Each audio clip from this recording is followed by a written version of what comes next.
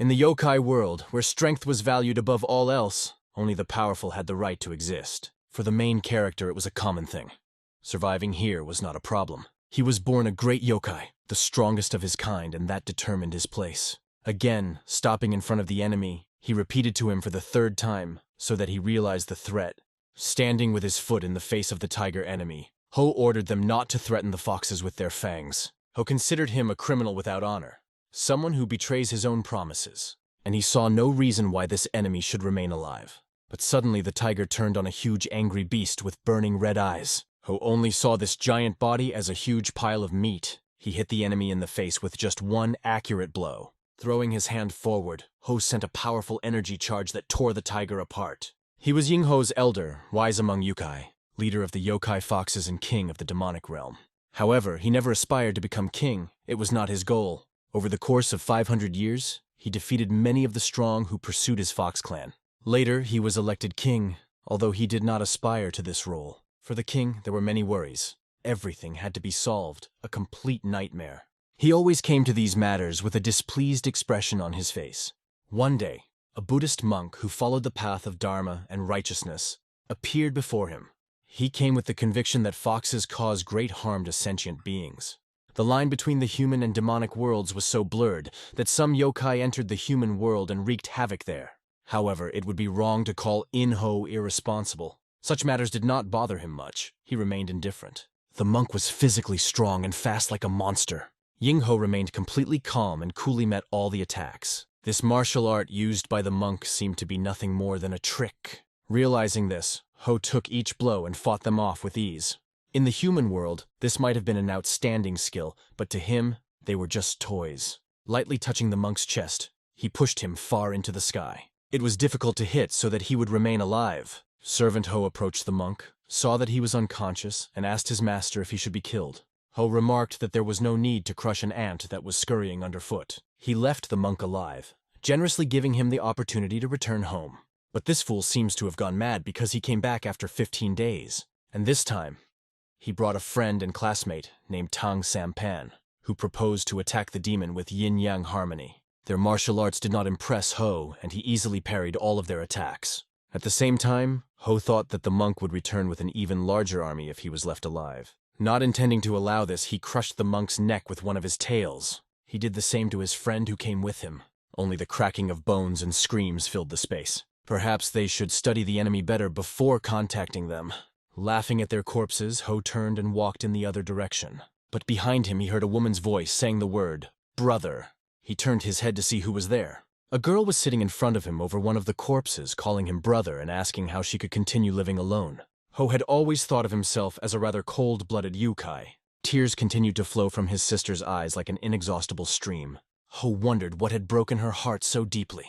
A whole week had already passed, and she was still sitting without eating or drinking a drop of water. Ho asked his servants if they had found out why she was not returning to the human world. One of the servants explained that they were gathering rumors that the girl was dependent on her brother, who had many enemies in the human world. It became clear that this girl would die as soon as she returned to the human world.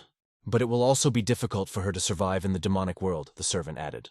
Ho thought that she was more likely to starve to death than fall victim to others. Her face was incredibly innocent and radiated kindness towards people. In front of her was the human food that Ho had brought. He explained that her brother's soul would find peace in the underworld if she ate well and took care of herself. He decided to keep this child by his side for the rest of her life. After all, it would be difficult for her to survive in another place. Fortunately, the girl understood his intentions and accepted the situation. Perhaps it was for this reason that she accepted his proposal without resistance and remained living in the demonic world. She got used to life among yokai more and more quickly, adapting to the new world every day. Ho felt helpless and confused as he looked at this child, although she allowed him to get close. One look at her was enough to make him feel a peace he had never felt before in his life as a yokai. But suddenly a terrible picture appeared before his eyes. The girl was hanging with a noose around her neck. She was tied to a giant pillar. Her body was covered in blood, and Ho watched this horrible scene with pain in his chest. His servant was kneeling before him, asking for forgiveness for the sin he had committed. He apologized for not being considerate enough of the yokai who came to honor Ho. He believed that it was his safety that caused this misfortune to the young lady. The girl was lying dead, and she had no more chances to save herself. With pain in his chest, Ho looked at her, because he really loved this child. Later, a rat appeared, which also apologized for not fulfilling the order. As soon as he started to say that he had nothing to do with it, Ho instantly dealt with him, the one who knew everything but closed his eyes to it, one who participated without really understanding anything. Without a shadow of fear, the big man stood before Ho, declaring that he could not be king by taking the girl into the Fox clan. But his life ended at the same moment. Everyone who had anything to do with the child's death, even those who were close to Ho, could not escape his wrath. The fresh blood from their bodies flooded the entire demonic world. However, the pain in the chest did not disappear. Killing all those yokai brought Ho only a little bit of comfort. He returned home with a wounded heart and bitter pain. But he no longer wanted such a life. And so, in the middle of the pool of blood, something began to shine. This caught Ho's attention. The bright beam of light grew larger and larger. A beautiful flower began to grow in this place. At the same moment, a lotus blossomed in the pool of blood. Only celestials can perform such divine actions. Ho did not understand whether it was Liu Dongbin or Nata, the deities worshipped in Taoism. He turned to the flower, saying that he was too late to play his part, for he no longer wished to shed other people's blood. And he asked the flower to disappear from his eyes. That flower only became bigger and brighter. In a moment, the glow became so strong that nothing could be seen around but this bright light. Unfamiliar, strange sounds filled the space. Suddenly, a celestial appeared to help Yingho. He was in despair, having lost all will to live. This creature was the one who helped all beings not to get lost in the web of fate. It was the Tathagata who approached Ho with a proposal to give up his yokai essence and start living as a human. At first, Inho thought it was some kind of nonsense, but after thinking about it, he realized that he had no reason to refuse the chance for a new life, far from the world of yokai. He was going to kill himself anyway, so he decided it would be better to try to live as a human, and proudly said to the Tathagata, "Turn me into a human!" It wasn't free. He would only be able to gain human life by accumulating merit over 1,000 years. He realized that he must live for 1,000 years as a servant of the Celestials. But he agreed to this offer without hesitation and accepted it. Since yokai were immortal, time seemed to them to be nothing more than a cloud floating across the sky. However, when he thought about it after a year of service, 1,000 years seemed too long and unattainable to him. The thought of giving up had crossed his mind so many times that Ho began to doubt it. Is it worth doing this for millennia to become a creature with such a short life? But reflecting on the treaty with the Tathagata as his pride, he was able to survive all difficulties, overcome doubts, and accumulate the necessary merit. The Tathagata saw how much merit he had accumulated so far. The time had come. Now he had to give up what was not necessary to human nature, and the Tathagata would allow him to live a human life. The Tathagata stretched out a giant hand 10 times his own size. A blue layer of light began to light up in Ho's stomach. This layer slowly moved to his chest, and later it rose to the neck, radiating warmth inside. In an instant, it came out of Ho's mouth like a radiant energy. It was a bald bead that contained all of his spiritual power accumulated over millennia of training. Of course, it was a pity to part with her, but there was no other way.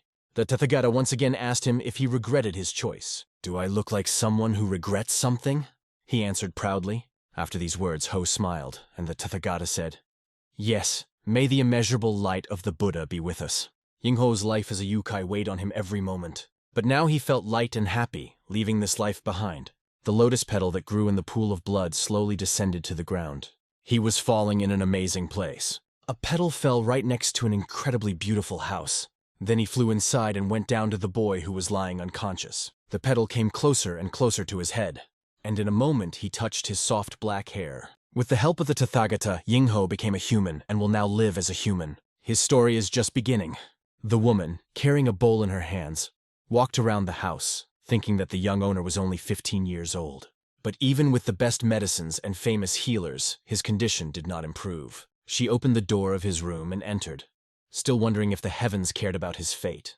What she saw made her eyes open wide. The young master was sitting on the bed directly in front of her. She was so frightened that she dropped the bowl from her hands and fell. The young master sat looking weak and colorless. The news of his awakening quickly reached the head of the family. He was informed that his son had finally come to his senses. The nanny, with a blue face from shock, barely uttered a request to immediately notify the chapter about this. The head, not paying attention to the important scroll in his hand, threw it at the man standing next to him, and he immediately rushed to the room of his son, who at that moment was there alone. He, still not fully understanding what happened, got up from the bed. He thought he heard a woman scream. After taking a few steps, he saw a mirror in front of him and looked into it. He couldn't believe what he saw in the mirror. Meanwhile, screams rang out throughout the house, which could be heard even outside. The first question that arose in his mind: was he not supposed to be reincarnated in the body of an infant or a newborn? Various voices suddenly began to sound in his mind. Images of different people appeared before his eyes. These were scraps of memories that flashed through his head. Later he understood. This is the memory of the person to whom this body belonged. He was the eldest son of the ruler of the great trading district of Cheonghajang, and his name was Ha Yingho. Not only his physical condition was weak, but also his mind.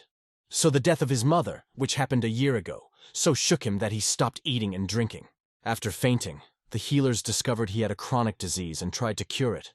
But the boy eventually died. The former king of the yokai kingdom was placed in the body of what he believed to be a worthless weakling, who died of disease after a miserable life. Ho was extremely indignant with the Tathagata for this choice. But he didn't even have the strength to get angry.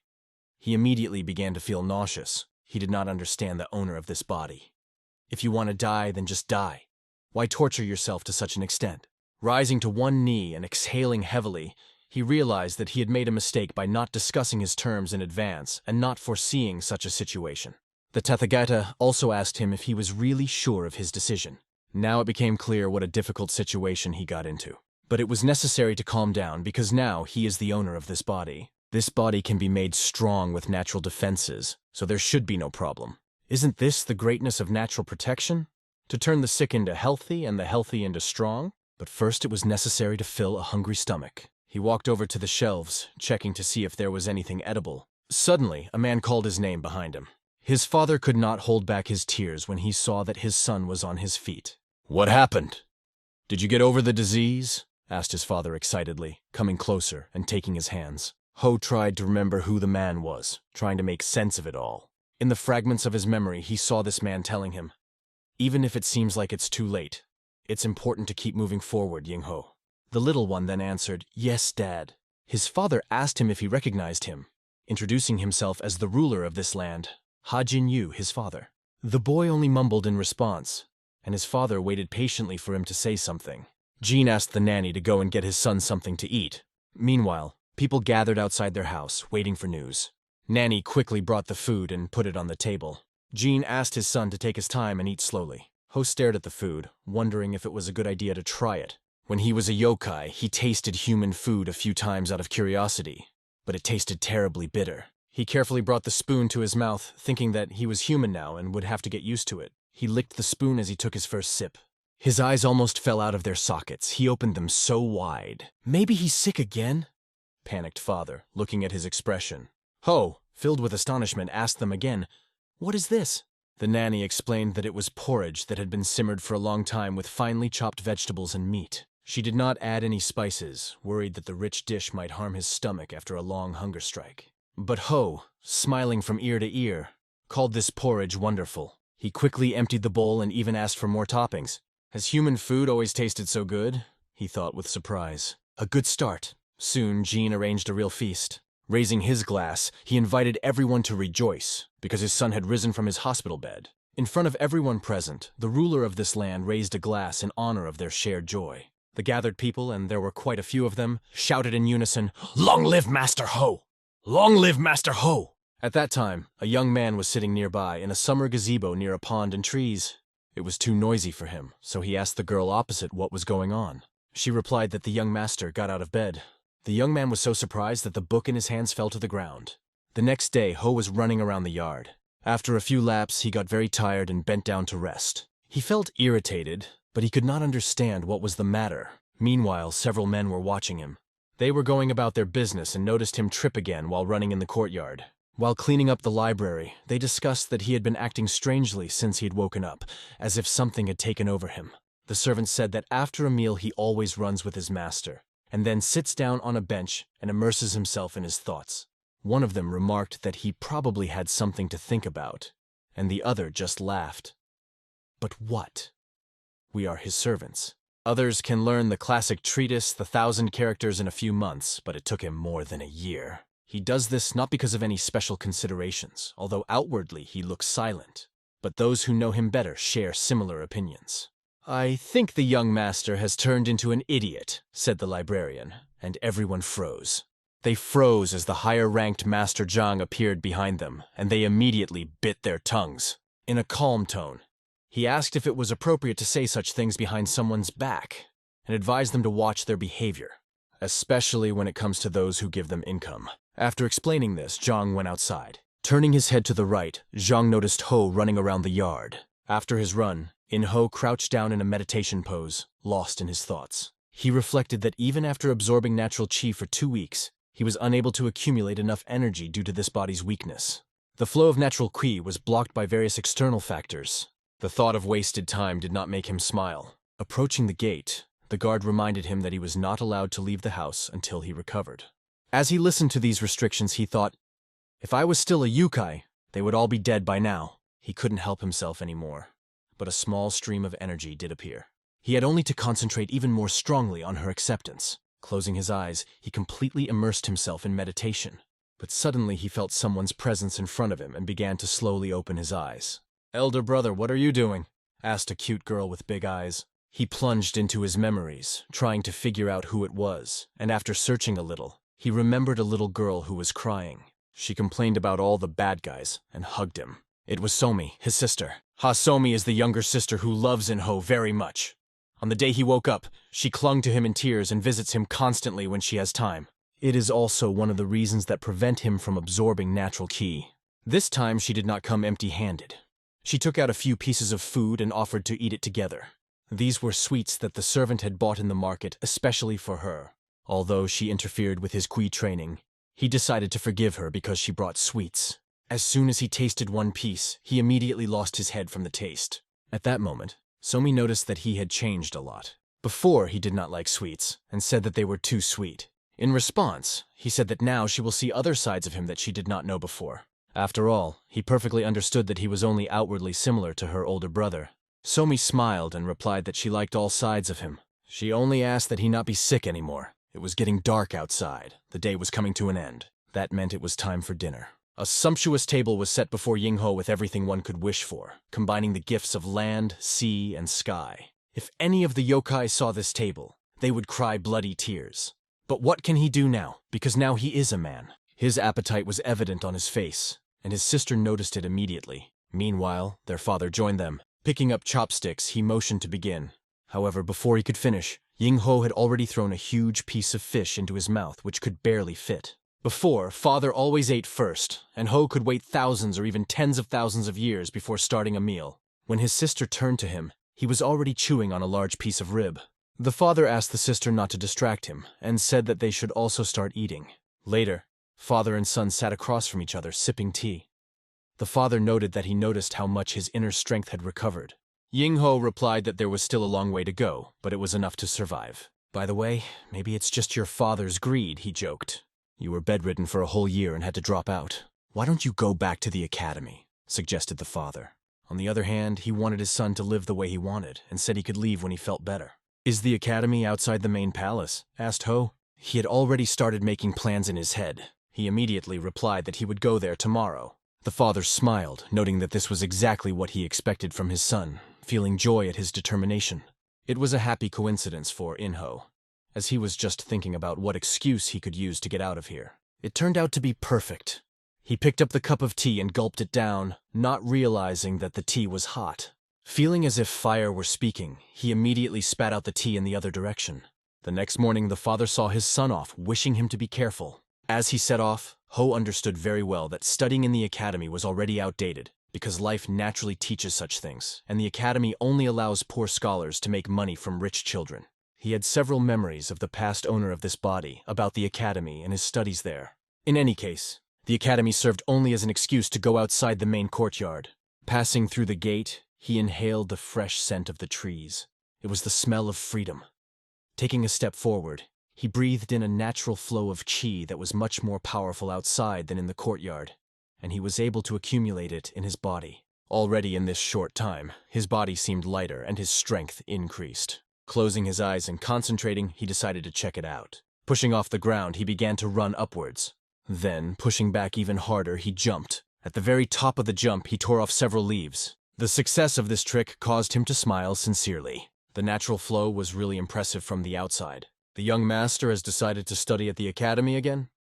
Zhang turned to the head, and his father explained that he only suggested that he return to the academy when he saw that he had woken up and was feeling well. Still, it would be nice if he got some rest. Zhang noted that being on the verge of death and being reborn again was not a common occurrence. He added that Ha Jinyu raised the young master perfectly, and when he grows up, he will become a great heir. However, Jin doubted whether his son could truly lead the family as the heir. Undoubtedly, In-ho is a wonderful child with a kind heart, but his kindness can make it difficult for him to make difficult decisions. Zhang believed in him, believing that so far it was difficult for him to make decisions simply because of his youth. Jin agreed with his words, but their conversation ended there, because they turned to the owner. The man reported that the young master had returned. The father was immediately afraid of what could happen. Before long he was standing across from Ying-ho, who was all scratched and dirty. He asked his son why he was here, since he should be at the academy now, and why he came back so quickly in dirty clothes. Had someone offended him? I was kicked out of the academy, Ying-ho replied. It was the most unexpected answer he could hear. Afterwards, Ha Jinyu was already talking to the teacher. The teacher said that his son immediately started a fight in the academy. Although the word fight does not quite fit here, it was a duel by mutual consent of the parties. It was hard for the father to believe, because his son had just started walking after a long rest, and now there was a duel. It was even more difficult for the teacher to believe his father's words. Rather, he wanted to know if his son had studied martial arts considering the number of opponents he had defeated. Ying-ho meanwhile just sat and listened to their conversation. His father asked him if the teacher was telling the truth. Yes, that's true, Ho answered, not wanting to lie. He explained that he was harassed and bullied for wanting to do well in school, but at first he ignored it. At first he held back so as not to cause trouble because he had just returned. But when they insulted his late mother and father, he couldn't take it anymore. He also mentioned that not only today but also in the past, these guys show no respect for his family and make fun of them. Turning to the teacher, he said that he was sure. He knew about it, but did nothing. Everyone's patience has a limit, no doubt. But patience in this body has already ended. Ha Jinyu looked at the teacher with a displeased expression. The teacher just lowered his head, unable to find anything to answer. Suddenly, Ho's father burst out laughing. Afterwards, he walked next to his son, explaining to him what happened. The teacher admitted his mistake. His father praised him for behaving so dignified in front of the teacher that he was speechless. And he added, "True knowledge does not necessarily live only in four walls." "Then I will study on my own from now on," replied Ho. He apologized to his father for his words. With a faint, sly smile, turning his back to his father and the others, he started forward. Ha Jinyu turned to Jiang Nim and asked him what he thought about this. He fought for justice, for the honor of his family. Unlike his peers, who don't even think about such things, he proved himself worthy. During all this time, he demonstrated his true intentions. That was Zhang's answer, to which Ha Jinyu responded with a smile. The stern, mustachioed face of the guard appeared before him, and Ho's no less serious face met his gaze. Now the young master has the right to enter and leave the main yard at any time, even in the morning. It was the chairman's order, and you can't argue with it. After leaving the courtyard, Ho enjoyed the pleasant aroma of nature while sitting in meditation on a large boulder. He was completely immersed in meditation, listening to the stream that flowed nearby. In the evening, the sky began to darken, acquiring yellow-hot shades. Ho had no intention of returning home, and continued to train on this mountain. He deftly ran, pushing off tall trees, climbing them, and even climbing giant trees. Pushing away from one of the trees, he ran along a steep rock. He could even swim to a huge mountain, climbing almost vertically up the rock. It was really impressive, and his face remained completely unmoved. His breathing was calm and controlled. Whether he was running on a rock or meditating, his breathing, though faster as he ran, was still under control. He enjoyed the fact that his legs did not tremble, and his body evenly absorbed the natural flow of qi. Finally, he achieved some success. Some time passed, and Ho was in the gazebo talking to his father, who asked him, "What do you think is the most important thing for a man?" Ho's answer was simple: money, for he felt the value of it every time he enjoyed a meal. The father just smiled, because that was exactly what he expected from his perceptive son, and asked the following question: "And what is the next big thing?" The answer was just as simple: power to protect your money. Father was very surprised at first. Then he repeated his son's words, and admitted that this could also be the answer to his question. However, the father added that the most accurate answer is the ability to protect one's body. After all, even if you lose everything while you are healthy, You can always start from the beginning. At first, Ho did not understand what his father was leading to. Then, standing in the courtyard, he asked in surprise, "Do you want me to learn martial arts?" The father asked if there was any reason why he did not want it. At that moment, Ho remembered his past life and the martial arts used by that foolish Buddhist monk 1,000 years ago. He thought it was a little funny that now he would have to learn something he already knew for a long time. But it even promised to be interesting, so he did not object and answered that he would like to learn. "Great," said his father, and suggested that he create his dantian first. Ho did not quite understand the meaning of the word. Then my father explained that martial arts use Qi energy, and the place where it accumulates and spreads throughout the body is called dantian. So, in order to delve into the study and practice of martial arts, one must first create a dantian. Ho remembered that it looked like his bald bead. He asked his father if it would be possible to remove her from the body at will. Zhang, who was standing next to him, answered for his father that, once appearing, a dantian never leaves the body. It was slightly different from the properties of a bald bead. Father and Zhang offered to start, and asked Ho to sit in the lotus position. As he sat in the center, his father positioned himself opposite him and Zhang behind him, asking Ho to close his eyes and follow his father's instructions. The blocked meridians needed to be broken through first, and he was asked to take a deep breath, which he did. Meanwhile, an old man was riding a donkey. A long gray mustache and beard hung from under his visor. The donkey was slowly walking forward, and the old man was sitting on it. And at that time, blood was dripping on the ground. It flowed from Ho's mouth while his father held him in his arms and begged him to come to his senses. Father frankly panicked, asking Mistress Zhang when the doctor would come. Soon, the doctor arrived and checked the boy's pulse. The father explained what had happened. His son's body became hot, like a ball of fire, after which he vomited blood and he fainted. Father was sure that he did not make a mistake, so he did not understand what went wrong. The doctor examined Ho, analyzing the situation. After the examination, he said that no injuries were found. In fact, you can say that it is in excellent condition. Father did not understand what the doctor meant by excellent condition. The doctor explained that he had already encountered a similar effect when a large amount of internal qi accumulates in the dantian. It sounded strange to Jin, because his son had never studied the technique of developing inner qi. And how could he cultivate qi if he didn't have a dantian? The doctor pointed out that the cultivation technique could be performed even without the dantian. But in that case, the energy would accumulate in the veins throughout the body, not in the dantian. He added that his internal Qi level must be quite high as all the blocked meridians opened without any hindrance. He seems to have reached the highest level of yin-yang meridian harmony. Hearing this, Father and Zhang wondered how much inner qi he really had.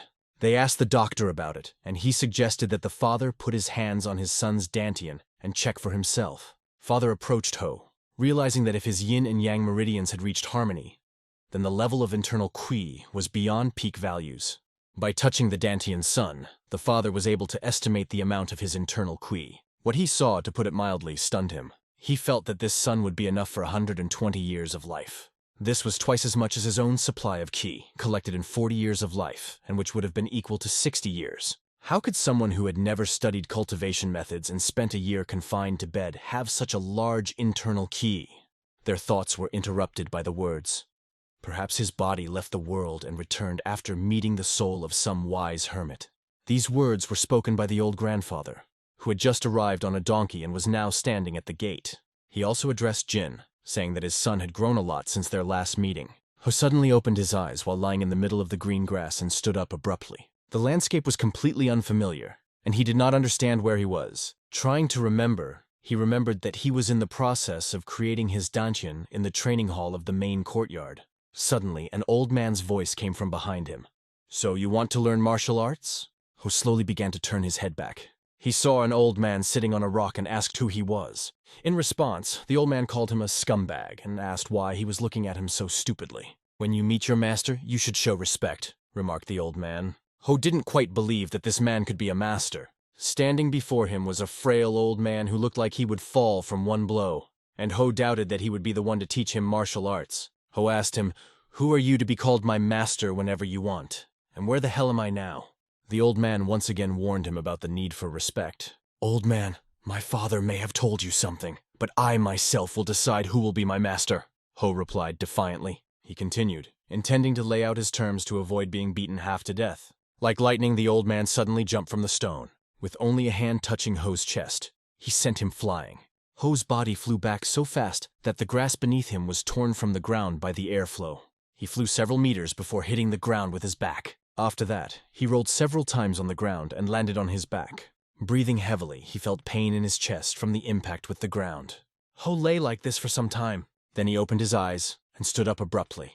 The master was sitting in front of him, completely calm. The old man said in a low voice that his body was even weaker than he expected. Ying Ho continued to get angry and questioned what exactly the old man was talking about. The master added, "And you have no manners at all." Indignantly asking who he thought he was, Ho got up and rushed at the old man.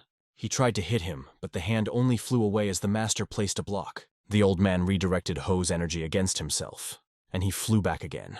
I wonder how many times today he has already seen the sky above him. Rising again, he held his head. Approaching him, the master offered to finally begin.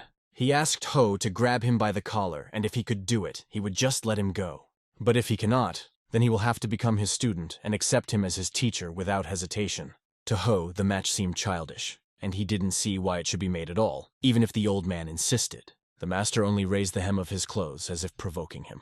He then questioned whether Ho was really confident enough to just give up. Various thoughts began to appear in Ho's mind. He remembered that even without a teacher, he had become the king of the yokai world. And couldn't he handle some old man? But at the first attempt to touch it, the master easily jumped up. The grass around them rose up and began to pull away from the ground. The master was a little surprised that such an inexperienced hand could cause a whirlwind. In Ho's eyes, the old man looked like a rabbit trying to escape. He wasn't about to back down and sprung into action, trying to grab him by the collar, determined to flay him. With all his strength, he hit the stone on which the master was standing, shattering it into small fragments. The master easily jumped aside. He was pleased to observe how even with age his skin remained as firm, though rough and dry. She was as hard as the rock Ho picked up, and now he prepared to throw this stone at the master. The master easily dodged the stone thrown by Ho, but looking to the side, he noticed that the boy was already standing right next to him. Just look at this kid, thought the master. With a smooth but lightning-quick movement, he stepped aside. Ho began to look at him quite differently. He realized that this opponent required a more serious approach and more effort. He increased his speed, which did not go unnoticed by the master. And so finally there was a clash between Ho and the master. Ho's hand touched the old man's chest. A wide and sly smile appeared on the boy's face. The master just gritted his teeth. At first he was silent, and then he just laughed. He called Ho an interesting little one. But immediately after that, he decided to teach the boy one more time and simply hit him. While flying in the air, Ho thought again, "Who the hell is this old man?" As the evening shadow began to cover the land, the master came to Ho's father's house. The father wanted to know if his son had the potential to become a martial artist. It was with this request that he used to turn to the old man. After spending time with Ho, the master could now describe him with complete confidence. "He is a bit stubborn and rude, but your son was born with the spirit of a warrior. Even my younger brother, who was considered a natural-born warrior, is not as talented as Ying Ho." After hearing this, Ha Jinyu froze, trying to understand the truth of what he heard, because he knew very well who his younger brother was. The former head of the Nam Gun family and leader of the Murim Alliance, he proudly bore the name of the 24 martial arts masters, Sword Lord Nam Gun Jin. He couldn't hold back and asked the master if he was really sure of what he said about Ho. "You, more than anyone else, should know that I speak sincerely," replied the master. He then offered an unexpected suggestion. "Maybe it's just the old man's greed, but I want to raise Ying Ho as an outstanding warrior with my own hands and show him to the world." Ha Jinyu couldn't deny the master's wishes if he wanted to personally teach his son martial arts. However, the master had something else he wanted to say. He remembered that Ho had surprised him. At this time, Ho was sitting in his room on the bed. Ho could not sleep. The same thoughts were running through his head. He firmly decided to go outside. In the yard, Jin escorted the master, who said, "A man should guard every promise as carefully as 1,000 gold pieces." Jin also asked the master to take his son as an apprentice. Suddenly, the master froze. He stopped because he saw Ho standing at the gate. Ho's face was bruised and he looked far from his best. His father turned to him with a question. "Why are you here?" But Ho only answered with his why. He asked the master why his whirlwind punch didn't work. Then he immediately asked the master to teach him. His knees hit the ground with a thud. He repeated his request, addressing the master. He begged him once more to teach him. He asked to be taught martial arts with his head down and just waited for an answer. "Now I like you," said the old man. That same day, Yingho went to Zhang and asked about Master Nam Gun Chong. Zhang explained that this old man was a great martial artist. He has vast knowledge, much wider than others. Although he does not always stand out among the great masters, as he often leaves the Namgong family due to his passion for travel, the other masters recognize that he has reached the highest level of skill worthy of a place among the 24 great masters, alongside his younger brother, the former leader of the alliance. It was a great honor for Zhang that Nam Gongjong took Ho as his apprentice. But what is honor for Ho? He boldly met even the Tathagata, so he considered it rather a great honor for the old man to have him as his disciple. And he asked himself why he bowed so big to this old man. He reasoned that he would become a laughingstock among the yokai if this news reached the monster world. But does he have the right to worry about it now? Ho realized that he only bowed to the master because he wanted to become stronger, that was all. Time passed quickly, and 2 years have already passed. It was winter outside, but the clanking of swords was heard among the trees. Master and Ho practiced by jumping trees and deflecting each other's blows in the air. They trained for a long time without knowing fatigue. Their shots were crisp and polished. In this duel, they gave their all. Sometimes a sword alone was not enough. Both began to use the technique simultaneously, gathering energy in their hand. In an instant, they put their hands on each other's chests. An explosion rang out, and they were thrown in different directions. The snow scattered around. The blows were so strong that they left traces even in the snowy forest. Both understood that only after passing the thorny path can one become a master of martial arts. "Are you out of your mind? Try not to kill your master. I said enough," said the old man. In response, Ho reminded him of his words that the teacher was ready to go to the end and be the first. The master showed his hand, asking to look at it, because it had a protective shield on it. He admitted that he couldn't compete with Ho now, but put it down to just getting old. To rest and have an important conversation, they sat down by the fire. Beside the master lay an object wrapped in a red cloth, and he told Hos that his desire to give the gift had now diminished. However, not caring about it, he threw the scroll straight into Ho's hands. Ho began to unfold it and saw that a sword was wrapped in the cloth. The old man explained that, in a strange way, this sword always fell into his hands, as if wanting to meet its true master. Ho examined the sword and asked the old man if he could return it if he was not going to use it. The master replied that in that case, he could just throw it away. Ho decided to unsheath his sword. He lifted it up, holding it firmly in his hand. Then he made several sharp movements, cutting the air. The master carefully watched these movements. He had the idea that when he reached his peak, Ho would be able to form even more powerful ki by concentrating it inside the blade, surpassing the power of the sword itself. He continued to watch as the snow rose into the air with each swing of Ho's sword. The master remembered that he only gained the sword's true power when his hair turned gray, but Ho achieved this just 2 years after taking up the sword. With a sharp swing of his sword, Ho cut down a huge boulder. This testing of the sword made him say, "Pretty good sword." At that moment, the master turned to him.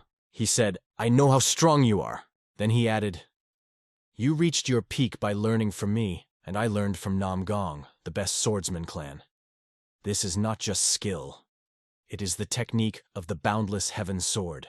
Now you are strong enough to easily defeat the elders of the great clans." All of Master Ho's serious words were answered with only a short understood. The master threw wood into the fire and continued his explanation. Suddenly, Ho said that he did not want to become stronger in this way. He explained that he did not want to be limited by any technique. Nam Gong clan's fencing technique is undoubtedly one of the strongest, and it is because of it that he has become stronger. But the Nam Gong clan's sword art, which he thought was exceptional, at a certain point began to feel like a limitation to him, preventing him from using his power to the fullest extent. The master asked him to explain in more detail. "You bastard, what do you mean?" asked the master. Ho heard his question and thought. He looked at the giant tree behind the master. Instead of explanations, he decided to demonstrate his words. He began to draw his sword, looking piercingly at the tree. His eyes lit up with a blue glow, as did the blade aimed straight at the tree. Using his power, he punched a hole right in the center of the tree. The energy was so powerful that the master even closed his eyes. At that moment, Ho changed the position of his sword. This created a vortex of wind that began to destroy the tree from the created hole into small pieces. The whirlwind became bigger and stronger. The master even stood up, not understanding what was happening. Ho had to use even more force. He clenched his teeth, and then he swung his sword, raising it high up. The energy became so much that a powerful explosion rang out. Ho calmly sheathed his sword and looked towards the remaining funnel. He estimated the size of the sinkhole, which could become the basis for a giant lake. It was then that the master realized that the power of the Ho sword could not be described in ordinary terms. It was both emptiness and the essence of the martial art itself. "When did it start?" asked the master, to which Ho replied, "I'm just getting started." The master knew that the student would surpass the teacher, but he did not expect it to be so great. "It's all right now that you know," Ho said with a swagger he didn't lack. It was clear, if this is only the beginning, then the process is not yet complete. Master only wanted to see how far Ho's power could go. He decided to help him, to share his deep knowledge acquired while traveling around the world in search of martial arts outside his native country. Master Ho was not going to refuse the offer, but he defiantly declared that he would consider himself humiliated if he could not repay him. This impudence angered the master so much that he almost wanted to kill this brat. Climbing up, the master explained to the student that the Dharma master created martial arts. Together with the Zen master Tang Sampan and the heavenly demon, the martial art was brought to perfection. Ho began to remember who exactly the master was telling him about. And who is this Tan Sampan, the bastard he mentioned? Just remembered the name. Remembered that he was the one who fought him with the stupid monk, talking about yin and yang. At that moment, the image of a girl appeared before his eyes. It was the girl he had loved in his past life, and whom he had almost forgotten. That child. I wonder if she is doing well now in the afterlife with her older brother. Master, meanwhile, continued. If Ho had lived in that era, he would have been able to fight those people to become the strongest in history. The strongest thing ever. It sounded really exciting. Thinking about the master's words, Ho laughed. The master even stopped and asked what he was laughing about, to which he replied, "Yes, nothing." At first, the sword was just a means for Ho to become stronger, and now the sword itself became his target. He took a deep breath, closed and opened his eyes as he looked at the master standing 20 meters ahead, holding his sword in his hands. Ho warned that if he could not block his sword, he would either be crippled for life or die. The master once again asked if he was ready. Ho nodded his agreement several times. The master closed his eyes and opened them again, determination in his eyes. He pushed himself off the ground and lunged forward, his eyes shining and his sword tightly clenched in his hand. Now he needed to use all the strength he had accumulated during his life. He put all that power into one blow. The sword flew straight towards Ho's head, and 2 blue dots glowed from under Ho's eyebrows, his eyes. This radiance gave rise to incredible power. With this power, he smashed the master's sword into small fragments. The blue glow spread in all directions. The master swooped past, the shards of the sword hanging in the air. Ho exhaled and steam came out of his mouth. Behind him stood the master, laughing quietly. He looked at the part of the sword that remained in his hand. The fusion of the body and the sword, the power of the sword, everything he thought was important in his life now seemed useless. Returning to the student, the master said that this was the end of the training. Ho was unhappy that his sword didn't even have a name. Although he exists on Earth, his pride is so great that it even reaches the heavens. This sword can compete with the heavens, making them tremble in fear. That is why the master gave his blade the name, Destroyer of Heavens. A sword capable of shattering the heavens. The master called him that after sensing his true power. And Ho liked this sword name immensely. 5 years have passed since he met his master and picked up the sword. Now his blade has become the strongest in history, the breaker of heaven. After completing his studies, Ho went home. He walked across the palace yard, stretching. He was on his way to his father, having just woken up. He explained that he had overslept because he had been repeating everything his teacher had taught him until late at night. Anyway, the father was glad that Ho had come and asked him to go to school to pick up his sister. Ho considered it a task for Mr. Zhang, but his father asked to replace him as he would be gone for several days due to his mother's deteriorating condition. Ho tried to find an excuse not to go and begged someone else to be sent, but his father insisted. He asked Ho to leave when told. Ho shrugged and reluctantly agreed. On the way to see his sister, he admitted that he was indeed so busy training that he hardly saw Sami, but something still infuriated him. Since when did he start obeying his father's orders and taking care of someone? It felt as if he had truly become In-ho. He reminded himself, "I am In-ho, not the late Ha-In-ho," and ran forward. Soon he was already standing under the gate with the inscription, Academy of the Golden Teachings. He leaned against a tree and began to watch, looking at the carriages that came to collect the students. Ho thought that only talented children from rich families attended this academy. Just look at how they throw money even at the carriages. All for show! He was even ashamed to think that Mr. Zhang was taking Somi away in such a carriage. A man was standing next to the horse, waiting. The man noticed the boy under the tree and asked where he was staring. He addressed Yingho directly. Seeing that Ho ignored him, the man became even more angry. He lunged at him, asking if Ho was looking for trouble, and asking if he knew who the crew belonged to. Ho reached for his sword first. He did this because the man was also reaching for his sword. However, Ho decided to do otherwise. He held the token right in front of the man's face. It was a golden token engraved with the character Heaven against a background of clouds. The man realized that in front of him was someone from a prestigious family living in the capital city of Cheonghajin. Ho, looking at his frightened face, calmly asked him to tell whose crew it was. The girl with a beaming smile on her face quickly ran straight to him, filling the space around with joy. Seeing him, she couldn't hold back. She jumped into his arms, hugging him tightly, as if she missed every cell. "You're already 16? When will you stop hitting on me, will you see?" he asked jokingly. In response, she only smiled and said that she was doing this because she loved him very much. She laughed merrily, and he thought that perhaps her sincere demeanor reminded her of her late mother. Although his face seemed displeased, he could see this girl blossoming, becoming more beautiful every day. On the way back, she offered to take a look at the market and have something tasty to eat. And at that time, one scoundrel looked suspiciously after them, turned to Guju, who was standing nearby, and asked if he knew that young man.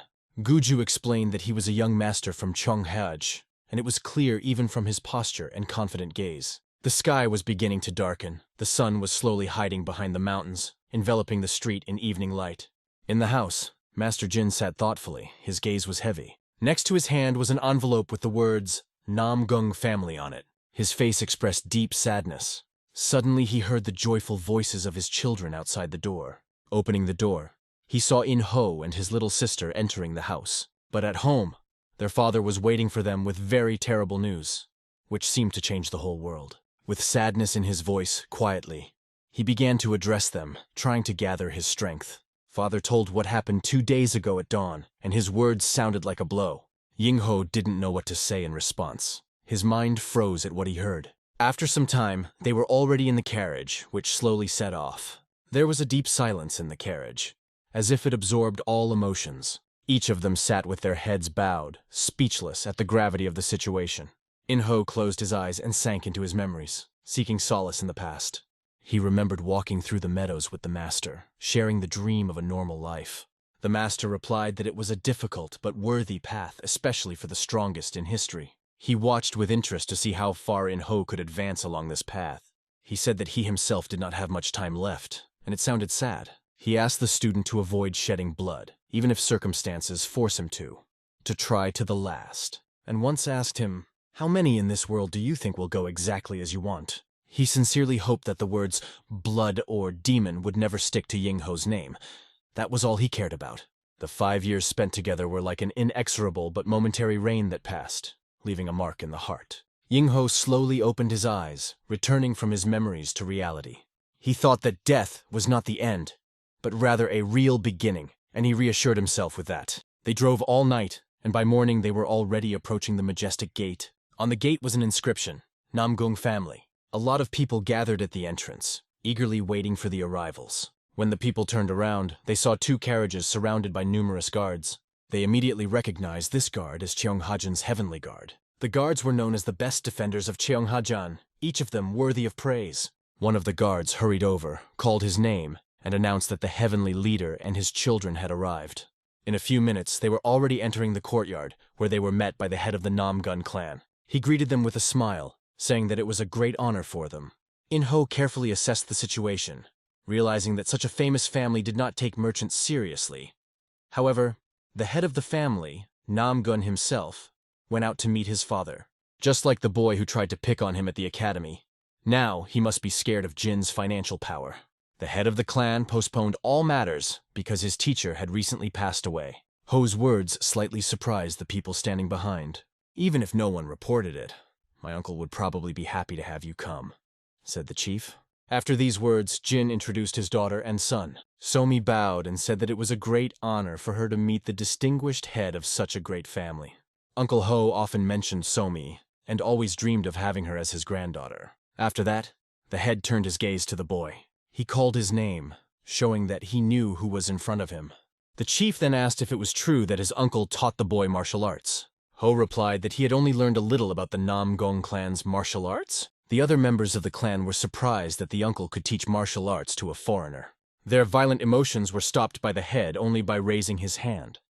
Silence came instantly. "How can you even allow yourself to be disrespectful in the presence of honored guests?" he asked sternly. His look quickly put everyone at ease, bringing order. Yingho had the same serious and stern look as the clan head. The head himself apologized, explaining that young people do not have enough knowledge to understand what to say. Jean understood him perfectly and had no complaints. In addition, because of their long journey, the head decided to see them personally.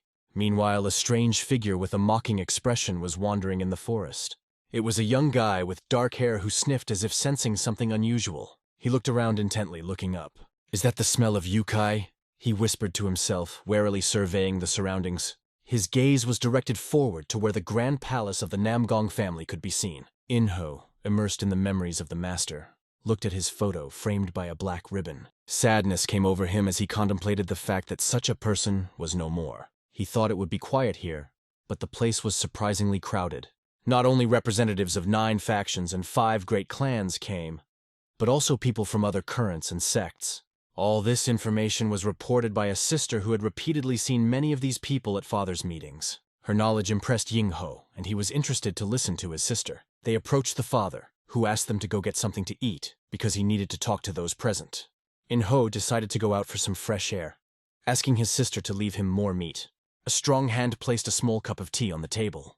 "I must be going crazy," he said to himself. He was disgusted by these boring and gloomy funerals. The tablemates pointed to the 4th empty seat that the girl was supposed to occupy, after which the atmosphere would perhaps be a little better. One of them pointed to the little girl at the table. He looked at that girl and realized that it was Inho's little sister, Somi. She calmly went about her business at the table. He smiled broadly and told his friends that the matter had already been resolved. Suddenly, there were loud screams of a fragile girl. Somi begged to let go of her hand, which he gripped tightly, causing pain. She did not understand at all what was wrong with this boy. "Why are you so prickly? All I want is for you to sit next to me and share the sadness of the passing of the deceased," he said.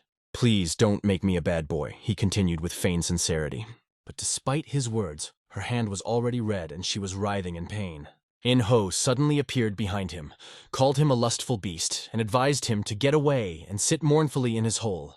The girl exclaimed in alarm, "Brother Yingho!" when she saw him. Hearing the name, the big man asked if this was really the owner of the heavenly blade. Yingho had no desire to answer that question. He only warned him that he was inviting trouble when he asked such questions.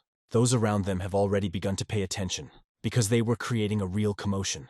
Zdrovan introduced himself as Pak Jake, son of the northern tribe. He spoke proudly, explaining that he just wanted to talk to the girl for a bit, and nothing else. Park believed that Inho had simply misunderstood his sister's reaction. And even if he did, he couldn't believe that Inho had called him a lustful beast, feeling insulted. Park loudly declared that Inho should apologize to him. Pak's friends at the table were only amused by this, thinking that Inho would now be in serious trouble. But Yingho himself did not think so at all. He warned the big man that if he did not want to humiliate himself in front of everyone present, he should calmly and politely apologize to his sister. "Just look at him. A simple merchant with money in his pocket thinks he's untouchable," Puck said mockingly. In response, Inho threw, "And you just look at this angry beast!"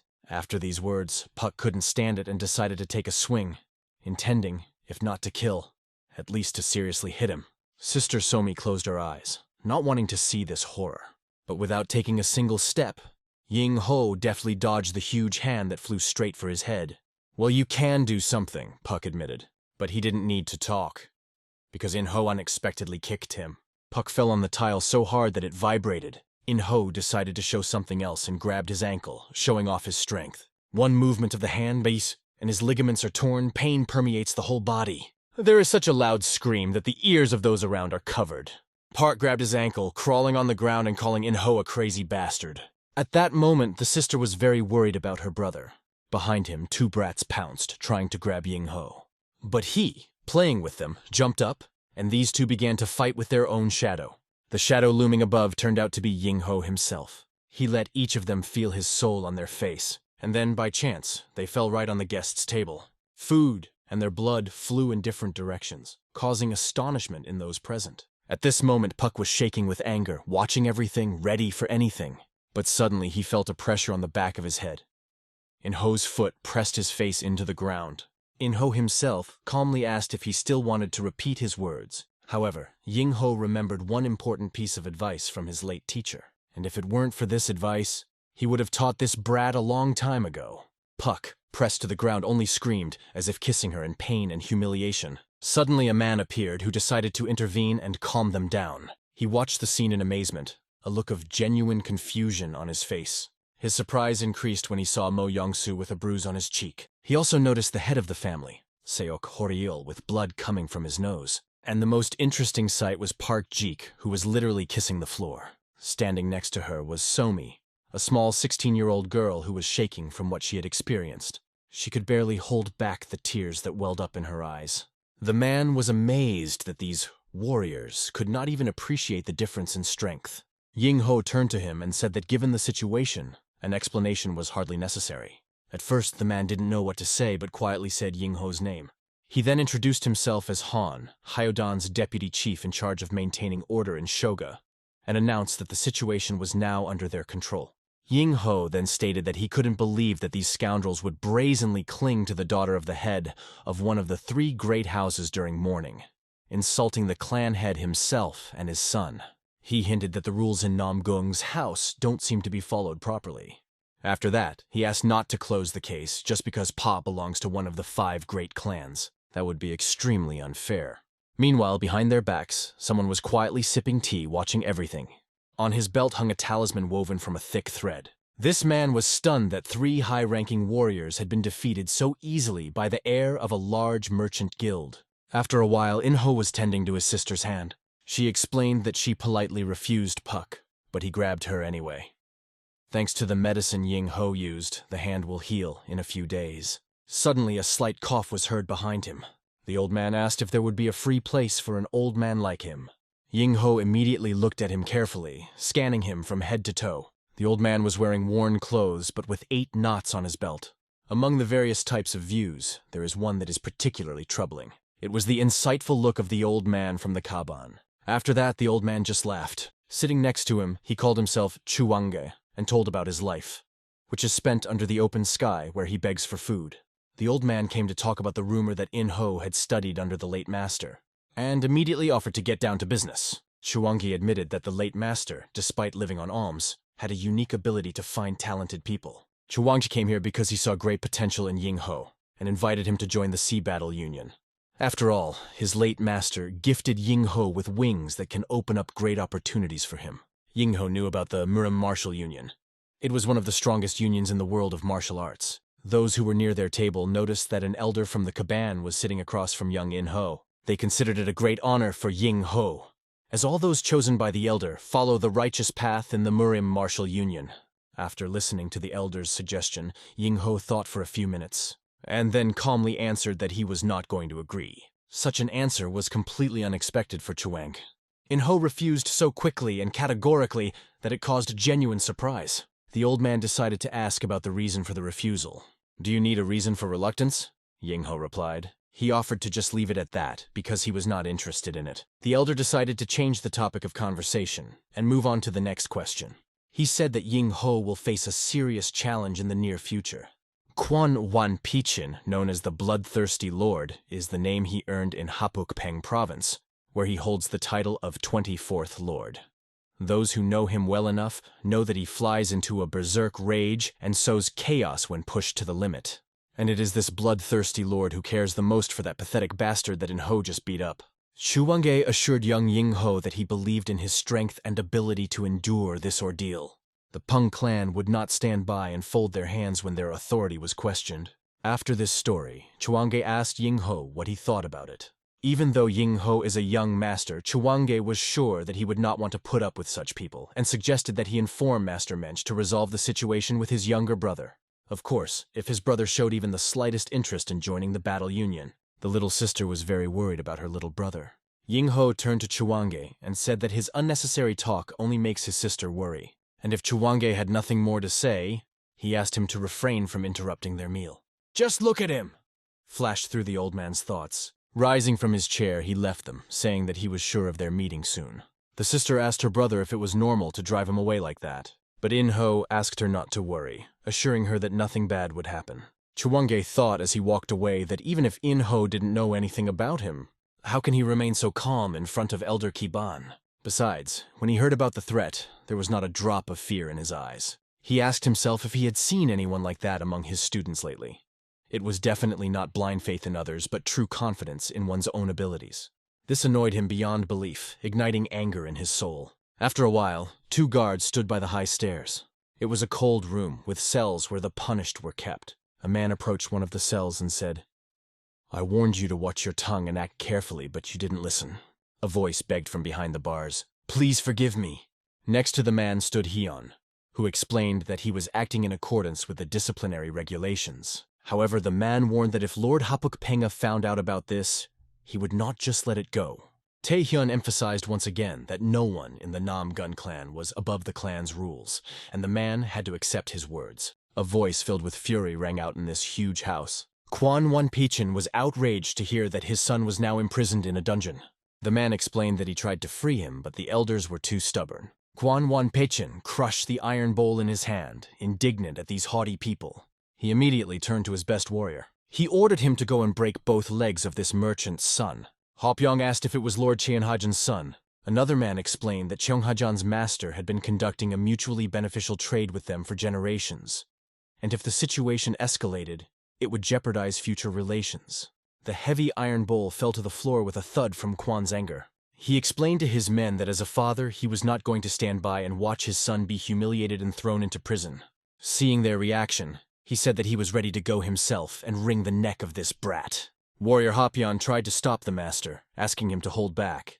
He offered to go alone like a warrior and stayed with the other man, discussing that there was nothing they could do about Kwan Won Pyejen valuing this scoundrel so much. The bearded man promised to approach the situation carefully and asked the warrior to do the same. Everything had to happen quietly, so that no one would find out tonight. It was already night in Namgong's courtyard. One of Namgung's family members approached In-ho to inform him that his father had asked to convey that the negotiations might go late into the night.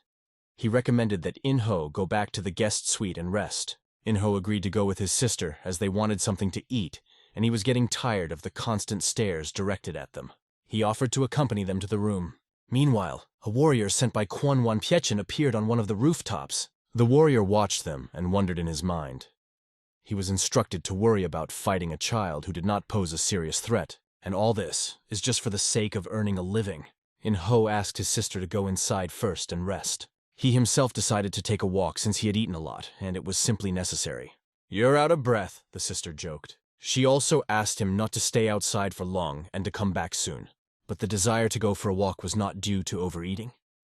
He felt the presence of an uninvited guest. Even someone thrown overboard in the middle of the ocean would feel that hard look from miles away. Ying-ho walked down the street, occasionally looking back. He carefully examined different sides, trying to find something.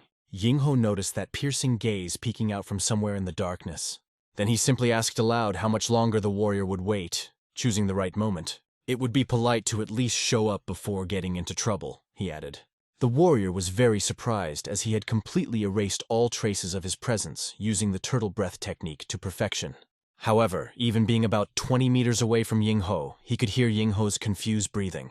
The warrior covered his mouth with his hand, thinking it must be some trick. He believed that the young man was simply provoking him. "Why are you hesitating?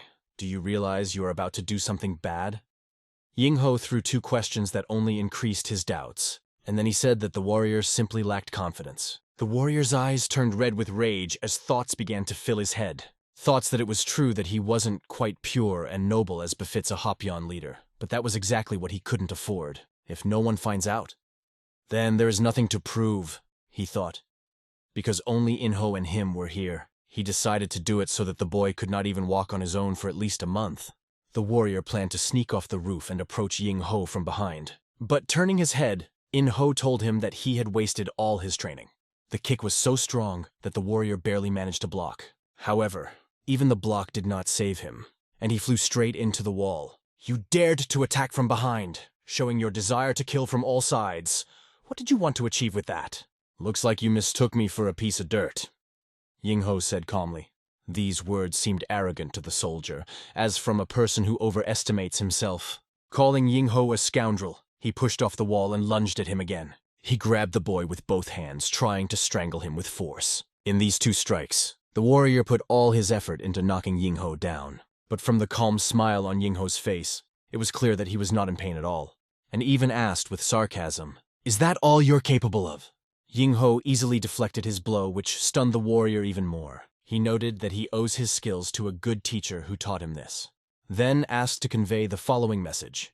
"Next time, send someone stronger, if you don't plan to stay here." He asked to convey this message to the father of that lustful scoundrel. The warrior became even more angry, shouting, "Shut up!" and with indignation uttered, "How dare you, the son of an ordinary merchant!" There was no continuation. The attack from Inho silenced him. For a few more minutes, he would certainly not be able to utter a single word. Yingho didn't attack him physically, but he pointed his hand out and released a stream of energy that was enough to put the scoundrel in his place. He stood quietly, listening to the warrior cough as he recovered from the blow. Then there was the sound of an old man who seemed to be nearby and watching everything by chance. It was Chuange who asked if Inho was okay. "Not even a hair has fallen," Yingho replied calmly. Despite this, the old man continued to express doubt in his words. Suddenly he turned his head to the side, looking intently. He looked at the warrior who seemed to be experienced and asked, "So is he?" Approaching, Chuanga realized who was standing before him. But now this state clearly did not resemble the ordinary warrior Hopyong Tanju. Chuangi asked Yingho if he knew him, standing behind him. Yingho replied that he was one of the exceptional martial artists and the head of the Pakpeng clan's elite division. After hearing this, Yingho just calmly said, "Well, okay." Calling Yingho a younger brother, the old man explained that this was not a situation to be taken lightly. The very fact that the head of the Penga clan had sent this warrior to him meant that he had no intention of simply leaving the situation. "Well, you already talked about it during the day," Yingho reminded him. Although the old man had only guesses and a bit of exaggeration then. But if the head of the Penga clan finds out that even his warrior was unable to eliminate you, he will definitely pay close attention to you and come personally. Because of this, Chuangi asked Yingho to listen carefully to his advice. Inho pretended not to notice, but the old man insisted, explaining that he was really worried this time. If Clan Chief Penga himself intervenes, even the ruler of Cheonghajan will not be able to protect you, Chuange continued. He spoke these words after Inho, who was walking with his fingers covering his ears, not listening to the old man at all. In fact, Yingho acted far beyond Chuange's expectations, and it would even be possible that it is the head of the Penga clan who will have coals burning under his feet, hinting at his inevitable failure. As Yingho walked away, Chuange approached the wounded warrior and asked if he was all right. Meanwhile, at Quan Wanpie Chin's house, late at night, the soldier was found unconscious at the entrance to the main headquarters and immediately brought here. There were no serious injuries, but he was still unconscious. The bearded man regarded this situation as a complete failure. In the same house, but already in the morning, the warrior felt the weight of a hand on his neck. It was the hand of Quan Wanpie Chin, who was very angry. "I sent you to break his legs, but instead you returned to me defeated." The warrior excused himself by explaining that Yingho could see right through him despite the shadow techniques and even used a protective shield. He tried to explain that Inho is a very unusual guy, but Quan just threw him against the wall. He believed that the warrior had simply underestimated Yingho and approached him safely, and now he was making up an excuse. Quan then stated that he would have to see this young man himself. But the bearded warrior apologized and reported that everyone had just been informed of the ruler's imminent arrival. Quan Wanpie Chin breathed through his teeth silently, holding back his anger. Namgun Jin stood in front of his warriors. They were burly men, armed and disciplined. They lined up on either side, making way for him to pass. The dignified person walked slowly and confidently. The head of the Namgong clan was with him, discussing with him the return to the citadel. They had hoped that he would stay until the funeral, but Namgun Jin begged to understand that as the leader, he had many matters that needed to be dealt with immediately. Namgun Jin explained that he didn't have free time to mourn his brother like the other members of the Namgun clan. Walking down the street, he commanded respect from everyone. People bowed before him and shouted in chorus, "Glory to the Lord!" Standing behind these people was Yingho, who could clearly feel the energy emanating from the Lord. He remembered the teacher's words and admitted that he was right. His majesty was astounding. He easily suppressed the auras of others with just a slight smile. Sword King Namgun Jin is a true lord who fought with the leader of the demonic sect for supremacy. At that moment, Inho said, "I want to fight him one day." He was overcome with emotion, and even his sister noticed it, asking what happened. However, as soon as she asked the question, Inho noticed another person of interest. He was a stocky man with 2 scythes who stood out from the crowd. It was Quan Wanpie Chin himself. Ying-ho guessed that before him was the same scoundrel from Peng, Lord Hapuk of Peng. In appearance, Quan reminded him of a small but extremely strong bear. Might be worth trying to fight him as well. Chairman Nam Gong met the head of the Peng clan and asked why he was causing such inconvenience. Considering that their distinguished guests were preparing for a long journey, he emphasized once again that everything that happens in their clan's territory must be decided according to the clan's laws, without any exceptions. Quan turned to head Nam Gung and sarcastically asked if he was going to disappoint him until the very end. The clan head emphasized once again that according to the rules, their misdeeds should have been publicly announced and punished in front of everyone, considering the honor and dignity of the trio. He personally carried out the punishment and sent them to prison. In response, he only said, "What a shame." He started to get angry and said whatever he wanted. Beside him stood a smiling old man, Chuange. Quan Wampiejan, exasperated, shouted at him, demanding that he say something instead of just being silent. But the old man replied that if they were punished according to the rules, he had nothing to add. Zdrovan called him absolutely useless. Others advised him to keep his cool, reminding him that there are things you can do and things you can't. This is when Namgun Jin intervened, asking that even if Quan apologized, what made him think they would be accepted? After all, the eldest son of the head of the Penga clan attacked his daughter and left bruises on her tender body. Also, it was Jin who was able to extinguish the conflict, while Quan reignites it, adding fuel to the fire. He asked Quan not to underestimate the merchant. If the situation escalated, Jin was ready to show him what he was capable of using all the resources of the Cheongajang clan. The tension between them grew with each passing moment. They looked at each other, wanting to say more, but the presence of the others made them hold back. Standing outside, Inho was talking to his sister, just discussing Quan. All he's capable of is fighting, while our father was unbeatable, Yingho remarked. Suddenly there was the sound of a broken door, and through it, Quan Wanpiechan ran out into the street. He stood directly in front of Inho, who instinctively shielded his sister by covering her with his hand. Quan was so gigantic that even the massive door behind him seemed tiny. As he breathed in and out, steam rose from his nose like an animal preparing for battle. He slowly took a few steps forward. After walking a little further than necessary, he stopped behind Inho. "Consider yourself lucky I didn't break your neck right now," he said quietly. A slight smile appeared on Yingho's lips. He then sneered at Quan. "Hey, you stubborn little bear!" Quan froze, not realizing what had just happened. Slowly, very slowly, he turned his head back, even asked twice what exactly Inho said. "I thought you had a bad hearing, since you have such a hard time understanding words, but it seems you heard everything perfectly." "Yes, I called you a stubborn little teddy bear. That's what you look like in my eyes." Inho's words made Quan pant like an angry demon, and every muscle on his face tensed up with anger. At this time, clan head Namgun and Jin were walking down the street, discussing the situation. Hajin was expressing his gratitude that the head had handled the matter so wisely. Suddenly Jin noticed that his daughter was standing all alone. She turned to the side and noticed her father. Approaching her, he asked where her brother was and why she was here alone. Looking at the gigantic silhouette in front of him, Minho thought that Quan should be called the unruly monster, one who always put battles first and crushed his opponents with his fierce rage. He was already fed up with this and decided to stay for a few days to teach him a lesson in obedience. Unfortunately, it looks like this guy has grown up a bit and become less hot-tempered. Looking at this giant, Yingho remembered his past life and found it rather amusing. Glancing at Quan, the name Unruly Bear immediately came to his mind. But how many times will it be necessary to beat this stubborn beast so that he finally wises up? He wondered if he should start with a few cuts, though it seemed like it would be too boring. They were already standing on the battlefield, and Quan Wanpiechan thought his arrogance was so great that even Cheonhajang meant nothing to him. In response, Inho just laughed out loud, calling him a stubborn little teddy bear again. In fact, he really disliked haughty people who knew nothing of true power, and warned Quan that he would be struck by lightning if he continued to spout such nonsense. Hearing this, Quan only got angrier and angrier. His rage had reached such a strength that the grass around him was blown into tiny particles. He was indeed one of the 24 great martial artists. Despite everything, Yingho could feel his powerful energy, which truly seemed outstanding. However, there is no joy for him in ordinary battles. Quan took on an even more menacing look, stating that he originally planned to appease his anger by only breaking Inho's legs. But now that wasn't enough. However, if he really wanted to dig his claws into the boy, he should have tried to do it with all his might. Inho smiled, inviting him to try, mocking the giant. He joked, provoking his opponent, As soon as Quan pushed off the ground shook beneath him. He flew at Ying Ho at such a speed as if he only weighed 60 kilograms. Ying Ho met him confidently and calmly. He dodged Quan's hand by making a quick move to the left. Quan, along with his hand, flew further without hitting the target.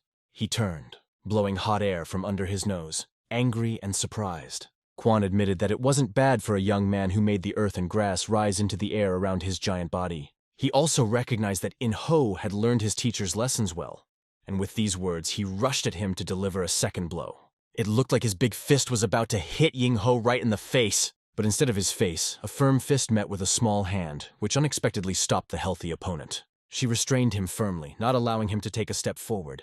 He froze in place. "And who do you think I studied martial arts with to get to this level?" Ho asked.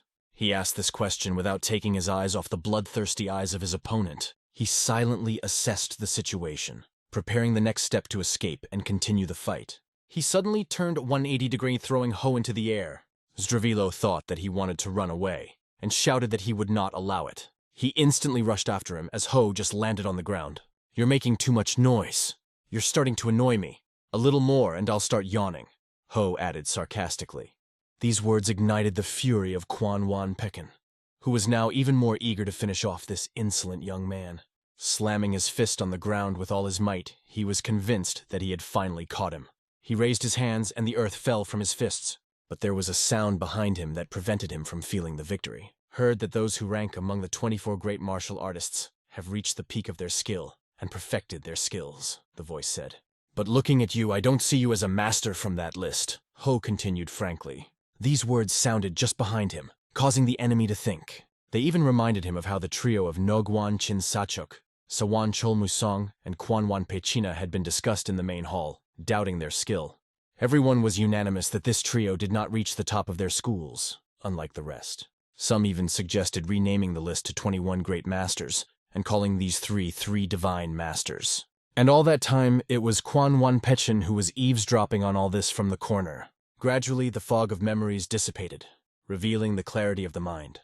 "It's a shame to end such a short life," Quan said with a hint of regret. His energy changed dramatically, becoming more powerful. Even his appearance became different. His eyes glowed with yellow light, as did the two spheres that formed in his fists. But Ho just sighed. "You better show it earlier.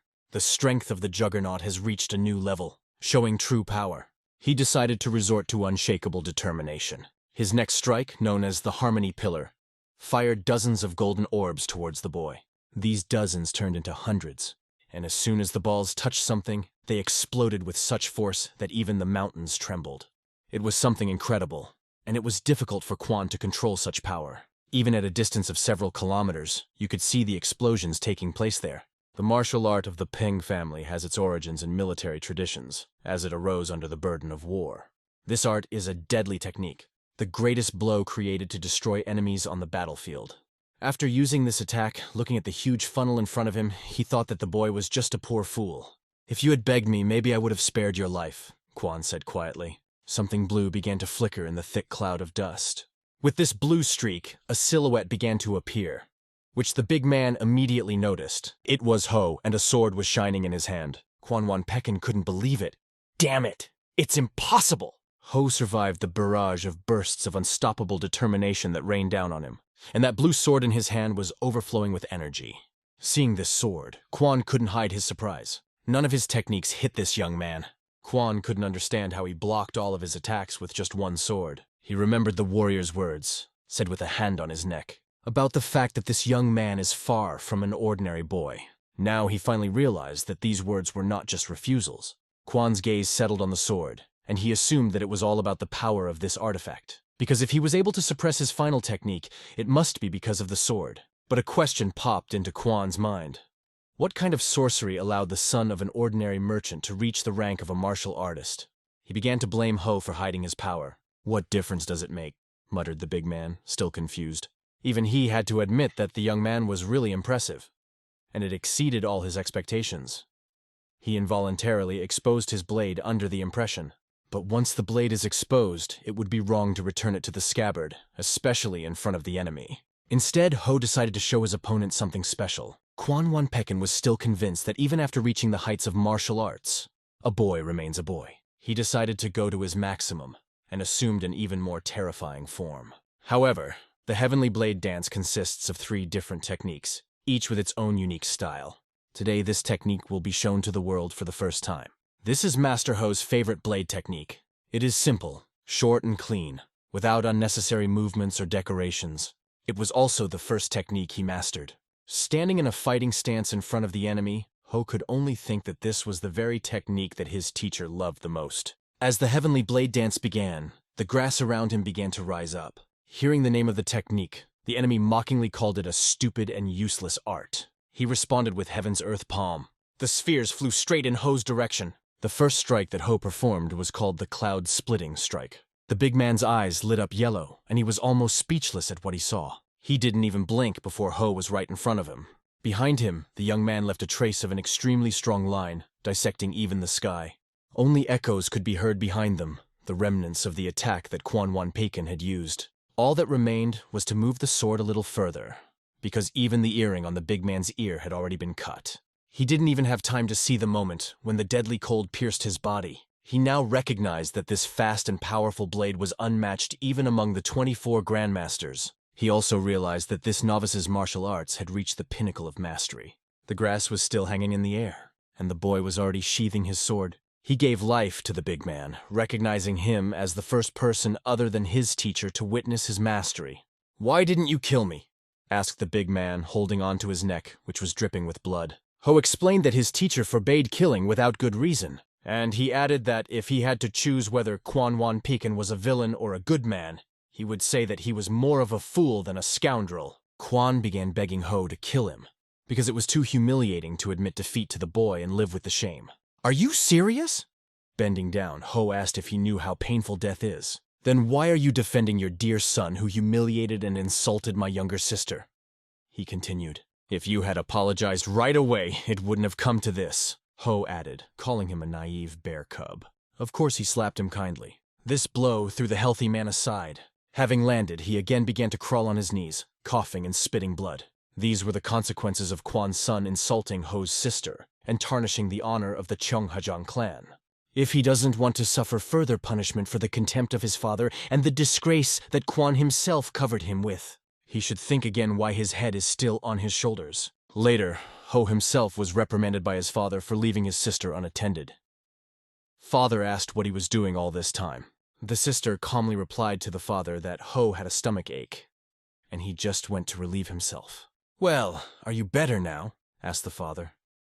Ho replied with a smile that he felt great, especially after such relief. Of course, these words seemed a little suspicious, but Ho's face was always unmoved. The guard behind the father announced that they were ready to leave.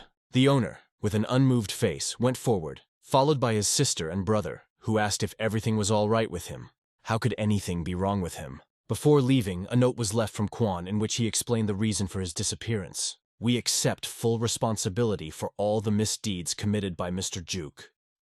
I request that the son be punished according to the laws of the Namgun clan, and that he be delivered to Hapuk safe and sound." Head Namgun suggested that the owner of such an explosive character must have gotten into trouble and found himself in a situation with no choice. Could there be another reason why he changed his mind? Hyun remembered the words of the guards on the way out, saying that the young master and the head of the Pung clan had gone to the forest together.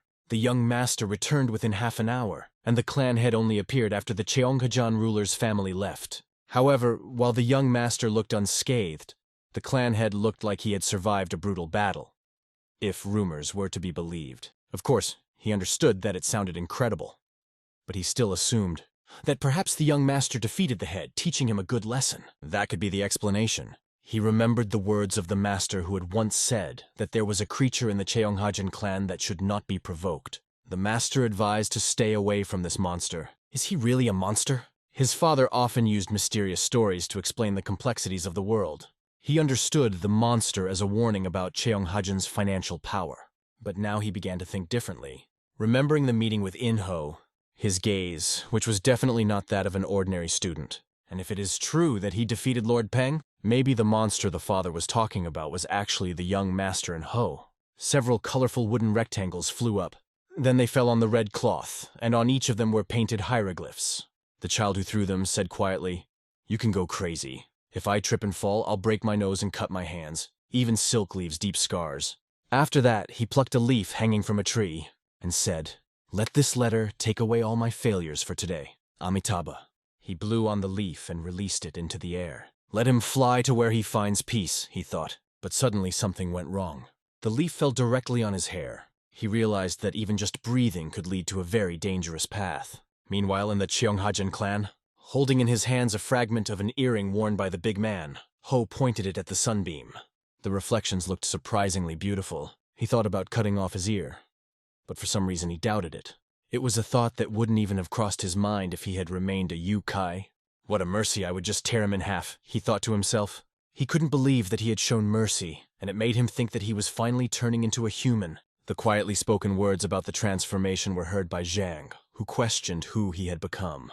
Ho asked to be ignored and threw a piece of gold earring to Zhang, asking her to accept it as part of the payment for his mother's treatment.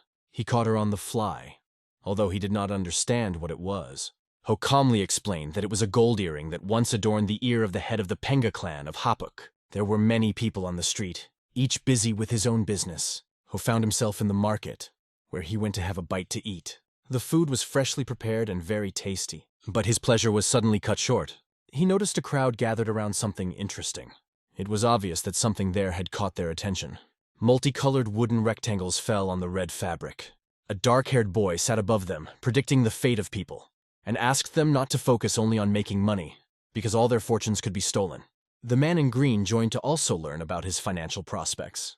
The boy only answered with 2 words, 100 nyangs. He sold his services to others for 5 or 10 nyang, and the man was indignant that the price for him had jumped to 100. It all depends on the buyer, said the boy. But suddenly his attention shifted to something else. He began to sniff the air as if he sensed something. His eyes quickly darted in different directions. Meanwhile, the man in green insulted him, calling him a fraud who sells fake amulets. The boy jumped up in alarm and began to scream loudly. He turned and ran, shouting, "It's a yokai! The yokai has come!"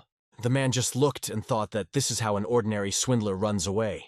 Others, who were nearby, also began to think that the boy was a fraud and left. Ho stood still, listening to an old man say that he ought to catch this boy and teach him a lesson. Ho himself froze in place, not understanding what was happening. He only asked himself what just happened. He realized that this boy had definitely noticed him and called him a yokai. Meanwhile, the black-haired man was already running through the forest, muttering under his breath that he knew this would definitely happen. He was certain that the scent he smelled belonged to a yukai, and today he encountered one which only made things worse. Run so fast, saying that yukai should hide high in the mountains when the harbinger appears, but there was a stick flying in his direction. Stopped him, hitting him right between the legs. He tripped and fell face down on the ground. Ho was approaching him from behind, asking if he was tired of running. "I've been looking for you, little snotty herald." Hearing these words, he began to wave his hands, not knowing what to do. He pointed his red staff at Ho and asked how a yukai dared to walk the human world without fear. Then he took out a piece of paper with hieroglyphs drawn on it. He threw it into the air, and the paper flew extremely fast, eventually attaching itself to Ho's clothing. "Is this a talisman?" Ho asked in surprise, looking down at the piece of paper. "Does this jerk really think I'm a yukai?" At this point, the boy exclaimed, "Well, I told you, you dirty yukai. You should have been petrified. Now you can't move, can you?" But Ho's hand just went up and he calmly continued to move. In an instant, dozens of talismans flew at him. They even stuck to his face. Ho shook them off his body, calling it a futile attempt. After that, he approached the little one, lifting him by the collar. And the boy still continued to call Ho a dirty yokai. "Let's sit down and talk," Ho suggested. He met the Tathagata, and the Celestial allowed him to live a human life, shedding his yokai essence. He is now a human, not a yukai. But how did it happen? This stubborn soothsayer sees him as a yukai, not a human. It is impossible for the Tathagata to be mistaken. Placing the black-haired man on the edge of the cliff, Ho asked him why he stubbornly saw him as a yukai instead of a human. "Because you're a yokai. It doesn't matter which way I look at it. You can fool people, but you won't fool me," the boy answered confidently. And immediately after these words, the talisman stuck on his head again. It looked pretty funny from the side. Ho came over and slapped him on the head with his hand several times, repeating that he was not a yokai. The little one asked in surprise, "Are you really not a yokai?" Ho once again asked why he saw him as a yokai instead of a human. The boy explained that he had an intuition that even his teacher acknowledged, and she yells at him that Ho is a yukai. The word intuition sounded funny to Ho. Intuition is something that is half right and half wrong, he thought, suspecting that there was another reason. But the boy was absolutely sure that his intuition never let him down. Ho then asked the following: why didn't the talisman work on him? The black-haired boy couldn't find the words to answer. He tried several times to explain, but to no avail. It seems that Ho managed to prove that he is not a yukai. The guy sat down on the ground, started gathering his things, and said that he understood. He called himself ill-mannered, said goodbye, and started jumping off the cliff. But Ho grabbed him by the collar. Picking it up, he asked, how dare he accuse an ordinary man of being a yukai and then try to run away? You say you can see the heavenly spirit? Said Ho unexpectedly, which greatly surprised the boy, and asked him how he knew that the heavenly spirit could see. Without waiting for an answer, Ho threw him to the ground. Tired of holding his hand, Ho simply let go. Then he answered, calling it his intuition. He called his name and waited for the boy to answer. He turned around with a displeased expression on his face. Scratching the back of his head, the boy called himself Li Rian. After that, Ho asked him to follow him. Li didn't understand why he needed to follow Ho. He only offered Ho something to eat, guessing that he was hungry after escaping. The kid held his breath, finding no reason to refuse. They soon left for Cheonkajang. Li raised his head, staring in admiration at the incredibly beautiful sign above the entrance. He had no idea why Ho had brought him here, thinking that they should have gone to a restaurant or tavern if the purpose was to feed him. A man met them at the entrance, calling Ho the young master. Ho then turned to him and asked why he was standing there. The guard asked who Li was, and Ho replied that he was a traveling soothsayer. Li immediately realized that his companion was the young master of Cheonghajan. When they entered the house, the table was already covered with a variety of delicious food. Li could not take his eyes off this incredible delicacy and beauty. I hope you don't have any preconceptions about dining with yukai? Ho asked, thus admitting his true nature. Ho's father was outside. He was approaching the house where Ho was, and the nanny explained that he was now with a guest. Jin was surprised to hear that his son was with a guest. Sitting at the table, Li predicted for Ho that after failure, luck usually comes in the most unexpected way. He gave his name, Li Rian, and explained that he was traveling the country studying in the hope of mastering the way of the Tao. This is how he introduced himself to Ho's father, Jin. Jin turned to his son, asking permission to distract him for a moment. He asked Ho to go outside to ask a question. The question was whether he had been dealing with the head of the Namgun clan for a long time. Ho said that the chief was rudely pestering him with some contrived reason, believing him to be a martial artist, and that he did not give him the answer he expected. Did the boss say I was rude? Ho asked, to which his father replied, not really. Meanwhile, Li was eavesdropping on their conversation. Since nothing serious happened, the father saw no reason to detain his son. However, Ho found it strange that Jin had only come to ask about this. Would you like to go on an escort mission with me this time? Asked Jin. It was unexpected, an escort task to the possessions of the shaman clan. Li also overheard this conversation and was interested in the mention of the shaman clan. Ho tried to find a way to refuse, but his father asked him to take it as a useful experience of interacting with people. Ho was ready to go anywhere but the shaman clan. However, the father's look said everything without words.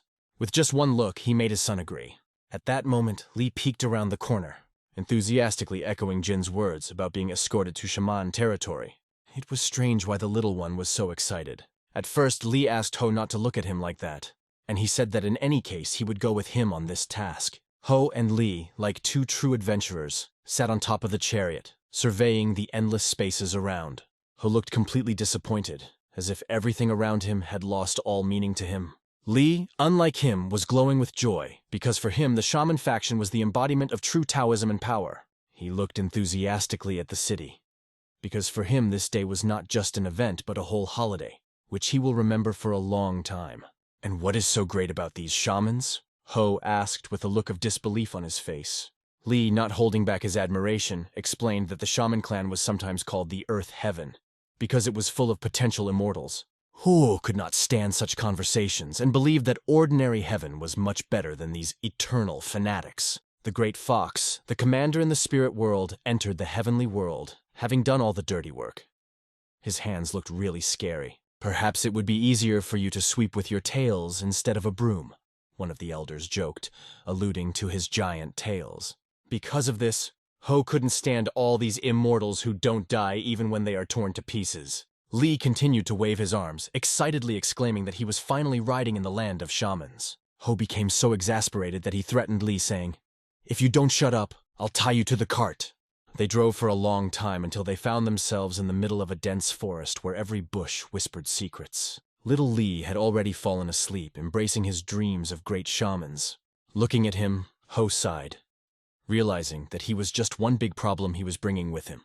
All in all, Little Lee was a funny guy, and Ho seems to have put all doubts about him to rest, just as he stopped throwing talismans at him. However, in the bushes along the path they were traveling, there were burly big men hiding in their eyes with a menace in their eyes, who felt the presence of some idiots nearby. His intuition told him that they were not alone. He immediately turned to one of the guards, whose name was Chan, and pointed out suspicious movements behind the trees. "Someone is watching our wagons over there behind the trees," he explained briefly to Chan. At first, Ho only noticed 3 or 4 pursuers, so he didn't worry too much. But now their number had increased to about 25, and the situation had become much more serious. Chan stood up and looked out onto the roof of the wagon and noted that they might be members of the Asso gang, from one of the 10 forest gangs. Since their estate had already paid the toll, he thought they should leave them alone after the inspection. For this reason, Chan asked the young master not to worry or pay attention. However, Ho asked Chan again if he was really sure of what he said. At that moment, a man with an axe appeared in their path, right in the middle of the road. He stood in front of the caravan and, threateningly raising his hand, ordered them to stop. Chan asked the young master to stay put, not to engage in conflict, and wait for his return. He himself went to negotiate with this insolent bandit, ready to deal with him if necessary. Chan asked their leader if he was really from the Asso gang, and after introducing himself, added that they were from Cheonghajan, to show the seriousness of his intentions.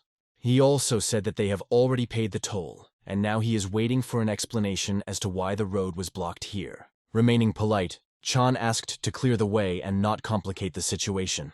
But this insolent man stuck his blunt axe into the ground, indicating that he was not going to back down. He confirmed that this was true, but that was only the beginning of his demands. He went on to state that the toll had now increased significantly, causing Chan to tense up. Surprised, Chan asked, "What the hell?"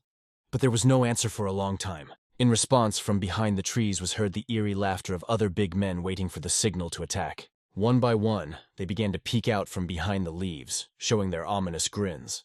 The guards immediately formed a defensive circle around the 3 wagons, ready to defend themselves as the bandits began to emerge from the forest. Chan could feel the tension building, as he realized that the situation was rapidly spiraling out of control. He turned to the leader of the gang, asking him if he was overstepping the mark with his demands. "No indulgences," he answered with a sly smile, not intending to give any chances. The leader knew that the wagons were carrying something that would bring them a large profit, and he had no intention of giving up such a chance.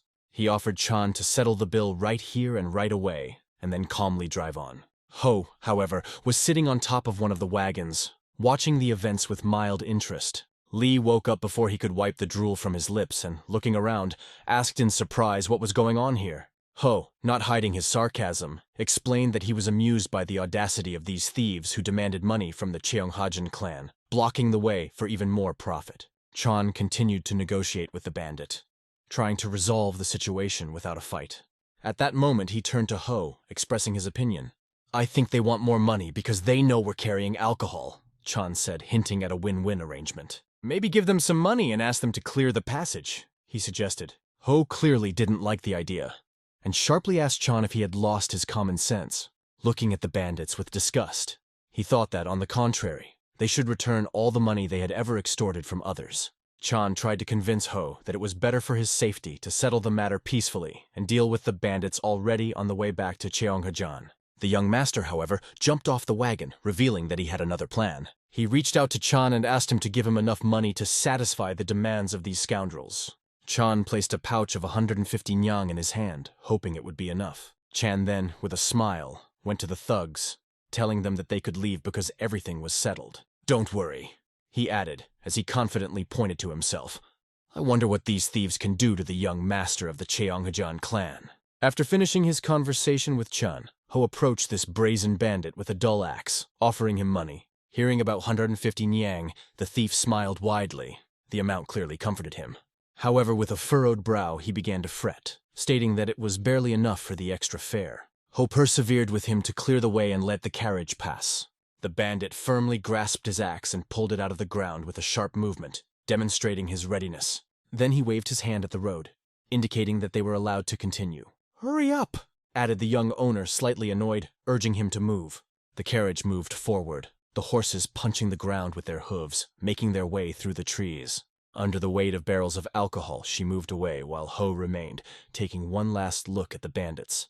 Lee continued to sit on top of the wagon, watching everything with casual interest. Lee anxiously watched the situation, glancing at the young master and worrying about him.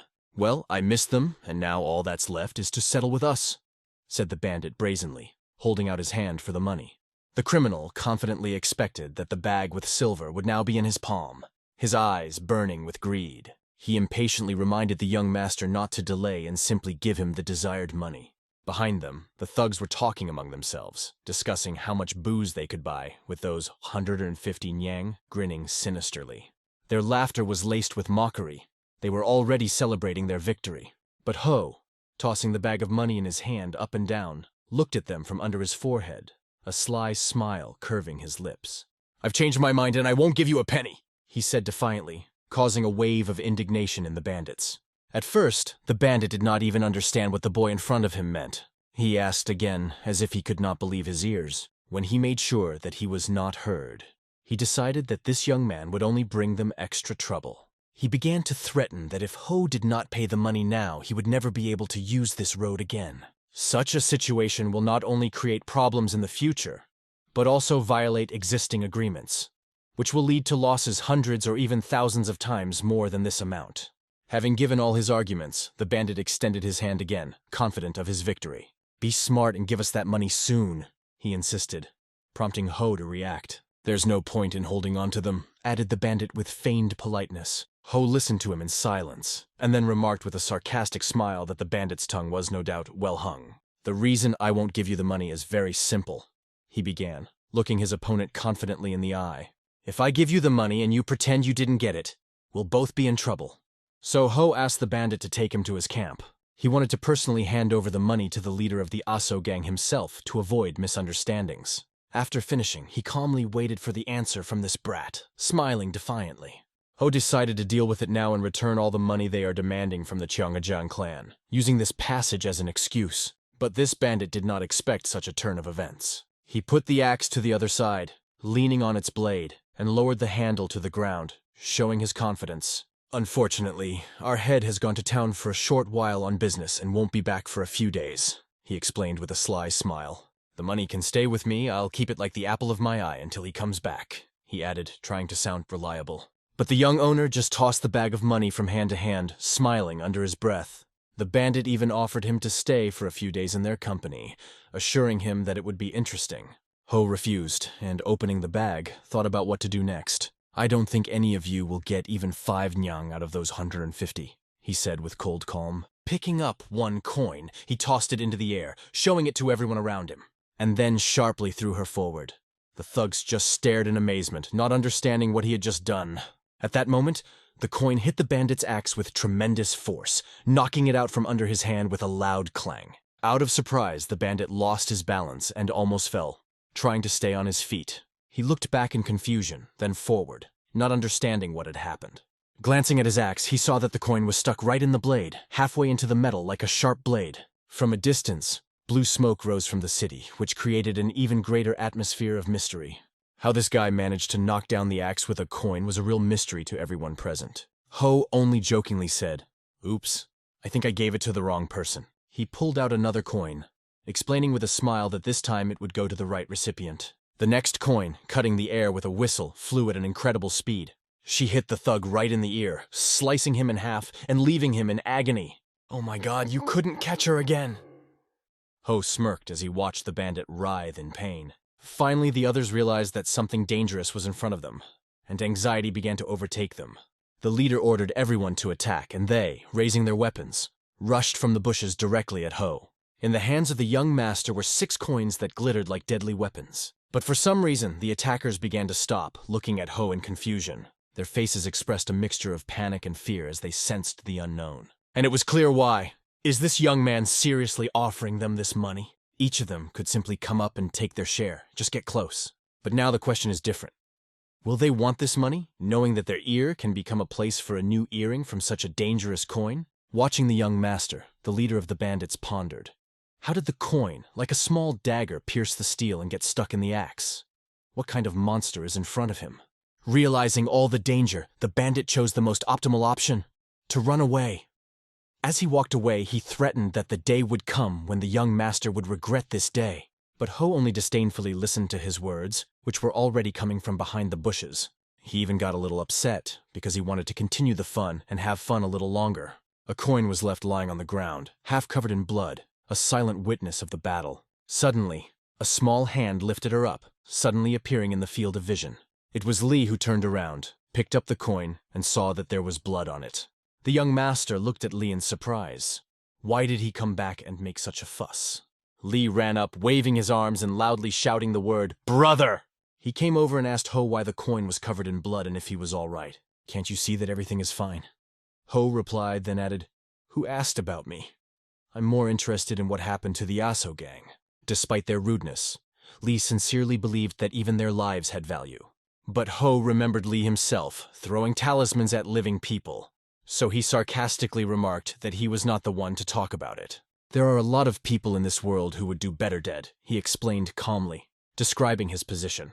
After that, Ho moved forward in the direction where he was to meet with the leader of the Aso gang, preparing for another conversation.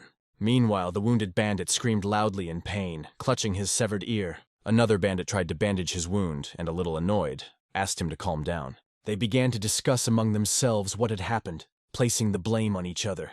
Each of them tried to find the culprit, exchanging accusations in this unpleasant situation. Behind the tree stood Ho, listening to their argument in silence, watching them from the shadows. He was amused by their screams that carried far in the forest. Idiots are idiots, wherever they are, he thought. Lee sat behind the stone and pondered Ho's words, stubbornly sticking to his opinion that any death, regardless of the circumstances, was a sad and useless loss. Ho explained that sometimes avoiding unnecessary deaths is nothing more than a calculation to achieve a greater goal. "Do you know why snakes die in the heat?" Ho asked, and answered himself. "Not because they are engulfed in flames, but because they are too dumb to find shade." It was already evening on the street, and a gang of thugs, beaten and irritated, was returning to its hideout. The guards at the entrance asked them, "How the hell did you leave so early and come back so late empty-handed too?" They noticed a wound on the ear of one of the bandits, but they only grumbled nervously and asked to shut up. Behind them, like a shadow, the young master approached their base. The base of the bandits was modest, hiding in the mountains, trying not to attract too much attention. The guards noticed the boy approaching them, with a determined expression on his face. It was rare to meet a stranger in these mountain heights, especially since this guy didn't look lost. They immediately drew their swords, descended the stairs, and alertly pointing their weapons, asked why he had come. Ho calmly explained that he had come here on his own business, to get what was his. Immediately afterwards, he asked if their leader was inside. Suddenly, there was the sound of metal grinding against metal. It was the two swords that now crossed at Ho's throat as a warning. "How dare you mention our leader so freely? What is he, your subordinate? Should I cut off your tongue to kill your pride?"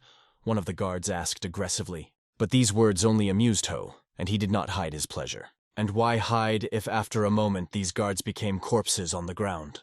The flames of the bonfire smoldered, firewood crackled, filling everything around with a warm, almost cozy atmosphere. However, by this fire sat a man whose face expressed nothing more than dislike and displeasure. He was annoyed by the loud noises outside that seemed to disturb his peace. One of the servants carefully approached from behind and, apologizing for the trouble, turned to his master.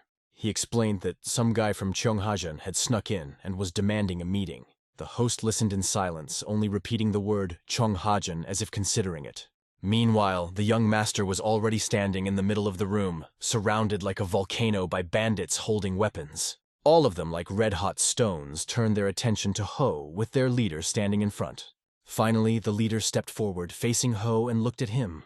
He asked again, wanting to understand what happened, demanding a more detailed explanation. "They blocked your way and demanded extra tolls?" he asked in surprise, not believing in such audacity. The leader could not simply take Ho's words at face value. There were always petty thieves lurking around, cloaked in feigned honesty. Then Ho decided to provide evidence and, describing the leader, noted that he looked like a frog, holding an axe shield in his hands. His name was Un, if memory serves me right, and that coward was trembling with fear behind the fence when I addressed him.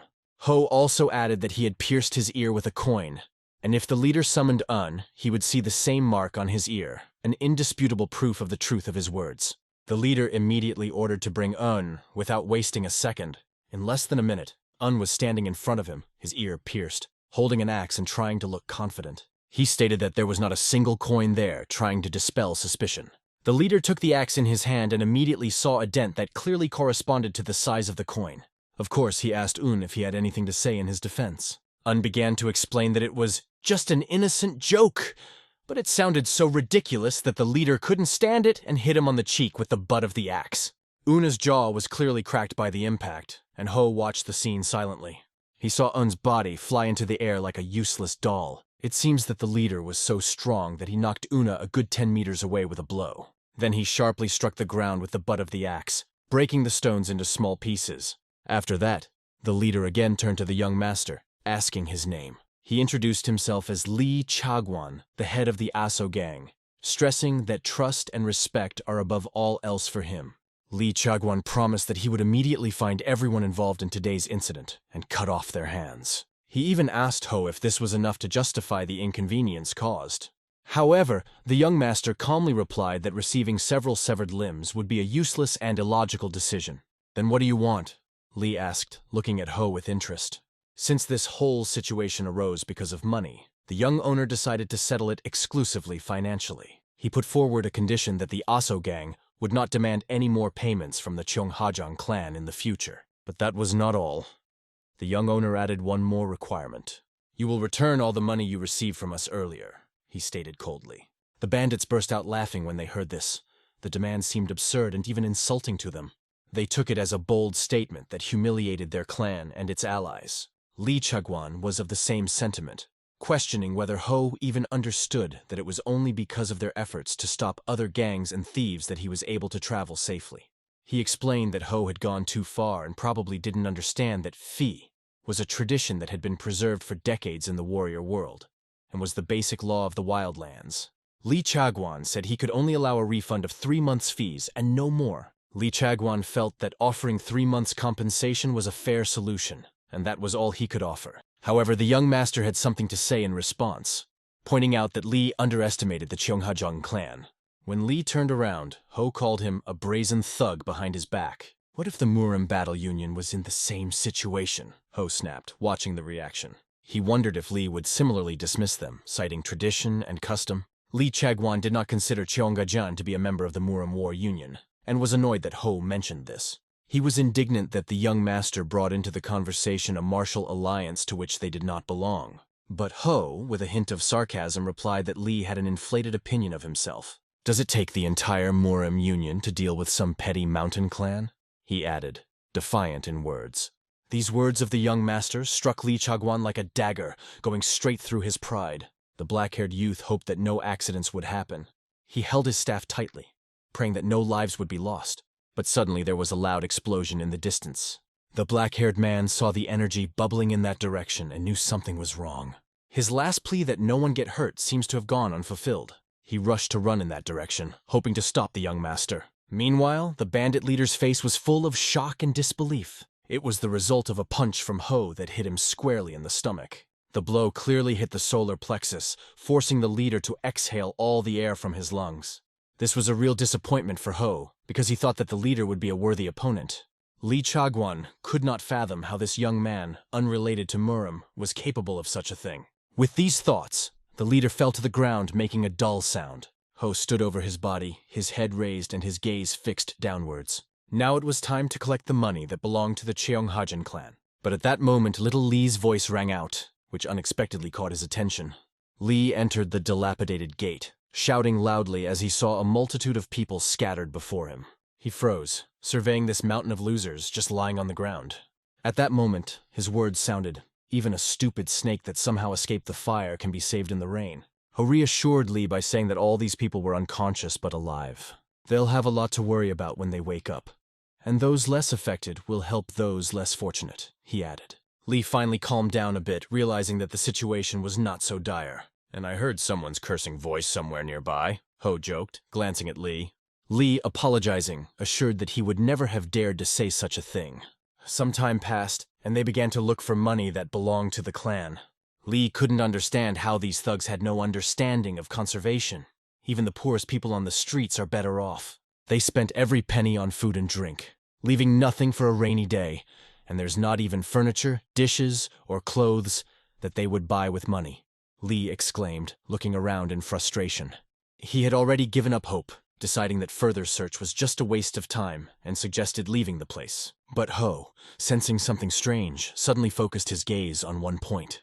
Lee asked in surprise what had caught his attention, but the young master continued to watch in silence, never taking his eyes off that mysterious point. A shimmering golden glow appeared in Ho's eyes, as if he had seen something amazing. He told Lee that there was probably something hidden under the floor. Ho went to the floor and began to beat the tile with his fist, breaking it into small pieces. The tiles flew apart, and eventually he got to what he was looking for. Under the tile was a small but very interesting chest, sealed and apparently hidden. It was a hiding place, and Ho seemed to sense its energy before finding it.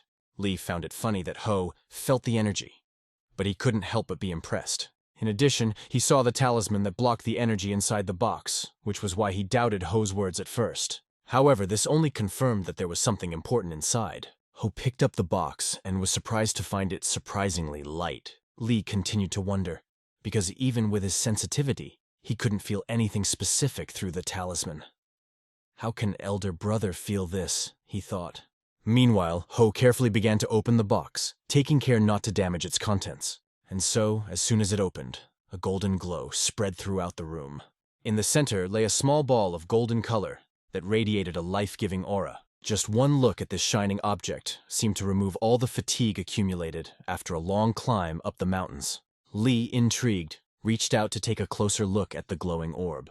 But Ho quickly snatched the precious object from his small hand. Ho must have thought that the little one might accidentally swallow this jewel in one sitting.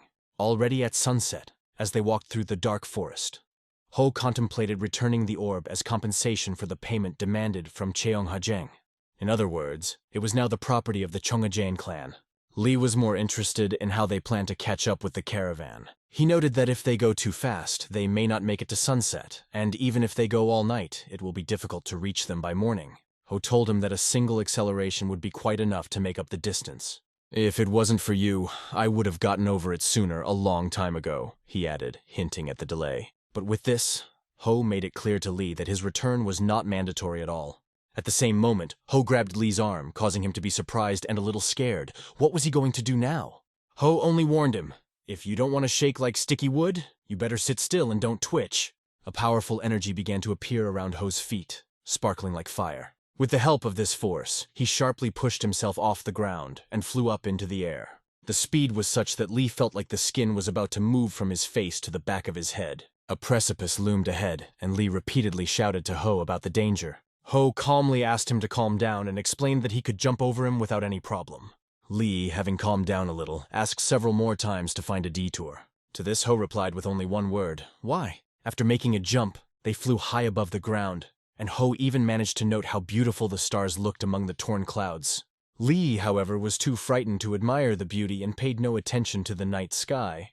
The cart moved further and further forward, and Chan sat calmly on it. Suddenly, Ho flew up to him, making a spectacular appearance in the air. With a light kick of his foot, Ho gave Lee a kick to the back of the head, waking him up from his slumber. The black-haired little one, as it turned out, loved to sleep, even on the go. Lee immediately asked what happened as he was confused, but when he saw the sight before him, he opened his eyes even wider.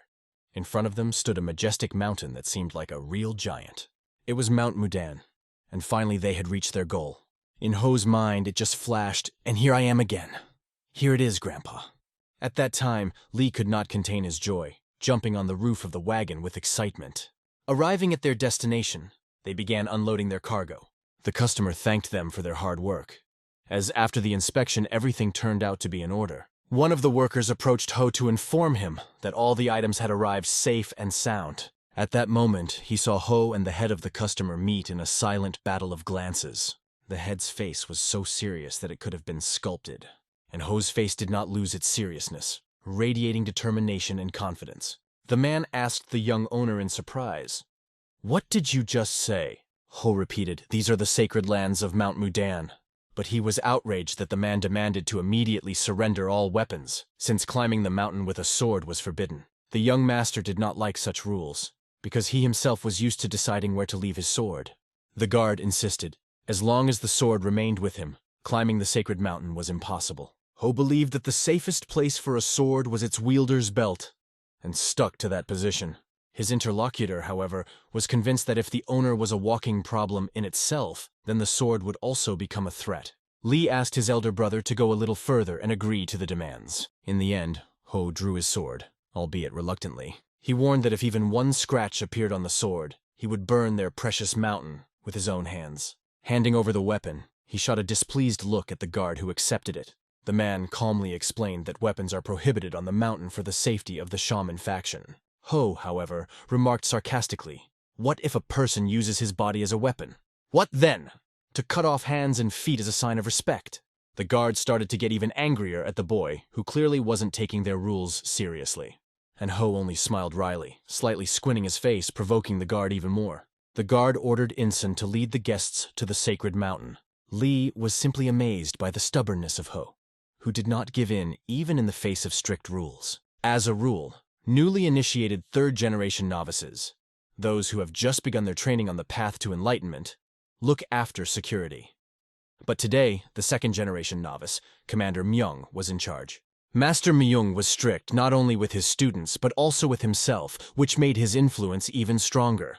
This was explained by the young guide so that the guests would understand that Myung is not a bad person, just strict in his approach.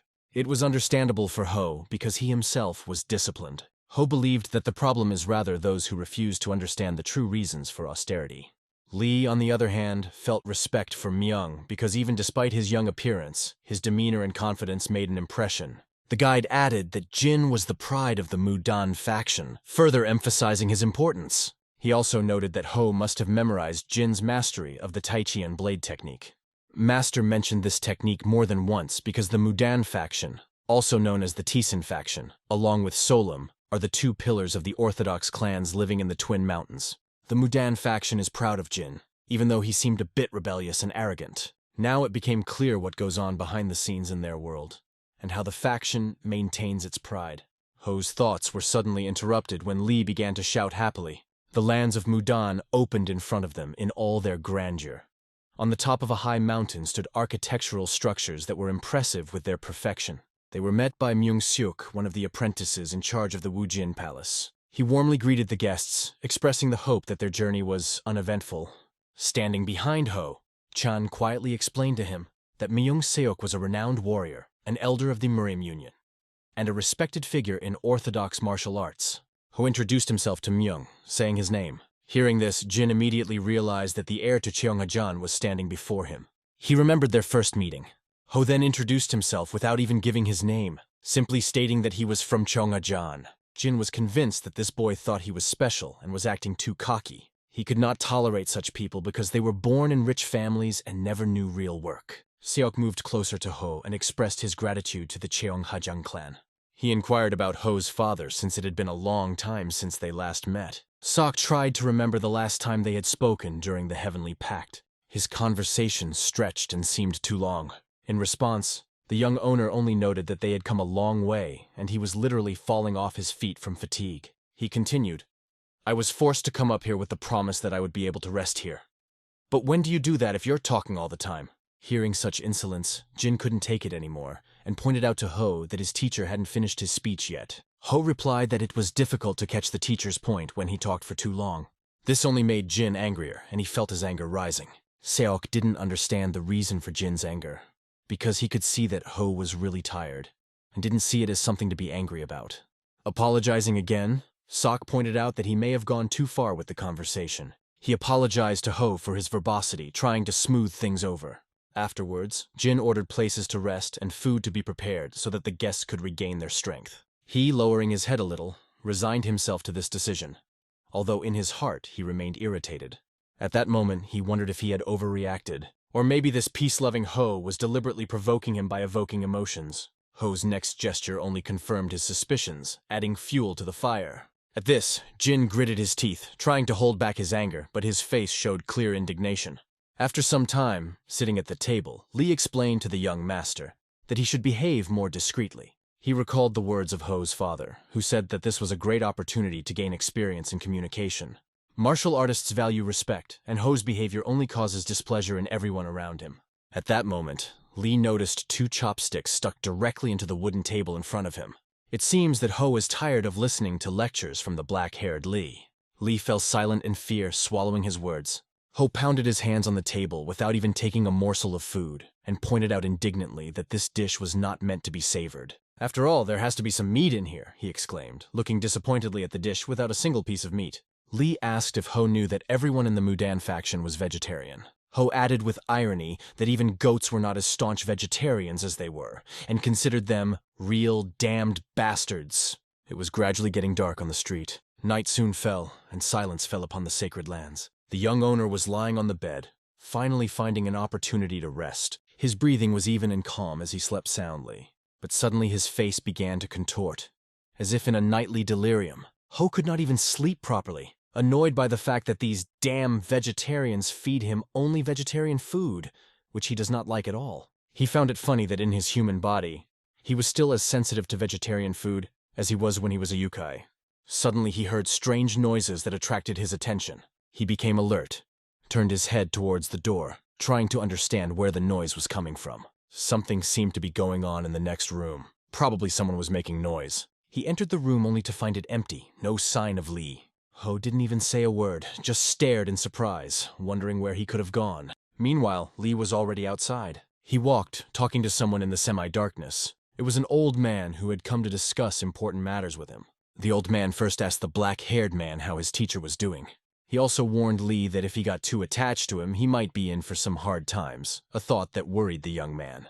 The old man recalled how upset he was that he couldn't speak to teacher Lee properly. They continued walking, joking on the subject as if they were sharing a common memory. At that moment, Ho went outside, wanting to know what was going on and see where Lee had gone. Ho sensed Lee's presence nearby and mentally called him bastard. As usual, a little mockingly. He came down from where he was standing and stood firmly on the ground. Looking around, he tried to figure out where this little guy was right now, damn it. Examining the area from all sides, his attention was drawn by something incredible behind him. In front of him stood a huge statue, which was impressive with its majestic appearance. The sword held by the statue was especially noticeable, emphasizing its power. The face of the statue and its gigantic appearance made Ho exclaim, "Wow! What an unexpectedly good-natured face Yo Tongbin has," flashed through his mind. And immediately he plunged into memories of his past life. This was life when he was a yokai in a fox's body. He remembered standing on a piece of rock flying through the air, facing this man who called him an evil and sinful fox, asking how he could ignore his calls and run away for decades. Ho replied indifferently, "You see, I was busy accumulating merit." These were his words when he emphasized that he had no time to play games with someone as insignificant as Yo Tongbin. Yo Tongbin started to get angry as he slowly drew out his sword, and after a sharp "shut up!" he flew up like lightning, ready to attack. As fast as lightning, Yo Tongbin was right in front of Ho, swinging his sword. He was outraged at how a yokai would dare to disrespect the divine mountain fox's authority. Gathering all his strength, he struck with a sword of such power that the space around him began to disperse in waves of energy. But Ho calmly restrained this blow, stopping the sword with his hand. He reiterated that he was busy accumulating merit and asked Yo to express his claims with words and not with the blade. "Or I might be tempted and just beat you to death," he added, with a hint of menace. Yo listened to his words and finally retreated. He stuck his sword into the ground and crouched down to speak, announcing that there was something important that Ho needed to do. Roughly speaking, this conversation was about correcting past mistakes. Ho was even a little worried, thinking that he would have to remember all his wrongdoings and make up for them. Yo snapped his fingers, expressing the seriousness of his intent. A book flew into Ho's hands. "Is this book for reading?" he thought. Yo explained that the book was effectively considered lost when his sister buried it, not knowing that it belonged to her late brother. It was a secret book containing the essence of supreme wisdom, written by Chang Sambon himself. When Ho heard the name, his expression changed, and he was clearly interested in the contents of the book. However, Ho still did not understand who this Chang Sambon was, and asked for an explanation. "I mean Chang Sambon, the one who almost broke your neck and almost sent you to the world of the dead," Yo clarified. After this explanation, Ho finally began to understand who it was. He looked down at the book in his hands, scrutinizing it once more. Yo asked Ho not to be offended, because the book should go back to where it belongs. Now standing in front of the statue in the human world, Ho understood why it was there, as a reminder of his past and the mission he had to fulfill. Behind Ho, Lee's voice was heard addressing him, calling him Big Brother. Lee ran up to Ho, followed by a man who caught their attention. The man immediately turned to Ho, asking if he was the young master from Cheongajeon everyone was talking about. The one who put the haughty young man in his place during the Namgong clan elder's funeral, he clarified. Lee explained that the man's name was Chin Yangjin, a scholar specializing in manuscript writing, and one of his teacher's closest friends. That was why Lee wanted to talk to him for a while. After hearing Lee's explanation, Ho greeted Chin and noted that he wasn't looking for fame when he did what he was talking about. Chin observed that although the world is big, the world of people is surprisingly small. He wanted to ask Ho a question. From afar, he noticed Ho scrutinizing the statue and wondered why. Ho explained that he didn't have a specific reason, but the statue represented Yeo Tongbin's features very accurately. Chin was amazed that Ho knew who Yeo Tongbin was. He said that Yeo Tongbin was the greatest warrior in heaven, and the one who eradicated evil in both heaven and earth. I didn't hear about it, but I know he was extremely hot-tempered, Ho added. Hearing this, Lee tried to calm Ho down and asked him not to say such things. Lee then turned to Chin, apologizing and explaining that the young master meant nothing offensive. Chin just laughed, narrowing his eyes in pleasure. He asked the young master how he knew Yeo Tongbin so well. Chin noted that many funny stories from ancient manuscripts about Yeo Tongbin's strong personality had come down to their time. Even those who study Taoism in detail often assume different things and know little in reality. The precise remark of the young master showed that he is knowledgeable not only in martial arts, but also has a deep understanding of literature. That's how it looked in Chin's eyes. Ho didn't really know how he was portrayed in the manuscripts, but he was sure he knew more than what was written.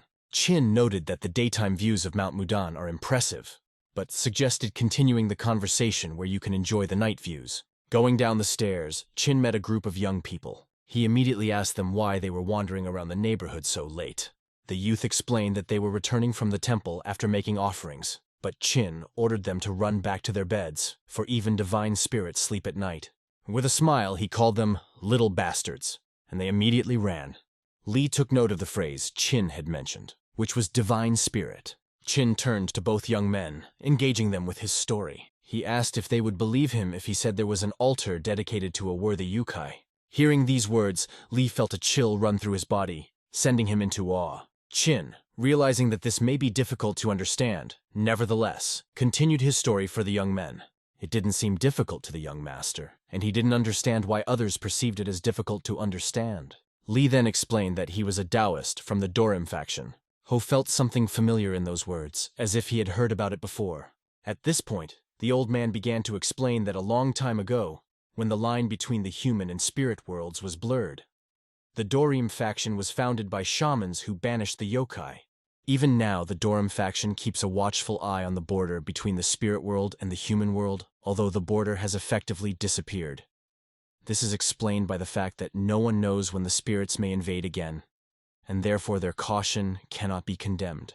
But the construction of an altar for these spirits from the point of view of the Dorim is something completely unthinkable. Lee openly believed that yokai were an evil to be fought and banished. No one protected humanity from the yokai more than shamans.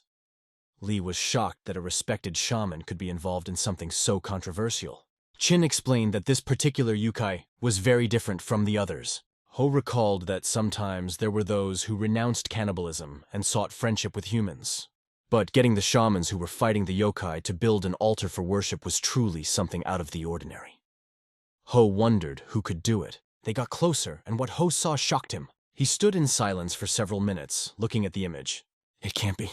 It's me, he thought, because the picture was of him in his past life. Chin explained that Samban left behind a priceless treasure for generations of shamans that contains the essence of everything in the universe. Chin continued the story.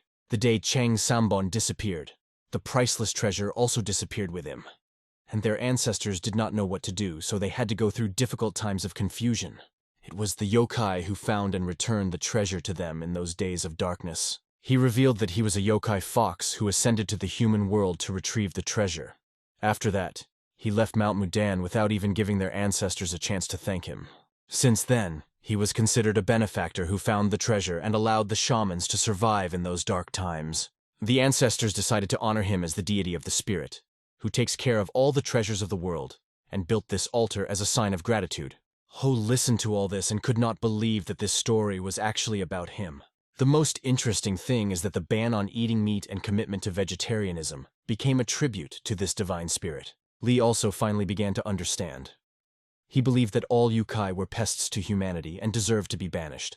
However, after learning of this generous spirit that allowed the legacy of shamans to continue to exist, he decided to accept it. Lee thanked Chin for the great story. He then turned to Ho, asking his opinion of what he had heard. Ho just smiled and pointed out that all these events happened due to pure chance. He plunged back into his memories. At least, if his memory did not fail him, he remembered how, as a fox, he had come down to earth and seen the shaman's altar for the first time. The boy, not suspecting anything, was sweeping the yard on the mountain, immersed in his thoughts. Suddenly, a stranger turns to him. His look was disturbing, as if fear itself in human form. The stranger radiated danger, as if he were the embodiment of fear, and his gaze sent shivers down his spine. The boy retreated in fear, realizing that a demon, a real ikai, was standing in front of him. But where did he come from on this mountain? This question seemed mysterious and frightened even more. The stranger slyly suggested that he take the mysterious technique of Chang Senfeng from an ancient book. His eyes glinted with cunning, beckoning the boy to come closer and touch the book. The boy felt fear enter his heart. This demon was not friendly at all. Seeing the demonic figure, the boy screamed in horror. An echo swept over the mountain. The stranger, trying to look friendly, asks the boy to take the book, tempting him with its power. The whole clan wanted to kill him as if he were their worst enemy. But one insolent youth said something that made him clash with their swords. As a protective shield, it curled into a metal circle that protected it from blows. His defenses were so strong that no sword could even scratch him. He was just waiting for his opponents to get tired of hitting his iron armor. Yunho decided to wait until all these guys were completely exhausted and try to start a dialogue. But they were not going to give up, although he tried to do only good deeds, meeting them as if they were enemies. Realizing that there will be no dialogue, he forcefully scatters everyone around, turning into a powerful beast. People around saw the incredible power he released like a wild beast. With a roar full of superiority, Yunho warns everyone around them to treat him with respect. Otherwise, he will tear them to pieces and turn their lives into a bloody meat grinder without leaving a trace. He hoped that if he scared them a little, people would start listening to him carefully. But these desperate men were not going to back down, even if it meant death. And their leader ordered them to muster all their courage. With renewed fury, they rushed at Yunho, determined to fight to the last. Yunho began to lose his balance, his eyes blazing with demonic power. A sphere of incredible power erupted from his mouth, which began to incinerate them, reminding him of past battles. He remembered that unnecessary killings would do him no good as he sought enlightenment. He wondered if the Mudan clan would be destroyed for such senseless malice.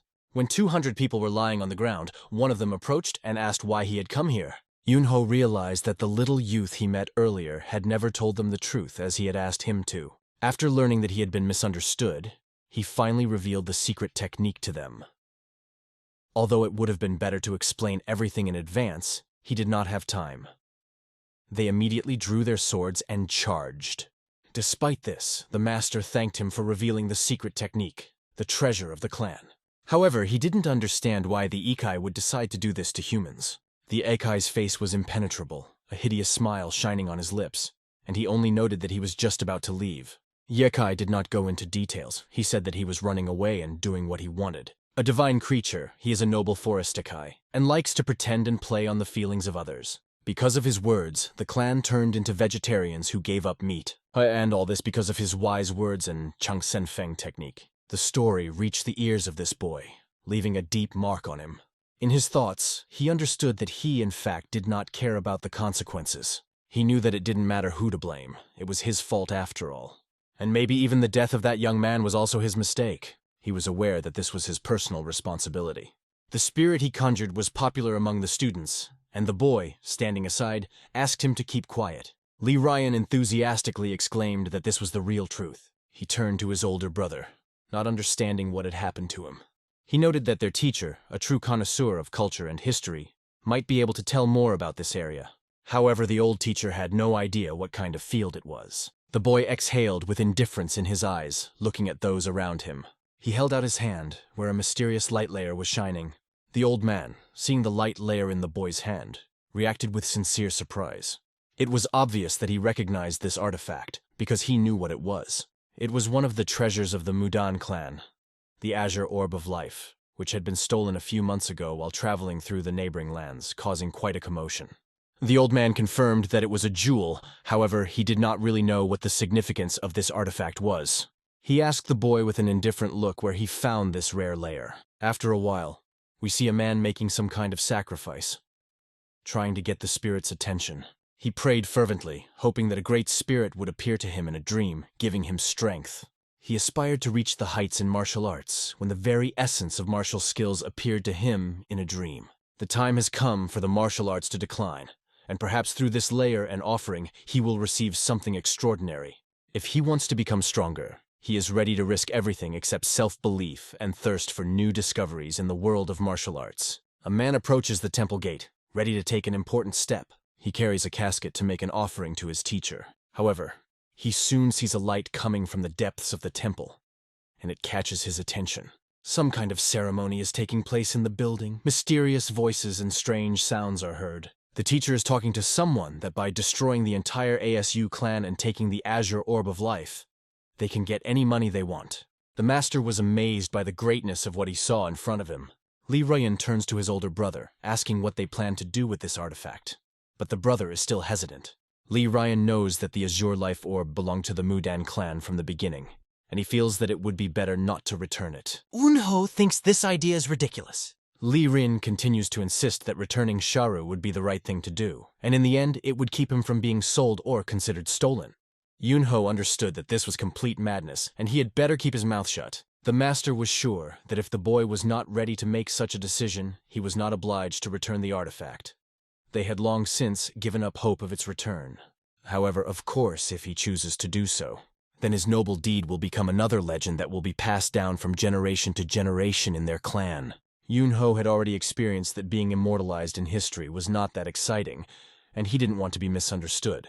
However, he felt no obligation to return this life orb. He chose to absorb its power. If his older brother hadn't intervened, Yunho wouldn't have stopped. The master who came to the temple heard meaningless conversations around. He couldn't believe that the head of the Aso clan, known even in Marima as a martial artist, could fall into the hands of such a prodigy. They seemed to master a layer of tricks, laughing behind this master's back. Eventually, the layer was taken from them again. The old man was moving too fast to be stopped. He was convinced that when he found the artifact in the Aso clan, he should have absorbed it immediately. But that young man managed to steal it right from under his nose. The old man wondered if he had cast the spell before Jiang Sungban's death, because everything seemed very strange. Stopping his thoughts, he turned his head and saw the closed entrance to the cave. It occurred to him that this was the place he had been looking for. He realized that this was the very spot where he had hit with all his primal power to stop them. Among the opponents were even those who tried to run away, and some who were trembling with fear. It was the demon's cave, and the entrance to it was sealed, or so it said. But who will dare to stop him? It was clear that none of the locals dared to stand in his way. He noted that the space above the cave is open, so this find can be considered his own discovery. Going inside, he saw a thick fog filling the space. A strange, powerful energy emanated from the fog, which could be felt even at a distance. When he looked closer, he noticed that it might be his own power. Not believing his eyes, he began to descend deeper into the cave. The blue mist emitted an unusual light filled with an energetic glow. He realized that in his previous life he had invested incredible power in this blow. And even 100 years later, he still felt the force of that blow. As he began to absorb this power, his mood rose considerably. He realized that although a lot of time had passed, the power remained the same. The next day in the mountains, in one of the houses, the young master was brought his clothes intended for this day. It was a formal outfit that was specially prepared for him today. When asked if he needed anything else, Yunho woke up in a bad mood, so he was offered a drink. The children prepared everything necessary, noticing that he was not sleeping well, and even offered to massage his shoulders. Yunho turned to his younger brother, wondering why these kids had been bothering him so persistently since early in the morning. It turned out that in fact it was far from morning, and the news that the elder brother had found the Azure Orb of Life had spread throughout the clan. Thanks to this, the elder brother became the hero of the Dan clan. It sounded incredible to him, because he did not seek fame and even blamed his younger brother for taking the Azure Orb because of him. As an apology, the younger brother brought him a snack: fried rabbit meat. However, the appearance of the dish was completely unusual, as if it did not meet his expectations. The elder remarked that perhaps he was feeding him too modestly with only vegetables, considering that Yunho was not a member of their clan. Looking around, Yunho even noticed drops of blood on the floor, and other traces remained on the clothes of the elder himself. It was clear that the elder had personally caught and cooked this rabbit. He explained that this rabbit had absorbed the power of the mountains and the spirit of Dan, making it very difficult to catch. Guards stood around the building, listening to this conversation in amazement. They had never heard their leader Chinyajin laugh so carefree before. Sensing the aroma of fried meat that had been wafting around since the morning, one of the guards almost went mad, realizing the stupidity of their actions. However, the truth remained the truth. Jongjin's young master had indeed infiltrated the classroom and found the Azure Orb of life. Nevertheless, he did not believe the rumors and decided to personally check everything.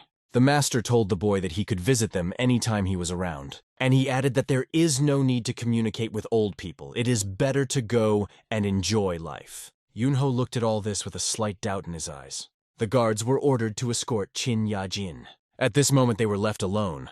One of the guards was looking at him piercingly. The look was surprisingly expressive. After analyzing it, Yunho realized that the situation was not that bad. He smiled and noted that this boy seemed to be looking for a fight. Perhaps because of the smell of meat that reminded him of something. The man could barely contain his emotions. He wanted to hit this impudent young man. Yunho heard someone throw a rude word at him.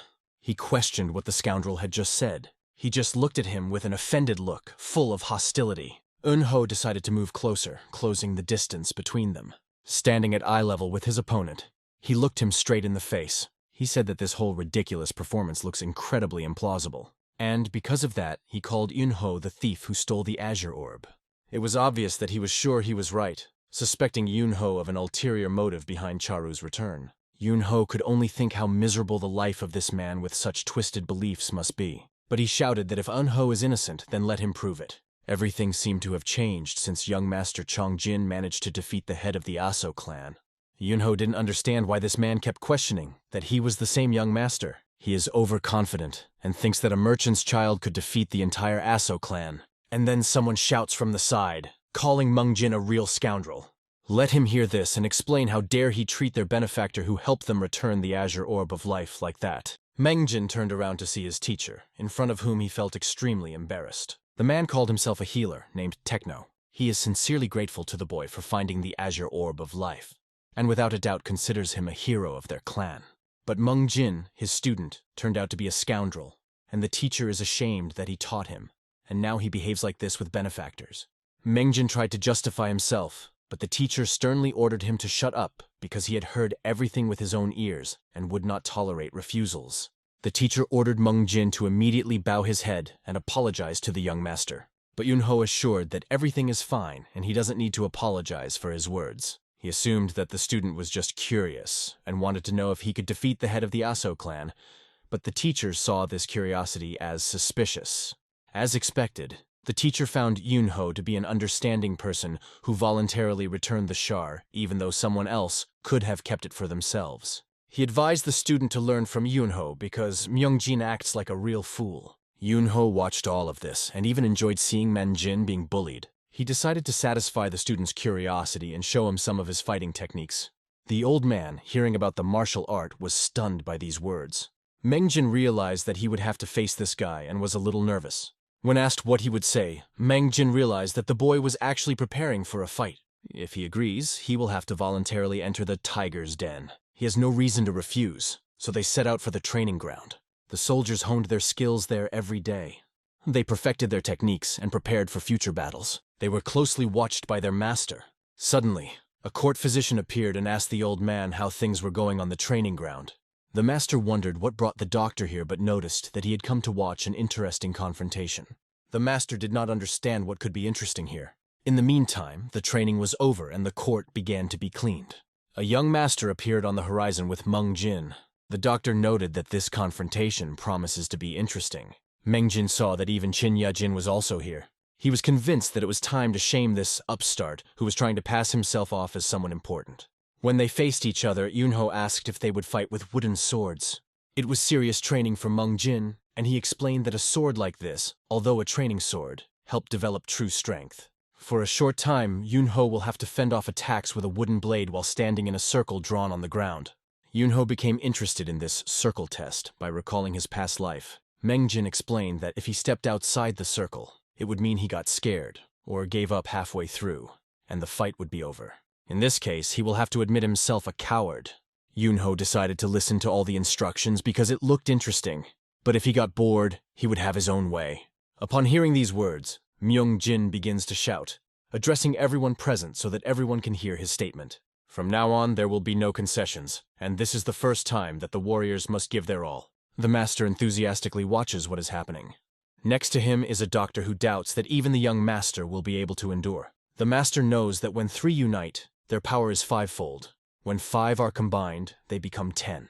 In this showdown, Yunho will compete against the top 8 students. Of course, his experienced eyes cannot miss such a sight. Eunho holds the sword firmly in his hands. Looking directly into the eyes of his opponent, Meng Jin realizes that he has almost no chance. Now he will know defeat in front of Master Qin Ya Jin. A tense atmosphere hung between them, and the air was filled with the feeling of an expected battle. All the warriors gathered together, channeling their energy towards Yunho, preparing to launch their attack. However, if he can defeat them all in one go, rumors about him will spread throughout the city. He needs to act carefully and strategically. One of the soldiers swung a wooden sword at him. Yunho thought about how he shouldn't reveal all his cards at once. He decided to let the sword hit his head. Myung Jin watched this, not understanding why Yunho didn't defend himself. Eunho just stood motionless, taking the blow to the head. The doctor held his breath, shocked by what he saw. The master could not believe his eyes, expecting the sight, but he did not expect that the boy would turn out to be so weak.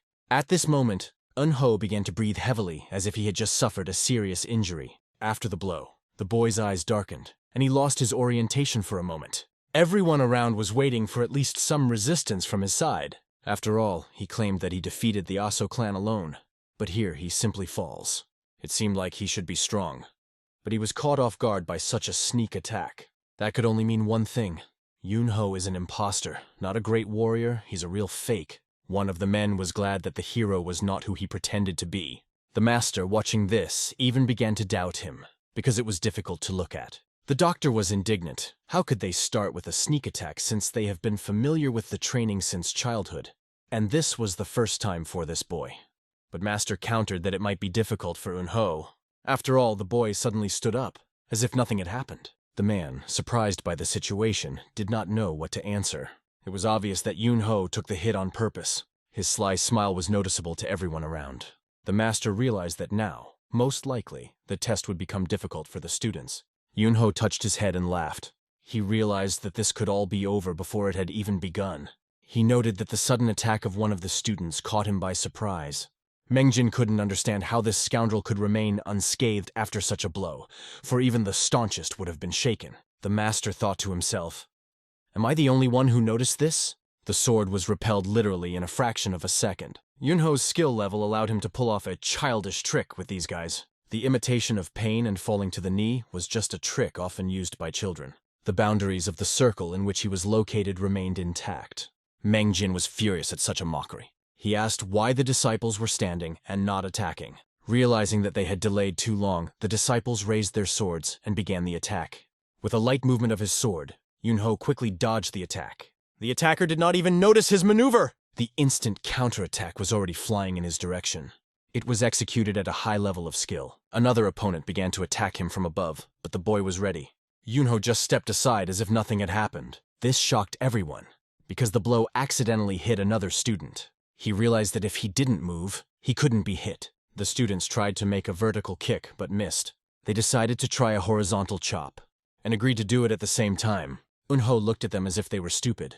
He noted that they used their heads not only for chewing. Suddenly, he was attacked by 3, simultaneously targeting him with 3 blows. He skillfully jumps, rising above them as if in the air. But he understands that the opponents are not simpletons either. He notices that there are already 8 of them, and they even began to surround him right in the air. Meng Jin looked on in awe, confident that they had finally caught. Eunho sees that he will definitely not be able to escape from the attacks from all sides. Holding his sword, he prepares to answer. He repels all attacks with a powerful counterattack. Mangjin opened his mouth wide in surprise, almost swallowing a fly. Masters on the podium were amazed by his maneuvers. When the warriors saw Eunho coming down, they tried to aim their pointed spears at him. But all their attempts fail. Eunho fights back and shows them his superiority. The students flew in different directions from his blow, like dolls. He mercilessly showed them where the crayfish spend the winter and shut their mouths. It was simply unbelievable what was happening here. The soldiers did not understand.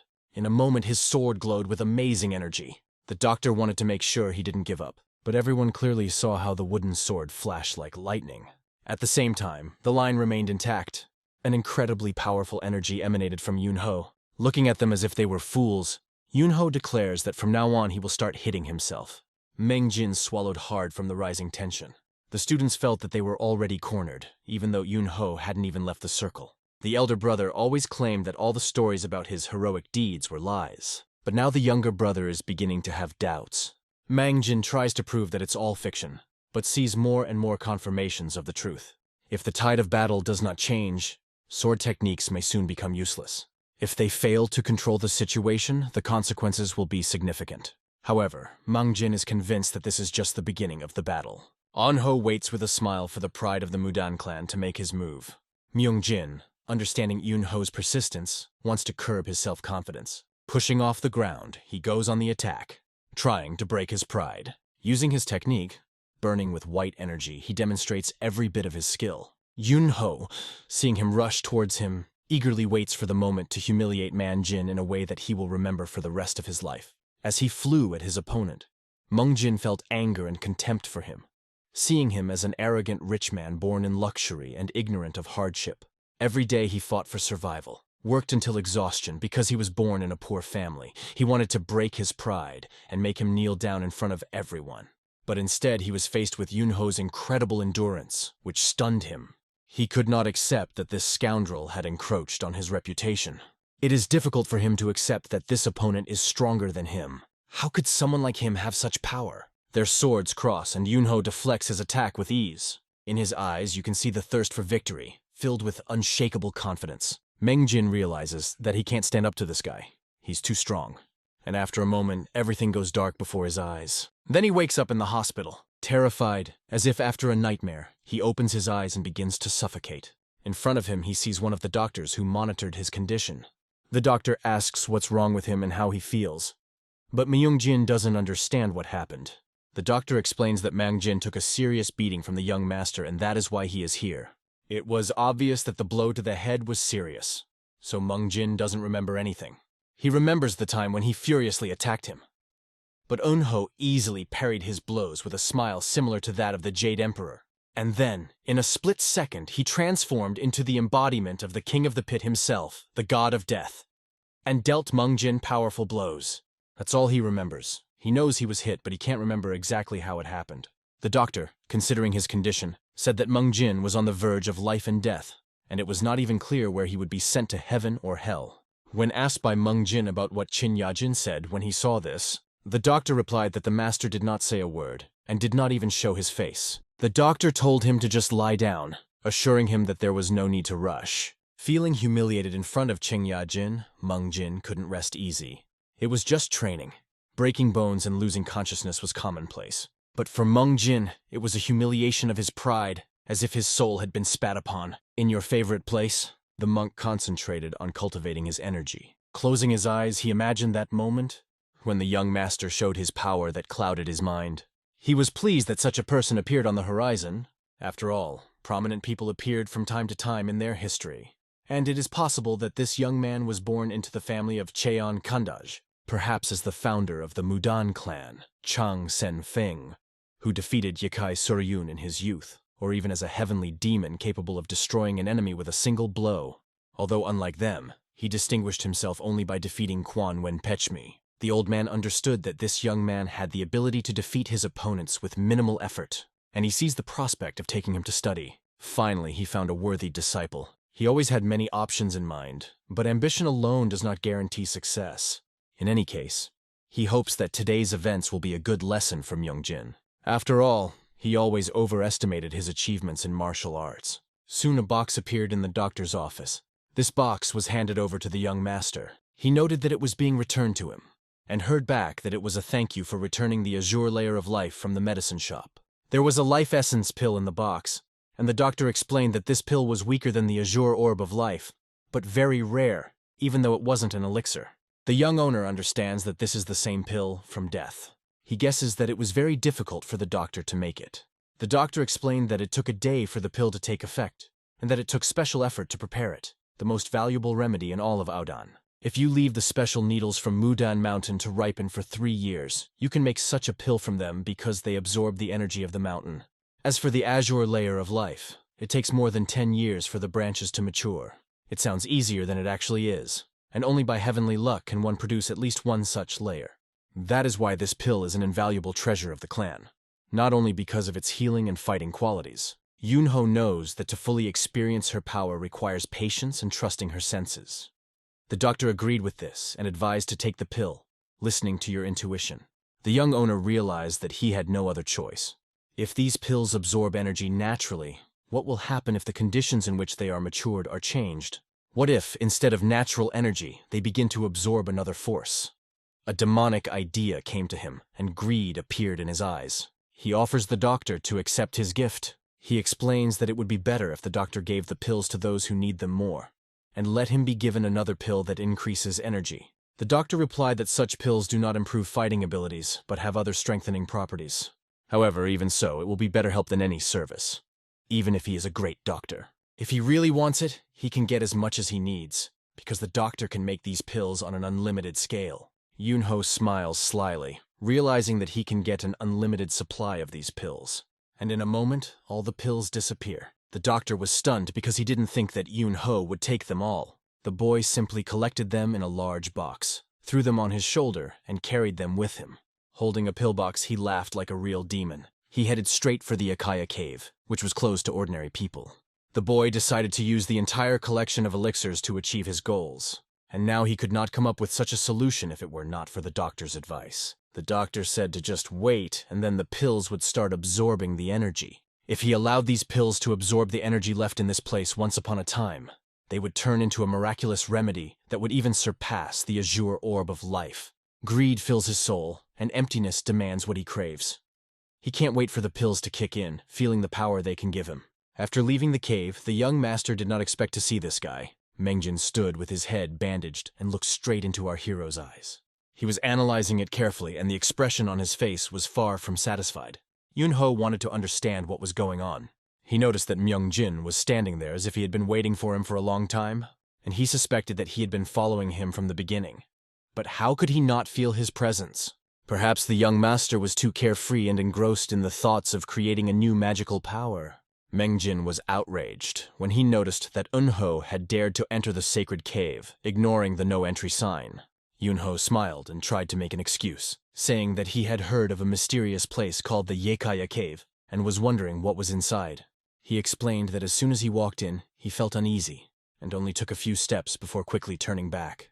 The boy thought that such places always cause horror and anxiety, and yet Yunho mentions that he and Myungjin made it up.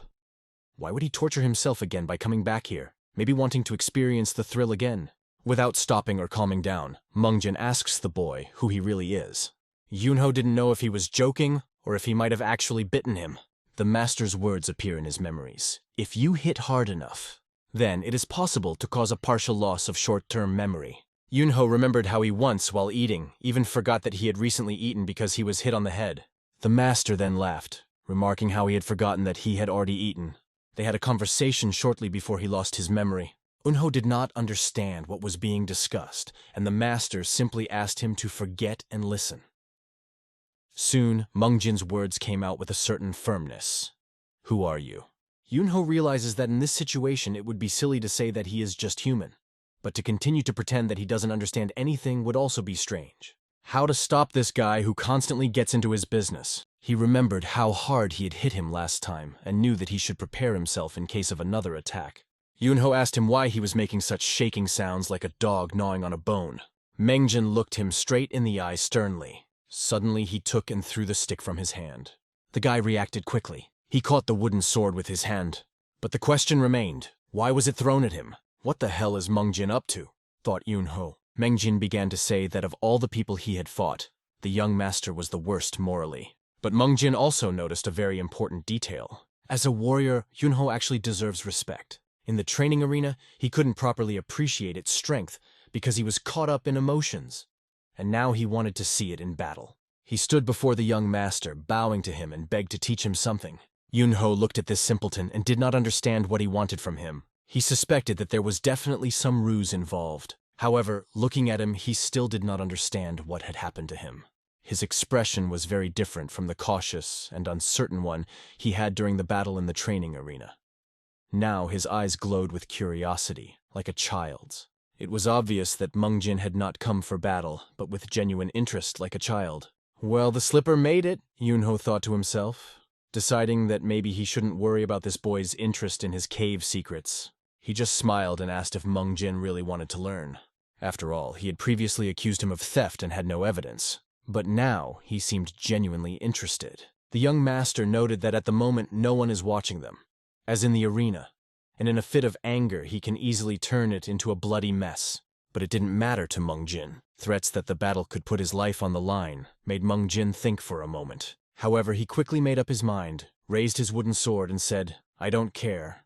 Yunho only thought that this brat was showing off, as if he wanted to bask in the rays of glory as a member of the Mudan clan. He smiled, anticipating that this training battle would be interesting.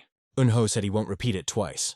If Myungjin agrees, then let him act. Mengjin completely agreed and understood everything perfectly. He weighed all the circumstances once more. His achievements seemed mediocre to him, and he felt strong psychological pressure due to the fact that such an absurd person appeared in his path. But he realized that he had prepared seriously, and it would be foolish to give up everything just because of this. By this point, he was on his way to his own altar, as he believed. But when he stopped and looked at his god, something changed in his perception. He remembered the words of the teacher, who believed that meeting the young master was part of his education. It was an important lesson for him, and there is nothing to be ashamed of. Perhaps his teacher heard his prayers and sent him to this trial as an answer. If this is the case, it would be foolish to doubt that his life is at stake. Myungjin did not take his eyes off Yunho, even for a split second, as focused and attentive as possible. The young master watched his opponent and was ready for the next move. If his opponent was ready, then it's time to start the battle. Yunho rushed forward as if levitating. It was an obvious trick for Mengjin. However, his devotion to martial arts touched Yunho's heart. Yunho even felt a little bit of that devotion, feeling the weight that this fight had on his opponent. And now this moment has come.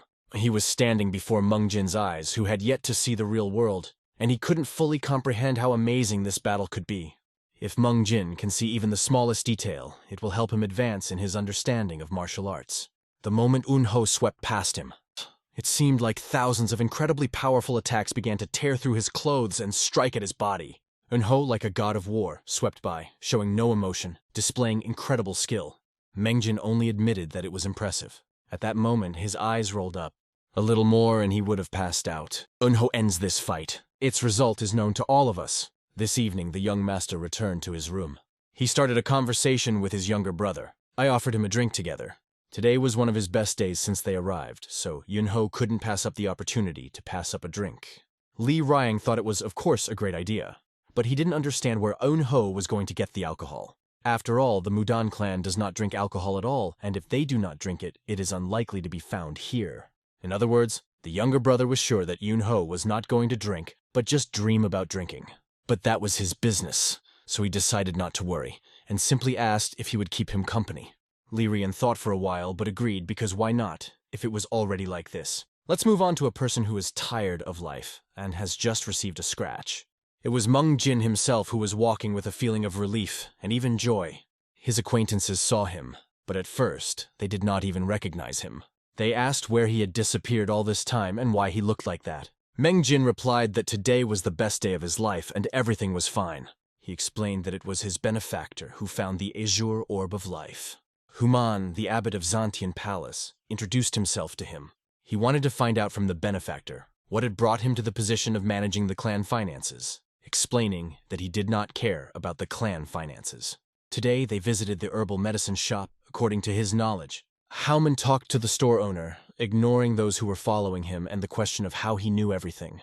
Master Ain was convinced that there was a smell in the medicinal herb shop that should not be in these places. And even if it wasn't, that smell definitely shouldn't be present in the Madan clan. Therefore, the boy began to carefully sniff him. The abbot was confused and did not understand what he meant. Feeling uncomfortable, he began to avoid him, not understanding what he wanted. But the young master is not so easily deceived. He recognized the smell because the man's whole body was soaked with booze. However, he refused to agree to this, insisting that he cannot smell alcohol because it is ridiculous. Yunho, however, was not going to back down. After all, not being able to steal money, the monk can only afford expensive and aromatic liquor. It would be better to discuss this over a cup of tea with Chinya Jin, since the abbot does not want to discuss it with him. Out of fear of the consequences, that man stopped the young owner. The abbot asked him what he wanted not to tell anyone and promised to do everything to keep his secret hidden. Unho began to carefully analyze it, and he was interested in one thing: to obtain alcohol. They soon set out to the east to a place famous for a drink called Yangha Tegok, a favorite among monks. This place was famous for its drink, which the monks were very fond of. They kept the money in the bag, preparing to buy. Yunho's brother was amazed that he had not only played a prank on the boy, but had also extorted money from him, a payment for his silence. It turned out that this abbot was responsible for the clan's finances and bought booze with stolen money. It turns out that the monk not only drinks, but also spends stolen funds. Yunho, with a smile, noted that he had indeed found a worthy monk, and now they were going to drink with his money. Li Rian explained that he, unlike a monk, is a martial artist because his background is related to martial arts. So he is closer to warriors than monks. Yunho asked him not to make excuses, reminding him that when they first met, Li Rian tried to show off his clumsy skills, which was unbecoming of a warrior. Hearing these words, Li Rian couldn't accept being called clumsy, as he was certain that his skill was no worse than the level of the Chaigalseg clan. Maybe the older brother is just too critical to appreciate him properly. The young master realized that Li Rian's techniques seemed rude, only because he was in a hurry, and he was generally quite skilled. It was only after his true skill was revealed that Yunho realized that he had fallen right into his trap. Later, they will have a chance to show their skills properly, and then the young master will be surprised. Unho knows that Li Rian is easy to tease, and it amuses him quite a bit. After some time, they reached the tavern. The boy looked at his sword as if noticing scratches he hadn't seen before. He explained that he kept the sword wrapped in a silk cloth, and asked Yunho not to say such nonsense, as there was no scratch on the sword. Yunho looked at Li Rian's confused face with a displeased expression and told him to take another look at the sword in the sunlight and not to relax for now. Li Rian understood that Yunho would pester him until the end. As they walked through the dark forest, Li Rian noticed that his brother's shameless nature never changed. Yunho felt those words as a memory of the late master, but he became curious to hear more. He understood martial arts, but the martial arts world must have been full of stories about him. So he didn't understand why he had never heard of his older brother. Li Rian asked where he was in the hierarchy of the martial arts world all this time. Yunho replied that he lived a quiet life, so he probably didn't achieve much. However, the question remained. His power was so great that it was difficult to measure. Yunho explained that although there are people stronger than the 24 Masters, he does not believe in it. Among the predecessors of the 24 Masters were such figures as Sam Huang or the 3-meter Emperor, who became legends in the world of martial arts. However, deep down he wonders if there is anyone stronger than the 3 emperors. Li Rian surmised that those who ascended from the human world to the spirit world were indeed great figures. These words evoked in the boy memories of the world of spirits. His teacher often talked about this, noting that even though Yunho had yet to reach the great heights, he should aspire to the spirit world, even if he seemed too ordinary for one right now. At that moment, he understood that he had no other choice. Even if it was called the spirit world, he knew that he was at a level that could not be compared to even the weakest spirit. Therefore, he continued to train to become stronger, getting closer to his goal every day. He is interested in how much stronger a person can become while remaining in a human body, and whether there is a limit to the capabilities of the human body. He believed that he had already reached a certain level. This impressed his younger brother, and Li Rian partially didn't believe him, only laughed back. Li Rian suggested that maybe he just had an overdeveloped imagination. It turns out, he is hinting that the elder brother will have enough strength to defeat even a heavenly demon? It was too bold a statement, and the younger brother could barely restrain himself from succumbing to his imagination, but he found it very funny. Yunho, watching his friend's reaction, already suspected that he wanted to teach him. Seeing that the situation was not that ridiculous, Li Rian stopped. He noticed a serious look directed at him by the young master. Abruptly ceasing to laugh, he explained that he had meant nothing of the sort. He clarified that it was a joke, and everything was not as it seemed. But all the young master was doing was just teasing his younger brother. In the end, he just suggested going out for a drink and said that was enough for today. After some time, they finally reached their goal. Li Rian was happy when he saw that they had reached this place. This city looked like a painted landscape that could not be reached for a long time. Li Rian never thought he would see such a luxurious place. He had no idea that such a place could be in such a wilderness. Yunho was amazed. It exceeded all his expectations and raised a faint suspicion. They entered the territory and approached the tallest building. One of the red lights was not lit. The girl who was watching this decided to add oil to the wick, but no one knew that she was following the extinguished lanterns. If she's got nothing to do, she'd better check to see if there's enough booze in their guest rooms. At the entrance, the guard asked if it was too late for such young people to be wandering around the city. He also hinted that they must have come to the wrong place because they looked too young. Yunho looked at the guard wanting to prove that they were definitely at the address.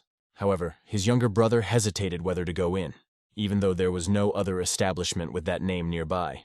The problem is that the security guard implied that they would not be able to enter without payment. Li Rian whispered to his brother that if no one was allowed here, the courtesans here must be incredibly beautiful. The guy asked what the criteria are for becoming a guest of the establishment. The guard began to enumerate. They might be provincial leaders or merchants, but that had to be confirmed. Eventually, the guard shrugged his shoulders, making it clear that he didn't care. In this case, he notices that one of them is carrying a sword. This means that he is a warrior who may be recognized by hearing his name, but the young owner lives a peaceful life so far. So few people know him yet. The guard then asked if there was anything behind him that made him stand out from the rest. Our hero replied that he was the eldest son in a merchant clan. The guard clarified whether he came from one of the great clans. Hearing this, the door opened and they were greeted as true young masters. They were greeted as representatives of the Jam clan, and in front of them was Yunho himself. The guard, realizing who he was dealing with, was amazed. Yunho only confirmed this by repeating his name. The guard began to laugh sharply, as if mocking them. After that, he laughed hysterically in their faces. I got the impression that he thinks they are fools. He emphasized that the Cheongjam clan is located in the north, and usually their representatives do not wander in such remote places. The guard was surprised by Yunho's appearance, which did not match his words at all. He said a bold phrase that Yunho didn't fully understand. In the house of the courtesans, one of them noticed that some fool had reached the lantern. She was annoyed that one of the lanterns in their territory was not lit. Suddenly, she noticed from above that someone was making noise on the territory. She saw the guard fall and fly away like a stone under the blows. It was obvious that he was badly hurt by the blows. Yunho did not understand how such a weakling could be put under guard.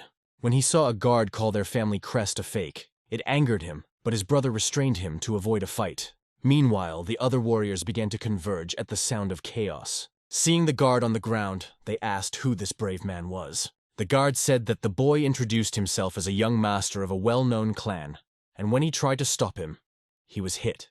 The leader of the warriors gave Yunho a careful look. If he really is who he claims to be, then the conversation will go completely differently. Yunho, feeling the watchful eye, realized that they would not be allowed to drink today, because they had already crossed the line. However, despite the situation, he still believed that they would be able to become welcome guests whom no one could refuse. Exhaling, the commander realized that there were new visitors in front of him. He ordered his soldiers to deal with them quietly and without too much noise. The younger brother was confused, not knowing what to do because he doubted that he would be able to cope on his own, but his older brother took the initiative into his own hands. Yunho wondered if he had any useful fighting techniques. Looking back to see his younger brother, he noticed that he had disappeared. The searchers around did not answer, and behind him, the guards had already prepared to attack. Yunho waved his hand. He knocked one of them down with one blow. He punched the second in the nose, and with a light movement of the palm, he cut out another one. In a second, the guards did not even have time to look back, as their teeth chattered. Yunho understood that he was really good at something, pushing things to the extreme. One of the soldiers tried to punch him. However, the fist of the young master turned out to be much stronger. From a high building, one of the girls watched the noise that arose due to restless guests. She wondered who had dared to appear before them. Rumors spread that one of the guests introduced himself as a host from the Cheongjam clan. However, the old man said that there is no confirmation of this information yet. Lately, there have been rumors that merchants have been visiting the Udan clan, but the girl saw that the chaos was gaining momentum, and understood that it could be important. She gritted her teeth, realizing that if this was true, the situation was extremely serious. Shuren was aware of all possible consequences of this incident. She quickly went to solve the problem, because this is no joke. It seemed incredible to her that even the best warriors of the Murim Union would recognize his skill. She almost thought it was impossible for anyone to single-handedly destroy the Aso clan class. But a rumor popped into his head that the culprit could be none other than a young master from the Cheongjam clan. And although these rumors are unverified, in the Murim Union itself they are inclined to a different opinion. They began to believe that this very boy who had recently visited Mudan and had a skirmish there might be the same young master. To the question of his maid about the name given by the young man, the answer was quite popular and well known nowadays. Eunho is the very name that makes the blood run cold. Our hero has already warmed up well. He continued to beat these scoundrels mercilessly. It seemed that he had not come here for courtesans, but to fight. After some time, the soldiers began to fly in different directions. His blows reverberated from arms to legs. The soldiers' teeth literally flew out from the force of the blows. Mistress Shuren appeared and saw with her own eyes everything that was happening. She watched as their strong defenders fell to the ground, powerless and out of breath. Horror and surprise penetrated her to the bone. She couldn't believe that one person was able to defeat so many experienced masters. After all, the skill of these warriors has been honed for years. Every movement is hard and well calibrated. The commander assured the hostess that she could not worry. They would find a way to stop this brat. But she understood that if the rumors were true, then the result was predictable, judging by the condition of the wounded soldiers. She didn't like it at all, but it could indeed be a master from the Cheongjam family. Looking at him, she saw neither fatigue nor fear, only absolute confidence. This confidence caused her anxiety. Suddenly, she loudly ordered to stop the fight and disperse. Her words reminded that the soldiers showed disrespect to one of the powerful owners of these lands. Yunho barely smiled as someone finally recognized him. Yunho remembered that these warriors addressed her as a hostess. She must be the one running the place. She, however, did not show much joy. She felt his confidence, and analyzing it, she understood. Even the best disciples of the clan would not stand a chance against him. It became obvious to her that the young master did not need additional proof of his strength. Then she quickly changes her facial expression, putting on a kind smile. She introduces herself as the owner of this place, Shuren. Shuren greets Eunho's young master upon his arrival. Yunho stares at her, realizing that Shuren, a young strict girl, really is the owner of this estate. And besides, she knows who he is, even though they've never met in person.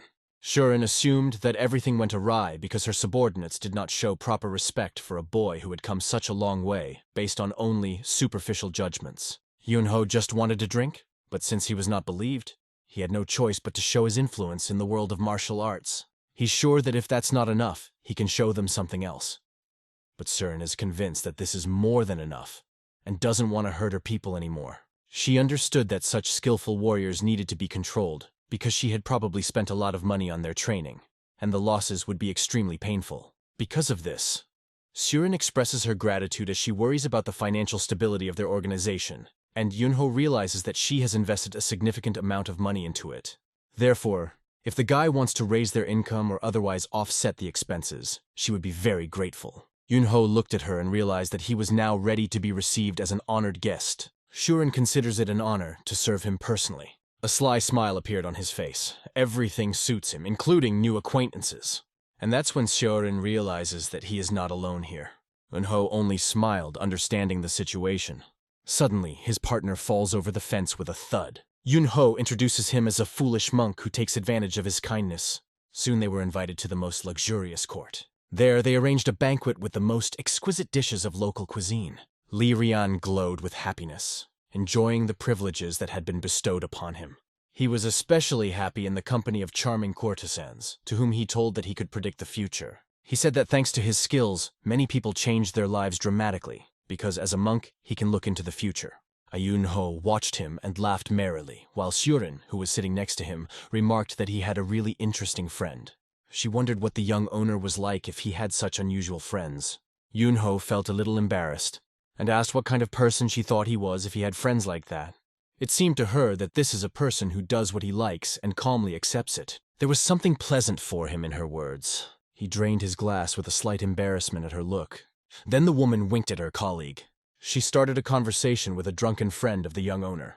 They understood that a powerful master has not only power, but also wealth, and his clan is respected.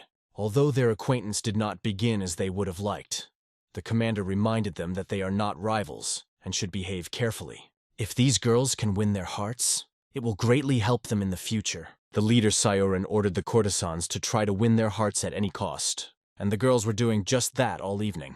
One of them waited for the young master to drink and decided to tell him something important. She wanted him to let her get to know him better. Eunho didn't know how to answer such a question. She begged him to let her do it. Taking the glass, he wondered if he would let her. Will she be able to handle it? His drunken eyes silently asked this question. But the main thing is not to forget that spirits have their own charms, and when a person falls into their trap, whether it is a mortal or even a divine being, their heart is enchanted and they become fools. In this world, there is a martial art known as Sorgun that uses a sophisticated technique of seduction, and they seem to be using this technique against him now. They do it so masterfully, which shows their high level, but it won't work on Yunho. Let them apologize. Li Rian, of course, is a naive young man and does not seem to realize that he has fallen into a trap, as he already offers the girl 10 years of prophecies for free. In his mind, Yunho muses that if they want to make a profit or increase sales, they'd better just keep pouring. But apparently, they intend to capture the young master. Of course, he has his suspicions about it, but even if they manage to capture him, it will be pretty funny. Yunho turns to the courtesan and asks if she is sure she can handle him. The girl, in turn, noted that he was worried about whether she would succeed, but she would do her best.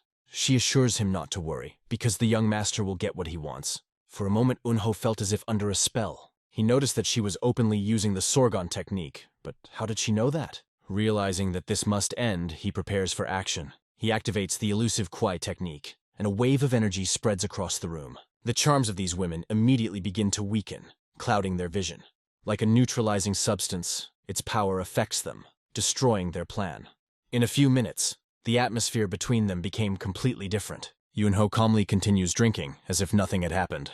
He is having fun as if nothing had happened. Finally, he can drink in peace, because the real taste is revealed in the drinks. After his trick, the girls felt uneasy. They were drenched in sweat and in incredible pain. One of them even felt nauseous. She couldn't help herself. When the young master asked what was wrong with her, she tried to pretend that everything was fine. In fact, she did not understand what was happening to her. Her nose was bleeding. The other girl also felt sick, started coughing up blood, although she said she was fine. Looking at her hand after coughing, she saw blood and realized that her circulation was impaired. Yunho knew that the elusive key was a force that was difficult to grasp because it works invisibly. The girls tried to endure the pain that squeezed their internal organs, although it was not an easy task. Yunho noticed a fly on the table. He noticed that a fly was flying near the food. He turned to the girls, pointing to a fly circling the food. He killed her with one blow. He then told the girls that this was a lesson. If they recklessly challenged, unprepared for the consequences, the same could befall them. And let them not say that it is not so. One of them said that now the table is dirty, and she will have to clean everything. But it seemed that cold blood froze in her. She was horrified to realize that the bleeding might have something to do with this stranger next to her, and she began to guess that her condition could be the result of his action. Shuren enters the room, saying that she has scattered herbs that are supposed to scare flies away. She holds something that looks like a musical instrument in her hands, radiating her security. Seeing the instrument in front of him, the young owner was amazed. If he's not mistaken, it's a 7-string kin. And does Shuren know how to play it? Usually, when she wants to entertain an honored guest, she excuses herself by saying that she does not have the skill to play this instrument. The young master looks at her and realizes that she is avoiding the topic. In her opinion, the atmosphere in the room was already destroyed, and she came with the instrument as a last resort, hoping to cheer him up. The host would still like to listen to music while enjoying a drink, so her arrival is just in time. He asks her to play something if she really can. Shuren looks at him with a sly look. She sits down at a table for musicians, takes a deep breath, adjusting your energy, looks at the instrument, and remembers how to play it. Suddenly, a melody begins to flow from her hands. Her music has not yet captured the attention of the young owner, but suddenly she makes a wonderful melody. Her fingers move smoothly across the 7-stringed instrument. Music fills the entire space around. Everyone listens to these magical sounds. The song was known in these parts. If the young master does not mind, it will make an impression on him. But suddenly his eyes began to close. As if on a ship, he begins to slightly cover his eyelids. He thought she wanted to provoke him and use the key Songon technique. She puts all her strength into every sound. Now she only pulls and releases the strings. It was a sound as pure as dew, captivating as the mist at dawn. The hostess's performance was truly amazing. She stopped playing. She exhaled, feeling tired from this game. She asked the young owner how he liked her performance because she had spent a lot of time on it. In response, the young master said that he did not hear anything special, but he considers it an extremely polite gesture on her part. He admitted that he did not even know how to thank her for this performance. However, Surin did not play for the sake of gratitude. If her performance was not exciting enough, then the reward for it does not make sense. Even if he did grant her one wish, it would still be inappropriate. It seems like an overly generous reward for an average performance that didn't really matter. Surin found his words audacious, and she asked if he had any idea what she wanted. He replied that he did not know for sure, but he had some guesses. It seems to him that her true desire is undoubtedly power. The eyes of the girls who were around were shining anxiously. They felt that the boy might have gone over the legal limit. Even Mistress Surin held her breath. The watchful gaze of the young master fell upon them, straining the atmosphere. Tension filled the air, as if before a storm. However, the young master felt quite confident, as if the situation was under control. His younger brother, unsuspecting, was just enjoying the moment as if nothing was happening. But suddenly Li Rian felt that something was going on, and it caused alarm. And it was then that Surin turned to the young man. Her gaze was alert.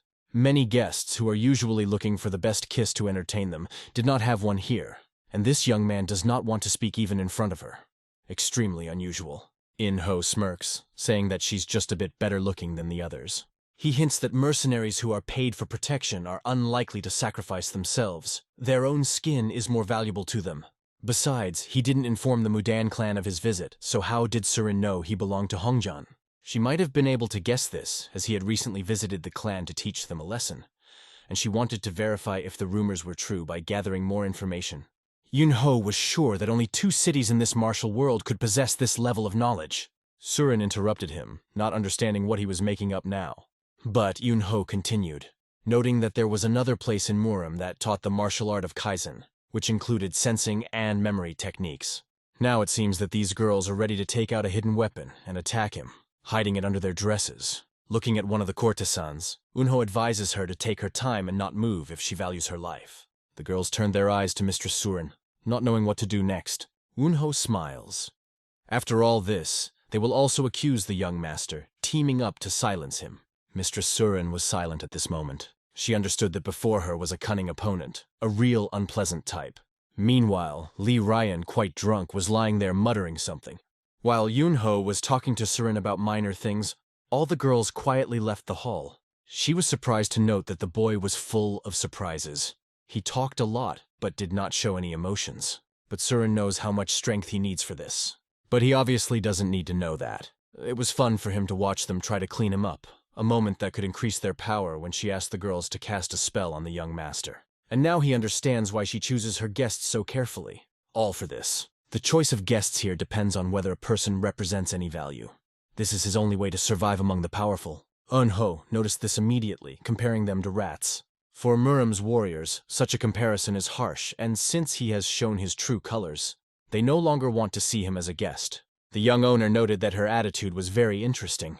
Surin couldn't hold back and hit the table with hatred. She couldn't believe that this scoundrel had the audacity to say such a thing. It was obvious that the boy was just playing with her, and it was driving her crazy. Surin notes that his words make her doubt whether he really intends to support them, even though she took his jokes at face value. But Surin warned him not to relax.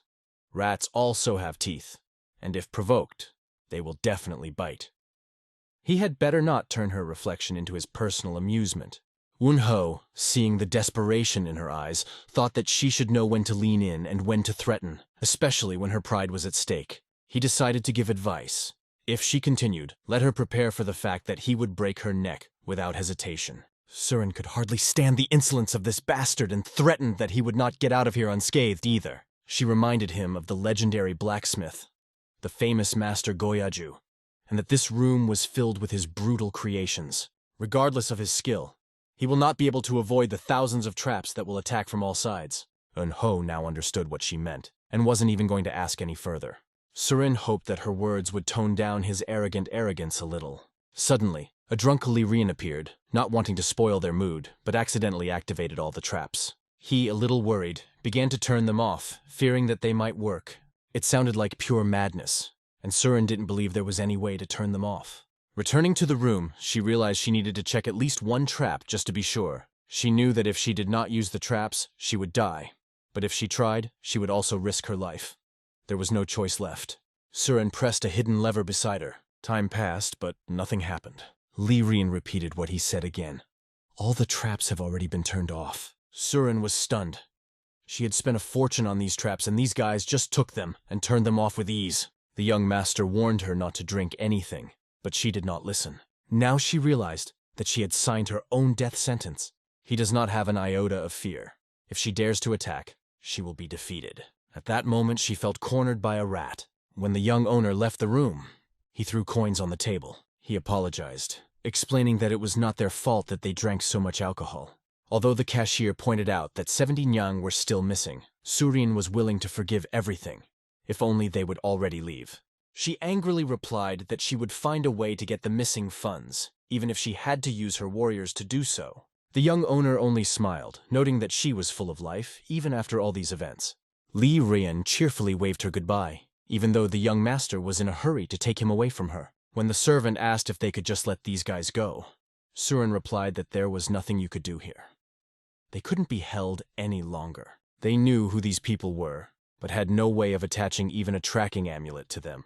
All further decisions will be discussed with Lord Amon. Sure, Surin was upset, but what else could they do? That's not the problem. Yunho turned out to be too cunning a fox who masterfully bypassed all her traps.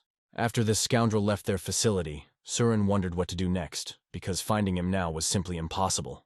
While he was still here, she couldn't bring herself to take the next step.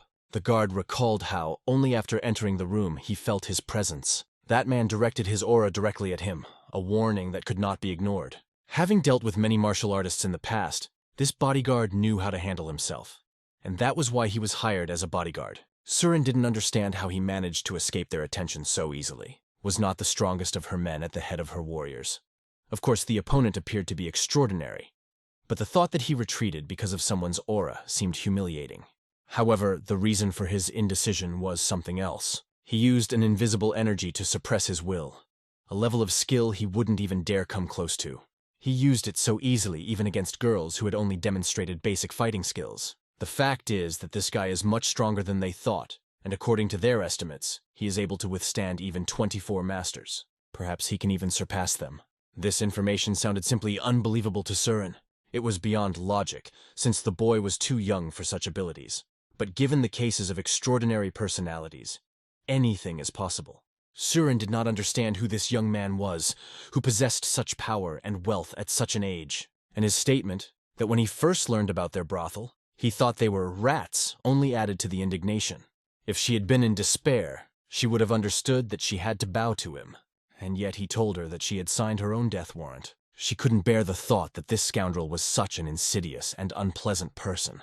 Still, she asked the head guard how they should proceed with him. The guard understood that all this could turn into a problem, and advised to turn to their allies, until the situation becomes public. Meanwhile, the young master was on top of Mount Udar. They said that they were following guards and merchants and eventually got lost. On the way back, they decided to collect the necessary supplies and deliver them to their homeland, so he ordered them to go forward, and then the brother realized that they would go back in a cart. Yunho was sure that they could handle the little difficulties on their own, but his brother was a little hesitant because it meant that he would have to drag him and run with him. As they were about to leave, they were suddenly stopped. It was a famous guy named Ginman who looked pretty beat up. Li Rian wondered what had happened to him, and why did he come here with such injuries, looking like a patient who could barely stand on his feet. The young master impatiently stated that he still had a lot of adventures ahead of him, so let Jin Meng speak quickly because he didn't have time. Jin Meng's gaze changed dramatically. He felt sincere gratitude to the young master for what he had done for him. After all, thanks to him, Jin Meng rediscovered the world of martial arts. The young master was sure that anyone in Jin Meng's place would have thought that he had almost saved his life. However, he had no desire to talk to him any further and asked his partner Li Rian to deal with the situation. Jin Meng only asked them to be careful, but he also needed to take care of his health. As he walked, Li Rian mused that their conversation had not ended on the best note, as if he had missed something important. Jin Ming understood that in a sense, the young master had indeed saved his life. Afterwards, they thanked the people for the lunch, which they were generously treated to. Satisfied and satisfied, they left the room with a sense of peace. Eunho couldn't even imagine that the food in an ordinary tavern in the middle of the road could be so delicious. Li Rian was convinced that it might have seemed so delicious compared to the meager food in Mutan. But this time, it was truly incredible. And then they suddenly heard the voice of a very familiar person, which made them look around in surprise. Surin appeared on the horizon with a wagon. But what is she doing here? They didn't even recognize her right away, but it was clear. She didn't come by herself, because she had already noticed that they were returning to the family. The young master realized that there must be something behind all this. After all, behind her stood the man who watched over them earlier, and everything fell into place. Eunho made it clear that they were already on their way, but the question remained, why did she stop them? She offered to go with her in her carriage, because she had certain plans in Wuhan. The brothers were sure that after a hearty dinner they would quickly become drowsy, and nothing could be better than sleeping in a wagon. The older brother gladly accepted this generous offer, telling the younger one to climb inside. However, the young master had absolutely no intention of going with them, no matter how much they asked him. Li Rian tried to convince him, but both of them were old enough not to fall for such tricks. Surin just looked at him with displeasure. She decided to intervene, saying that she herself was not a big fan of traveling in a carriage. Since the trip is not urgent, she offered to walk together. Yunho asked where exactly she was going to go. At this moment, Li Rian was so surprised that he could not utter a word. The young master held him firmly under his arm, as if he did not think of letting go. If Murin has any complaints, the young master has another free hand to help him put him in his place. Surin blushed, confused by the suggestion that he might carry her, even though she didn't want it at all and didn't even understand why she didn't like it. Surin felt uncomfortable and tried to somehow justify herself, but the boy was not going to talk to her for a long time, and hinted that something unpleasant would happen if she dared to touch him. She understood that she could not trust her body to this insolence, only if she were to lose her mind. But after a short thought, she still decided to agree, albeit with an expression of displeasure on her face, and the young master undertook to carry them all. She herself did not understand what was happening to her. At first she offered to travel together, but now she felt awkward. Li Rian, an experienced traveler, advised to close your eyes so as to breathe through your nose, because if you open your mouth, your throat may dry out. Serene felt how uncomfortable this situation was for her, and for the young owner, it was a moment for entertainment. He told them to fasten their seatbelts and hold on tighter so they wouldn't fall in the process. Activating their power, they instantly picked up speed. The man who was watching them barely managed to blink an eye as they disappeared from the field of view. He had never seen such a technique. After some time, they finally stopped. They stopped at a beautiful lake after this lively movement. Serene could not stand it and began to vomit. She was sickened after such maneuvers and rapid movements of the young master. Li Rian understood that everyone felt the same at first, but in reality, what was the difference? Surin, having finished, looked up at the young master. She couldn't understand how he and Li Rian had reached this level of stamina so quickly. When asked if she was all right, she was only surprised that the young master did not even sweat. He ran slowly, assuming that something like this might happen. Surin understood that there was concern in his words, even though he had treated her like baggage all this time. Yunho asked Li Rian to write a note to the man chasing them, to take his time because their final destination hasn't changed. He can use all his strength to chase, but still he will not catch up with them. Murin didn't understand how Eunho knew about everything. Meanwhile, the pursuer made every effort, moving at full speed. He sought to catch up with them, using all his capabilities. Finally, they arrived at their destination. The large and lively city was full of energy and life. They entered the family estate. Their grandfather welcomed them as dear guests. He just wondered how it was that no matter where Eunho went, he always came back with someone new. Surin was happy to meet new people. She introduced herself and bowed in respect. The father of the young owner happily noted that this time at least a girl came with his son. He was also pleased to meet her. It was Hajin Yu. He was the lord of the manor, known and respected in this world. The lord ordered to prepare everything for a treat, and Surin immediately felt that she was in front of an important and noble person. But his son seemed simply unbearable and impudent to her. But she decided not to think about it just yet and concentrated on the treat. The head of the family asked how they met his son. Yunho said that it happened by chance, just like with Li Rian when they met on the street. They talked about various small things, and the woman remembered that she had business in Wuhan, so she joined their company. The head realized that Serene was probably looking for a place to stay, but she admitted that she didn't know for sure yet. The lord then offered her to stay at their estate if it would not cause them any inconvenience. She happily agreed. The lord added that his son's guests were his guests, and if it was all right they could stay until they had finished their business. Serene thanked Lord Jinyu for his hospitality. All this time she tried to think of a reason to stay, but she did not expect that everything would happen so quickly and easily. Despite their warm attitude and willingness to receive her, she was surprised at how easily she earned the lord's trust. And suddenly a man burst into the room. It was obvious that he was very panicked. He brought the lord news of serious trouble. The man who entered noticed that the head was not alone because there were guests sitting at the table. The head assured that everything was fine as they were his son's guests, but asked what had happened. The man said in a low voice that 3 people from the Yan's branch in Honam had been found dead. The head realized that those scum finally crossed all limits. Yunho ate calmly, realizing that the situation with Yang's branch in Honam could have serious consequences. Surin decided to interject and suggested that it might be related to the Forest King from Henson. But everyone wondered how she knew such details. The girl explained that she had heard about the recent intervention of the King of the Forest in the city's affairs. She suggested that it was probably a conflict of interest between the estate and the Forest King's lands that led to these complications. Surin asked if the head had tried to negotiate with him, adding that the King of the Forest was unlikely to come to an easy understanding. The chief was impressed by her intelligence, but later wondered why she was explaining the whole situation so confidently. One of the people said they tried to negotiate, but all their offers were rejected. Surin realized that this was predictable, as trying to negotiate in the beginning could really damage their reputations. Ever since they were rejected, even just negotiating with the King of the Forest had become difficult. They took measures to make his lands and mountains impassable to them. Surin realized that they were probably using a special formation if her guess was correct. The head confirmed that they had resorted to a cunning method to block all communication with the king, forcing them to leave Honam. If this is indeed the formation, then maybe young Master Li Ryan can help them. He was ready to use all his powers to help, but the head hesitated, remembering that Li Rian had said that he was traveling to study and gain experience, so how could he help in such a situation? However, Li Xing could vouch for his skills in this matter. Li Ryan witnessed him turning the high-class Goyaja formation into dust, and looked at Surin as he remembered that moment. When they first heard about the Goyaja formation, their impressions were unforgettable. The hostess was a little offended, feeling that it was about her. Li Rian explained that thanks to them, he would be able to meet the shaman he had wanted to see for a long time, so he was willing to help. Although he is a skilled craftsman who trains daily, he will be useful as much as he can. Surin asked how they felt about luring the King of the Forest. She was sure that it would make the negotiations much easier. The chapter considered this possibility, and Surin proposed several methods for implementation. The chief was impressed by her willingness to provide so much help. Yunho wondered if it would be too much of a burden for Surin to help the estate. If they make a wrong move, who will be responsible for the consequences? Probably she is. But Surin was thinking more about the future and assured that the support would not be a burden for her. Yunho gave her an indifferent but interested look, trying to understand what she meant by the future. Surin asked if he understood it wrong.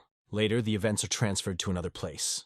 A faithful friend and servant goes through the swamp, spending all his strength on this path. Day after day, he continues to chase them, but in no way can catch up with them, feeling almost like a loser. That night in the chief's office, they discussed that these people were going beyond their patience. They can't figure out if they are using force to intimidate. But this time, it's ordinary people who are hurt. It was absolutely unacceptable for the leader. It seemed that the moment was ripe for the next step and a possible dialogue. It was about what his son had done with the Aso group. The advisor fully agreed, noting that the Aso faction was responsible for the events of the day. But they did not represent the entire Green Forest. It seems that Jin saw his son's attempt to change the traditions as a big problem. Maybe it really is time to do something about it. However, all this seemed too difficult for the leader to believe. Someone who was bedridden and started learning martial arts just 5 years ago is now capable of such things. It's incredible. There's no need to pretend the leader doesn't know. If he ever has to discuss this with a young master, now is the time to talk. He is excited and worried at the same time. Should I move on or be more careful with this dangerous stranger from the forest? Yunho stayed up all night because something was bothering him and kept him awake. He thought about what might happen because of that incident. The next morning, everything went on as usual. As usual, he went to his morning training. In the morning, he began to meditate. Focusing his energy, he devoted himself fully to the practice. And at a certain moment, he felt strange sounds begin to appear around him. Concrete blocks, lined up in a row, stood in front of him. There were about 5 of them. He focused on them, wanting to make them crash. Focusing his meditation on his breath, he began to release energy from within. After a while, the blocks began to shake. They shuddered as if dancing, and trembled more and more. At that moment, Yunho directed a powerful burst of energy at them. Like an arrow, this energy shot out of him. Hitting one of the blocks, she sent it flying to the side. He continued to send out energy punches. Blocks under their influence began to fly in all directions. With a wave of the hand, he began to swirl the air around him. Soon all the blocks flew in different directions. Opening his eyes, the boy glanced at his result. He was pleased with himself for reaching this level of skill. While on your territory, he felt at home, the best place for training and rest. Here he could relax, eat when he was hungry, and sleep when he was tired without fear of having to fight someone. When he first became aware of himself in this body, he was a little confused and even wanted to avoid this fate. But in the end, it was a great choice.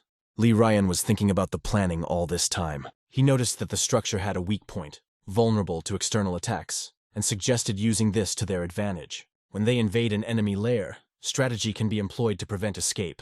The whole situation resembled a well-planned trap, and the question arose, what were they going to do from this place? Suddenly, a young owner appeared behind them and asked permission to look. Lee Ryan had been strategizing for the Supreme Coalition all this time, but he was surprised that his friend was interested in it. Hunho must not have heard the latest news yet, and really he had no idea. It turned out that a mysterious thief appeared, who was already nicknamed Divine. Surin added that he should not be underestimated, because this time, he even robbed the Samshi Association. The only question is it really possible? When they arrived here, Surin behaved so strangely, as if she had already become a member of their family, forever getting into all kinds of trouble. Yunho even began to think that this girl was planning to stay here. Surin and the head didn't believe that even transcendent level masters could handle it on their own, and doubted that the thief was working alone. Yunho looked at Surin suspiciously. Even his little sister started to circle around her, and this kindness made him wonder if she must be up to something. The head explained that the Samhui Association is one of the 4 great associations of the Central Plains, and they are dependent on the Moi family. It was strange that such an incident happened. Surin was sure that the Moi family and the Muramu alliance would probably lose their reputation because of this incident. They must be panicking right now.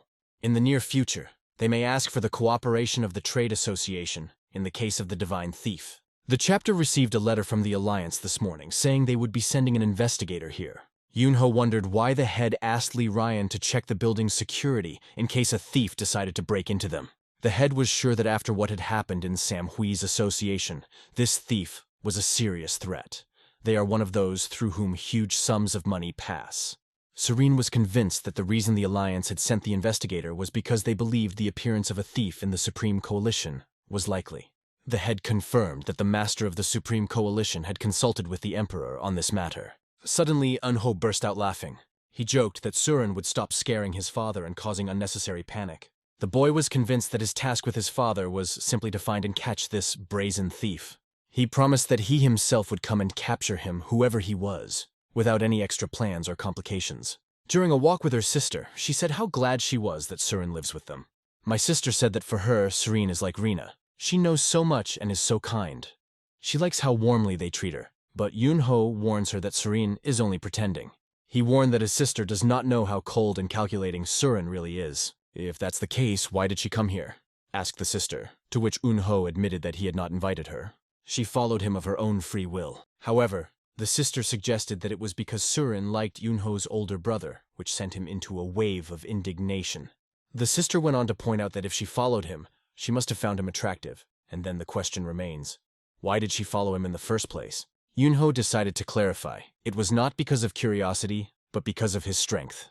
However, the sister was convinced that Surin found him interesting, and perhaps admired his power. She even hinted that Surin is thinking about marrying Yunho's young master, who just can't accept the idea. Later, he successfully guided his sister to the academy. Accidentally paid attention by the number of people who were here. It seemed that a whole crowd had gathered, for the east and west gates were closed. And all this probably because of the Divine Thief. Strengthened external security and increased the number of internal patrols. Now the luggage and personal belongings of anyone who seems suspicious are searched. Yunho thought it was too much of a problem for one thief. But this unusual thief truly defied everyone. He thought to himself that it would be easier to just not let him in than to prepare for such events. At the same time, the leader understood that they could not catch him. No one knew his motives, appearance, or location. Surin advised the host to wait and watch, as the entire Muramu alliance had already informed them about the dispatch of the investigator. Wunho was angry that even Surin, this woman, had caught his father's attention. Suddenly, a security guard stopped a suspicious person nearby. He demanded to show what was in his bag. The young master fixed his gaze on this scene. Opening the bag, the guard saw soybeans that the peasant had grown on his land. The peasant brought them here to see if he could sell them at the highest price. In this case, the guard decided to let him through, allowing him to enter. But the young master did not stop there. He kept a close eye on this man. There was something about him that seemed unusual, and then his gaze stopped at the man's feet. For a farmer, he had 2 wide and strong legs. It was clearly someone undercover. The man headed for the granary. He approached the worker who was engaged in assessing the harvest. He said that the harvest was quite good, and if he wanted to sell only this bag, he would offer 10 for it and 12 for 2. Without thinking, the man agreed to sell the bag for 10. Leaving the building, he began to carefully look around. His gaze rested on a place where the guards were extremely vigilant. After a while, one of the soldiers was carrying a suitcase. It was obvious that this suitcase was carefully guarded. That was the total sales this morning. The so-called farmer watched this closely and overheard conversations about the Supreme Coalition's vault. Unho continued to follow suspicious people, asking them where they came from and why, while this wretch slipped through the streets of the city. He was not visible at all in the crowd. Soon he entered a quiet alley. The alley looked quite dull and deserted. Approaching the building, he pulled one of the bricks. A secret room opened before him. Inside was a note he had received. Without hesitation, he closed the secret room. He didn't expect anyone to be watching his actions closely. When he started walking away from that place, he heard someone stop behind him. Looking around, the farmer saw that someone was standing behind him. Yunho turned to him, noting that he had a very strange gait and didn't look like a farmer at all. And he also hung around suspiciously for a long time near the vault of the Supreme Coalition. When asked, "Who are you?" the farmer began to read a note that mentioned the Supreme Coalition and tonight. Yunho found his victim and asked him what he had planned for the evening. However, the farmer denied that he did not know what he was talking about. Suddenly, he jerked forward, trying to escape. However, Unho quickly moved and was already standing in front of him, blocking the way. He hinted that if this farmer was really a man with a brain, he should not have forgotten what he was going to do. Farmer realized that he was standing in front of a master with whom he could not compare. Yunho emphasized that this type is not at all as impressive as they say it is. His skills were good, but the man assured him that he was not the thief. From his face, the young master understood that he was scared, because he had been caught. However, he himself never admitted that he was a thief. And at that moment, the farmer suddenly started using martial arts, trying to escape. But he suddenly stopped in the air. He felt someone grab his leg. Yunho offered him to tell everything himself or choose another option, to get beaten. The thief gritted his teeth, realizing whose hands he had fallen into. At this moment in the main building of the chapter, they welcomed a person who came unannounced. This man belonged to the sect of beggars. He was upset that they had not received his letter. His name was Chugwang, and he came not only as a sect elder, but also as an investigator sent by the Alliance. The chief didn't quite understand what investigator meant in the Central Plains, but he knew that this man was looking for someone. He understood that as an investigator, they had not sent anyone, but a whole important figure, an elder. It was a very serious matter. He also realized that Lady Surin was right when she spoke about the incident that had seriously affected the pride of the Muramu Alliance. Later, Surin met her man, who reported that all 3 witnesses named the same place. He was convinced of this. Surin felt that someone important was behind this, but she did not expect that such a powerful person was involved. If the message from the young master of the Supreme Coalition turns out to be wrong, the sword may turn against them. Surin understood that they had already crossed the line and interfered, so now they must stick to their original goals. Although her human didn't quite like it, and although it will sound rather rude, he wanted to ask Surin a question. He was worried that she was forming a relationship with the young master. Meanwhile, the head continued his conversation with the representative of the beggar sect, who said that the sect had been following them for a long time, and their scouting party had crossed paths with them many times. The elder was ashamed to admit that every attempt to find and catch the thief had failed. In terms of maneuverability, the divine thief had no equal. His skills were at an impressive level, and the head shared this confidence. Based on this information, they planned to take countermeasures in the Supreme Coalition territories where the thief might appear. The elder of the beggar sect did not know that someone outside of their sect had this information, and suspected that it was the young master who was able to arrange everything. Suddenly, Surin enters the room. She looks calm but notices the guest present. Looking closely, she recognizes this person. Their faces expressed mutual surprise and anxiety. They clearly knew each other well.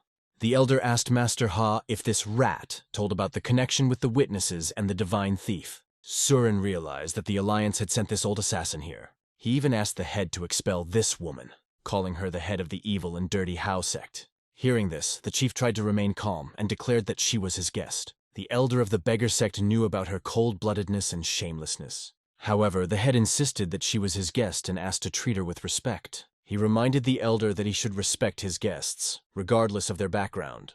The elder could barely contain himself as he realized who this woman was and felt disgusted in her presence. Surin realized that she would have to reveal her identity one day anyway, and thought that she couldn't stay here after that.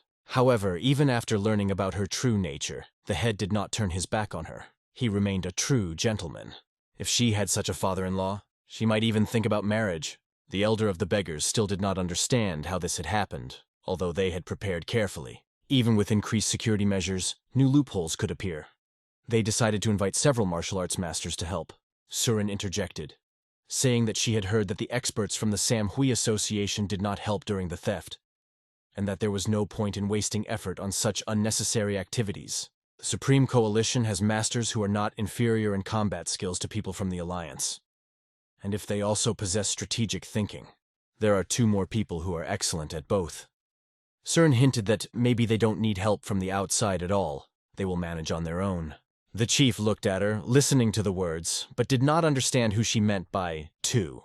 The girl apologized for not telling earlier, and the head asked with interest who these 2 were.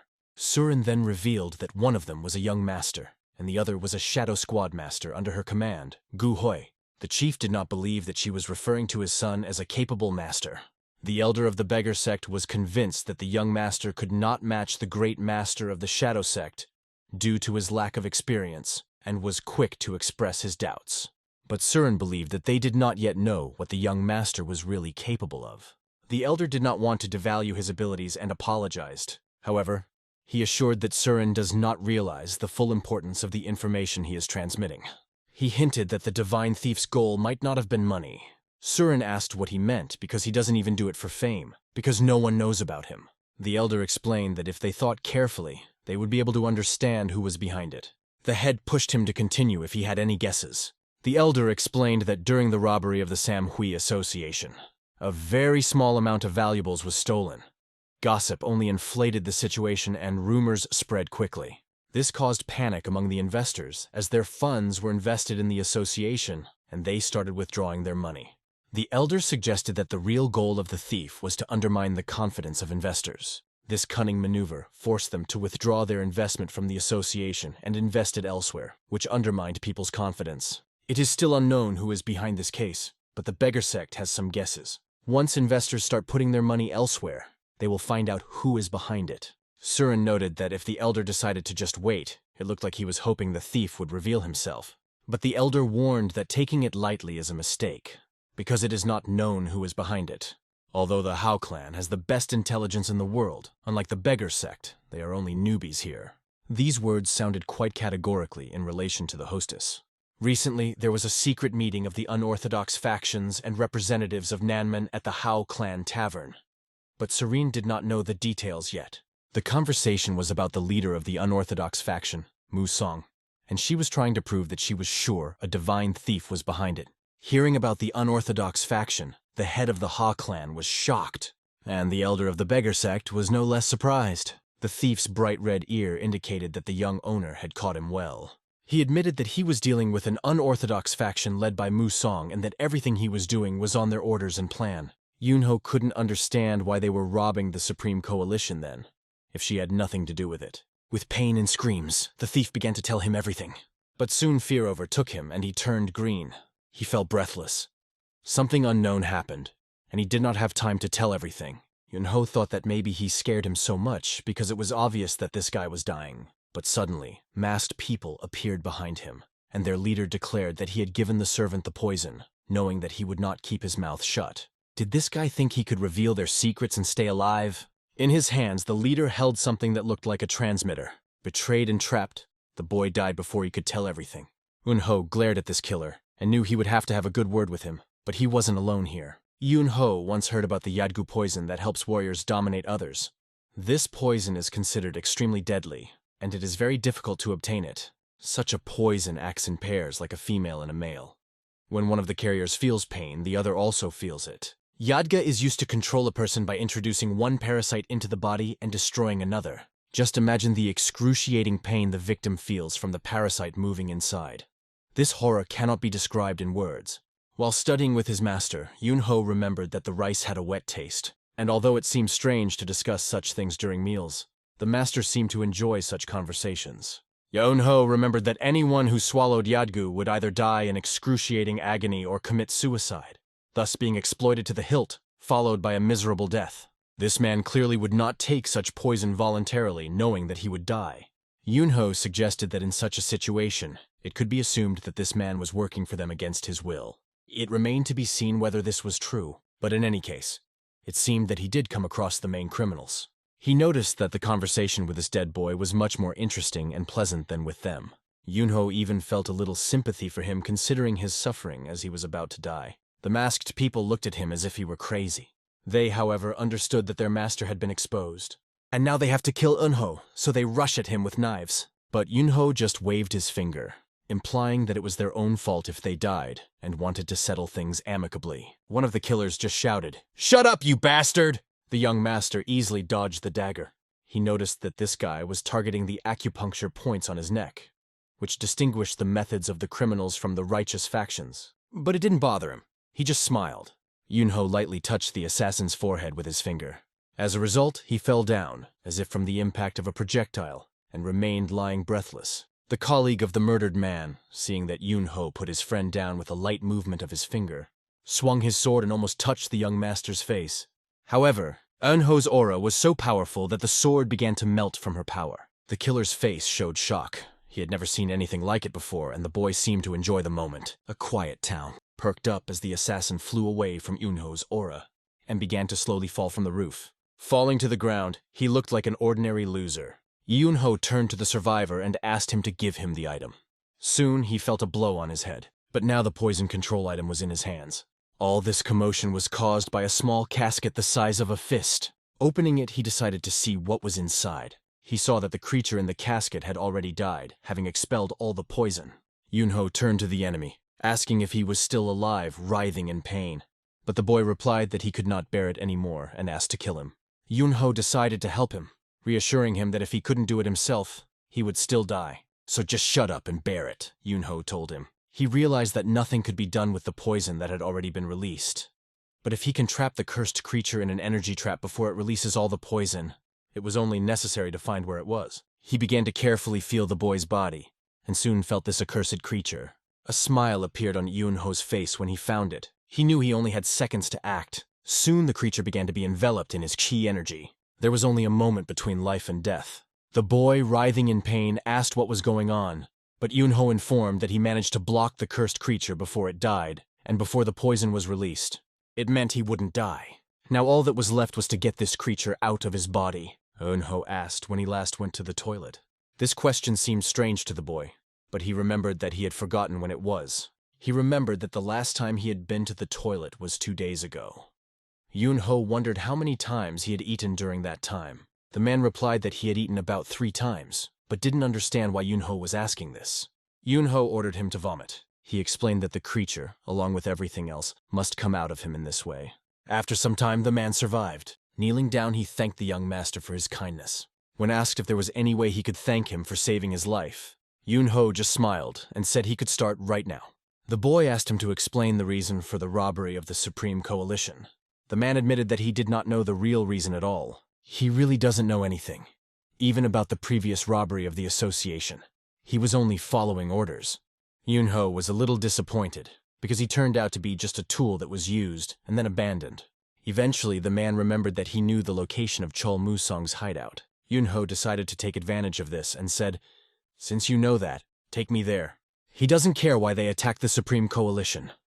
They will answer to him for their actions. A simple peasant did not understand that the boy was seriously going to rush into hell itself. But Yunho asked, "Are you afraid of death?" In part, the man was no longer afraid of anything, although he thought that the boy was crazy because his enemy was one of the 24 strongest, King Monson. He didn't understand why Yunho was so confident that he could handle him on his own. The villager thought that maybe if it wasn't for Yunho, he would have died from the poison by now. He decided to go with him to the very end, no matter what. Yunho noticed that the boy was quite fast. Yunho thought that it was much easier to run like this without having to drag anyone along. An incredibly fortified fortress stood in the mountains. Loyal warriors came to greet the master, the supreme commander of the Central Lands clan, Master Chol. When Master Chol heard that he was called Supreme Commander, it gave him a sense of superiority. He felt himself superior to the people of the South, even though they often boasted in vain, yet there was something insincere in their words. But how can he be so harsh in his words? It must have been just a mask. When communicating with him, the warriors addressed him as the Supreme Commander, which caused a certain tension in the eyes of their leader. One of the men apologized, thinking that his words might offend the master, but knew that one should not expect good things from someone who insults Chol. Then Chol approached him, feeling that now they were on the same side, and the task no longer seemed overwhelming. He noted that perhaps the warrior was worried that he might have inadvertently offended the master. The man apologized for his attitude, explaining that he had always acted this way, and Master Chol knew it. But now he had to make it clear who he supported, even if he had to risk it. The master couldn't promise that he wouldn't be punished after that. The words sounded ominous, and the tamed wolves of the warriors began to growl in response to the threat. They did not tolerate when their masters were threatened. The man decided that his patience was exhausted. He was surrounded by his guards and wolves who growled at Master Chol. Master Chol stated that the jokes had gone too far, and one must be careful with one's words to avoid misunderstandings. What he didn't expect was that these wild beasts from the south would undoubtedly show their fury without paying attention to the person in front of them. Chol explained that he was only testing their loyalty to his master and apologized for going too far. In his mind, the warrior from the south understood that he had teamed up with this boy only to invade the Central Plains. Although he would rather have nothing to do with him, he had to endure it. Meanwhile, Wunho and the guide arrived at the fortress of Chol Musong, the head of the SP clan. The man, who lived in a separate part of the fortress, was under increased security. About 100 people were standing at the entrance. If there really are warriors from the south there, Yunho might have to face extremely strong beasts. He smiled, sensing that this was going to be fun. The guide was startled by his words and froze in fear, but the young master asked, "Aren't you coming with me?" Of course, he refused, because this trip looked like a real suicide. The guide was convinced that the boy was simply crazy, because even thinking about it seemed terrifying to him.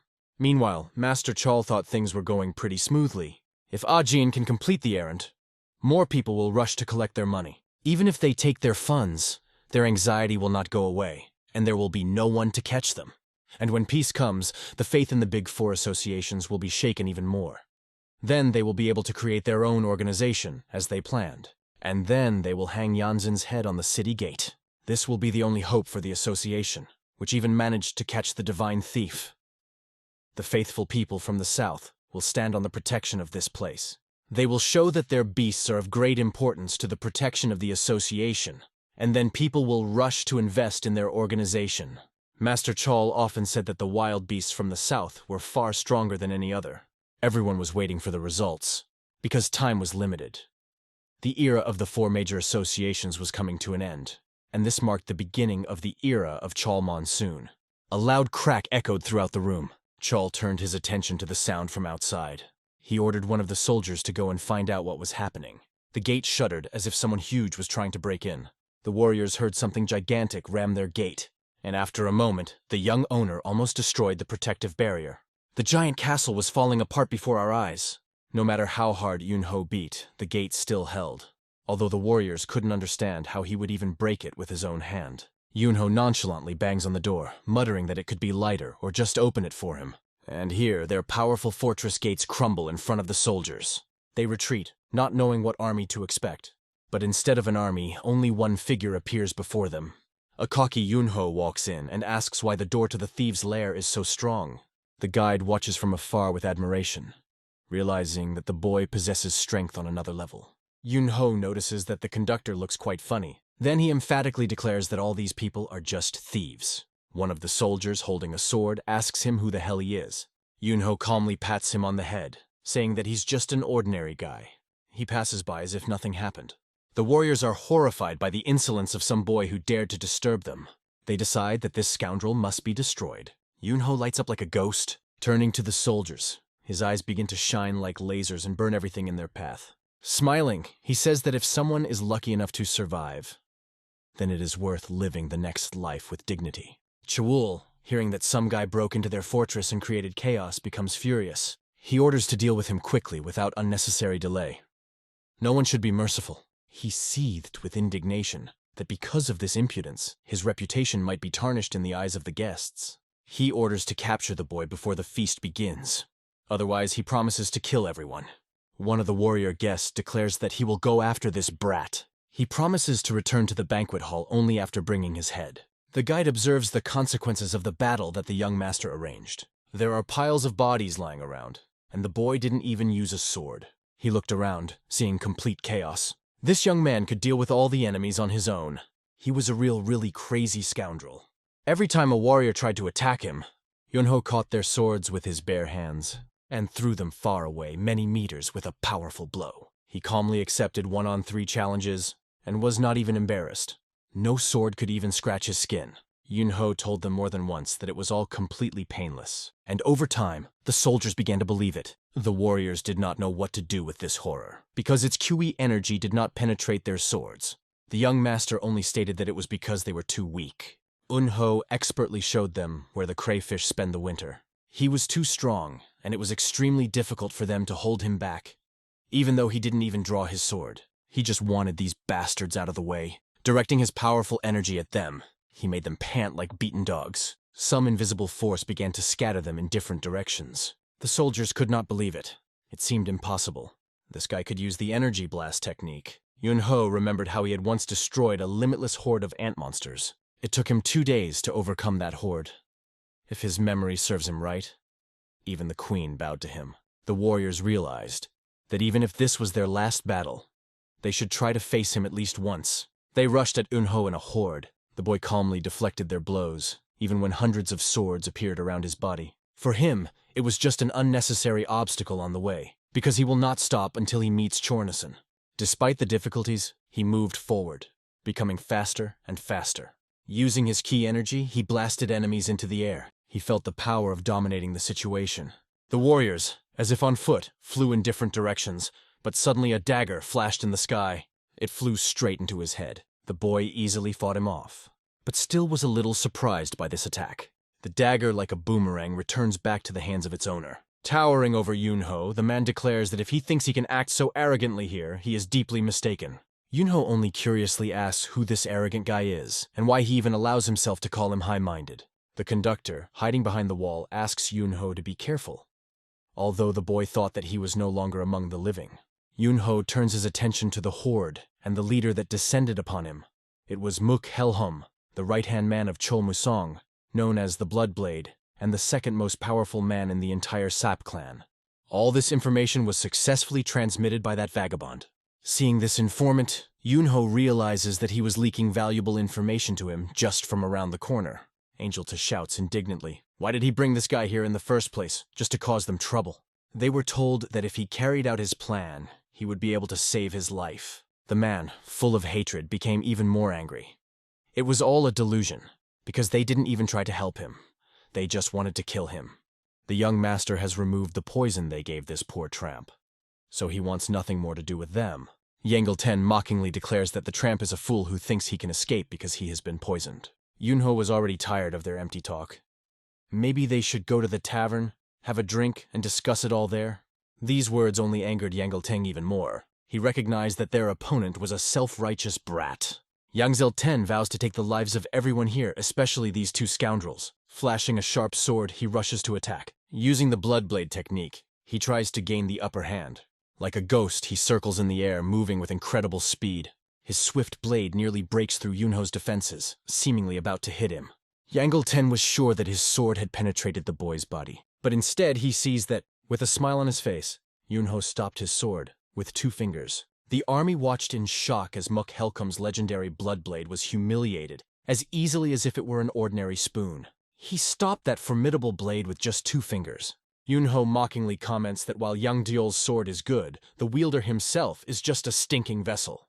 Bloodblade, stricken with anger and humiliation, shouts that his opponent is a pathetic poser with no real skills. Yunho, on the other hand, is happy, because these words, called mediocre, only amuse him. Yahello could not believe in the impudence of his opponent, and suddenly his blade flies out of his hand like a traitor, leaving him defenseless. The foot of the young master hits the chest of the master, throwing him far to the side. Bloodblade can't accept the fact that some brazen boy defeated him. Looking up, he freezes with his mouth wide open, his own sword now floating in the air. Eunho holds the sword under control by using his ki energy. This is true swordsmanship.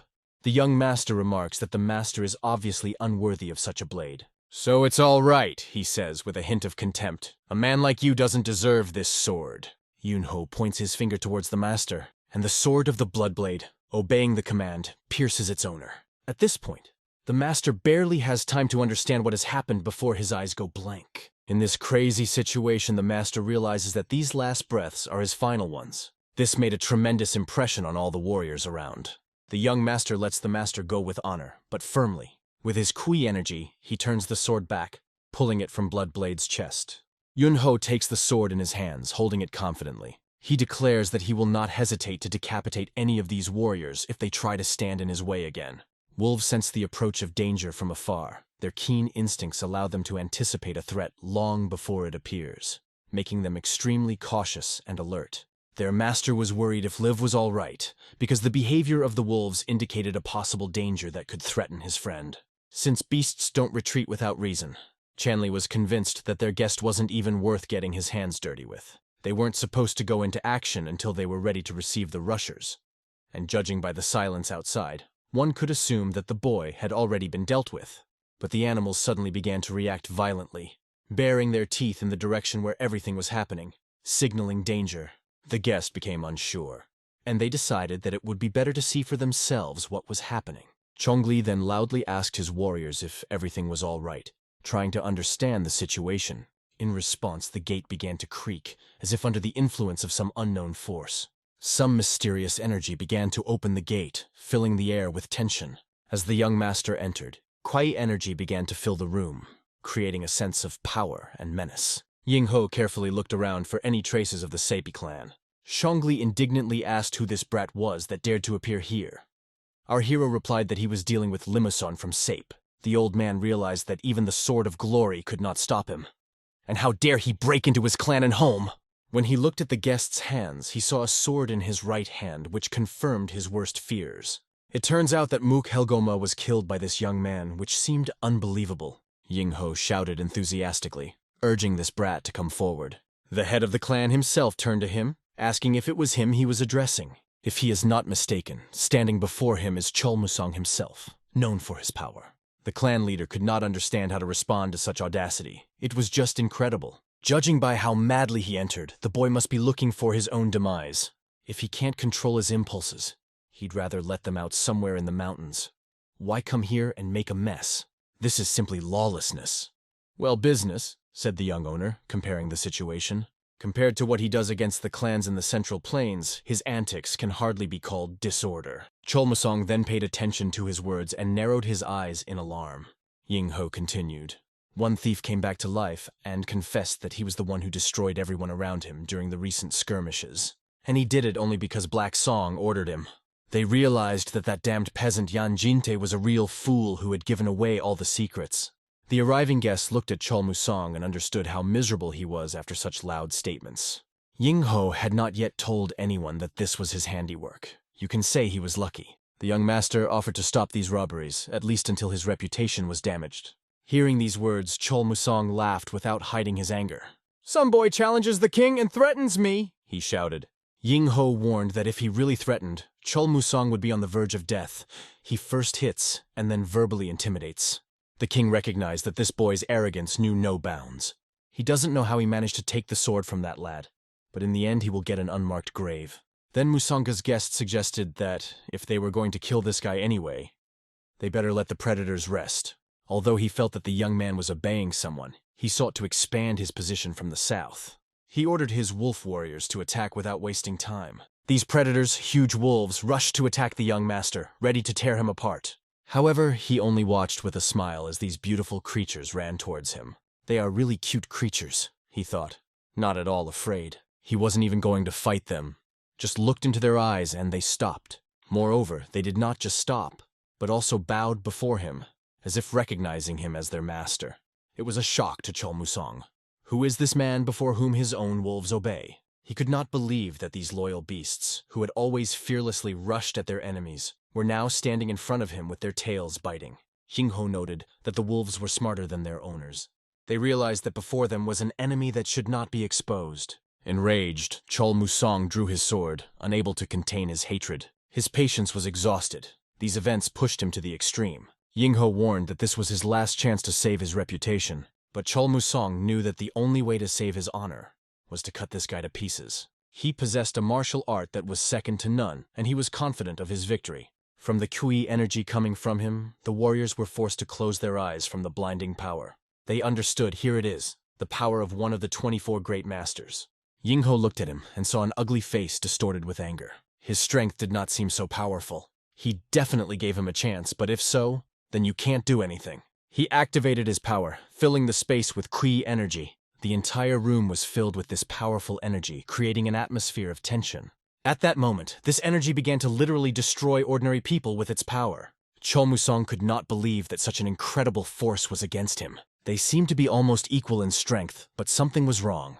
Their chi energies collided, coming into direct contact. Suddenly, when they came together, there was an explosion. But the fact is that the energy of the young master overshadowed the power of Chol Musang.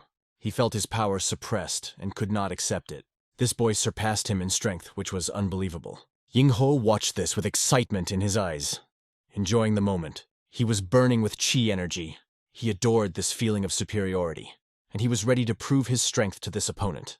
Musang was still trying to resist this powerful energy, concentrating all his strength not to succumb to its pressure. However, he felt this chakra pressing heavily on him, causing him to lose control and balance.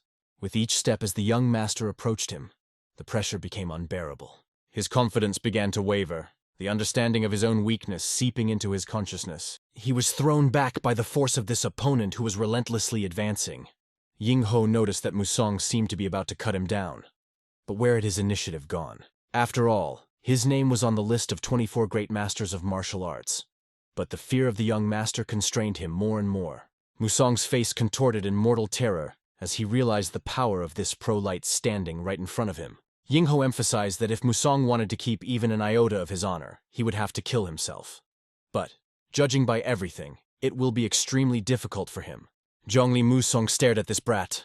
Until now, he had never met an opponent he couldn't defeat with his true blade. Holding the sword in his hands, he asked if he would be able to defeat his opponent again, or if maybe this time things would be different. At that moment, rage filled his heart and he swung his blade with all his might.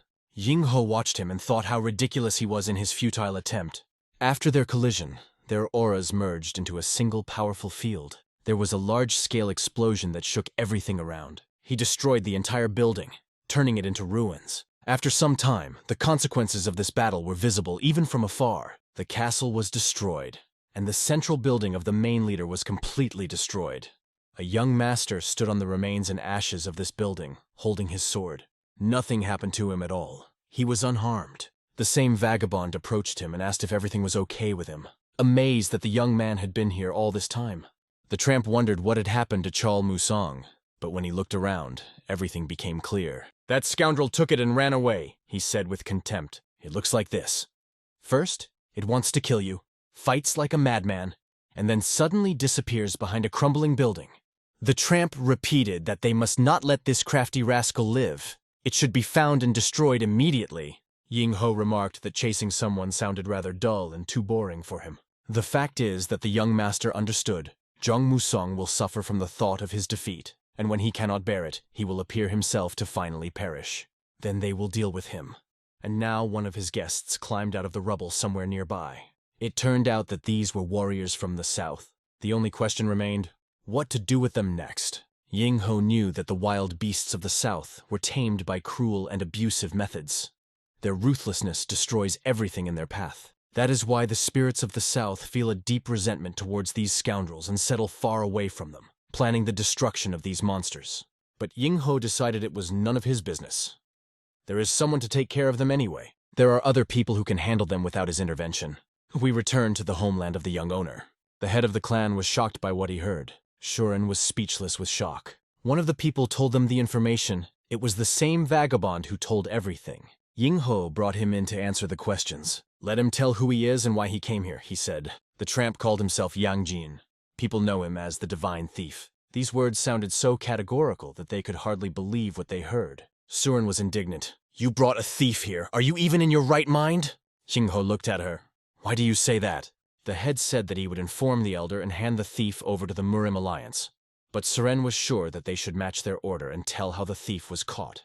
Ying-ho noted that when she spoke of an elder, she meant the elder of the poor. If he came here as an investigator on Murimu's behalf, then he should report to him. But that old man did nothing. He came, drank, ate to his heart's content, and at all did not want to give him this young man. Since it was the young master who caught him, it is his merit, and he should receive the honors. Suren was sure that this was not the time to discuss who deserved the glory. The thief must say who is behind him.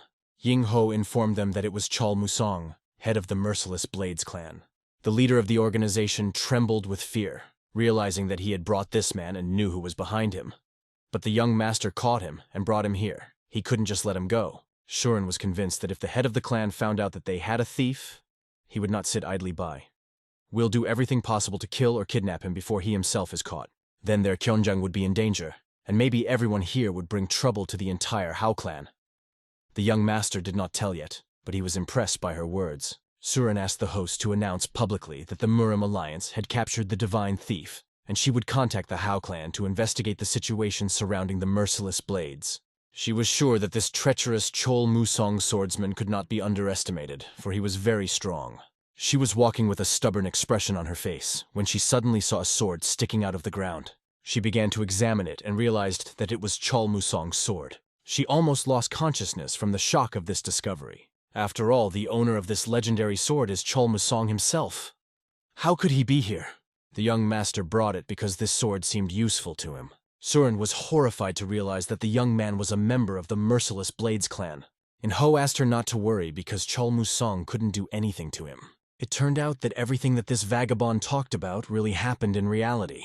Chol Monsoon has suffered significant losses, and now it will be extremely difficult for him to recover from them. His right-hand man, Mook Helgoma, was pierced through the chest with a sword and died on the spot. Their leader left the clan and fled.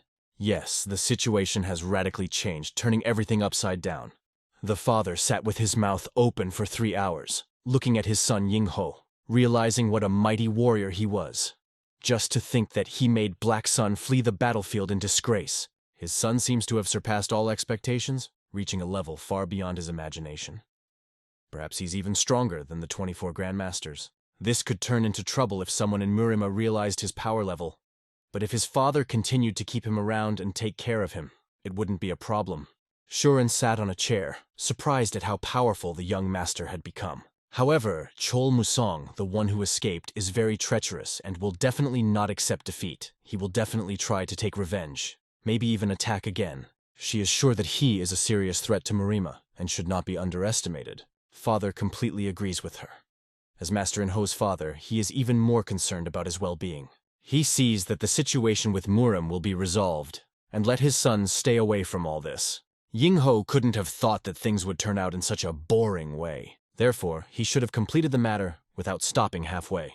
Now that he thought about it, despite the existence of the Murim Alliance, this fellow was shamelessly causing trouble in their land. Will the Battle Union's response be able to make him flinch? Unlikely.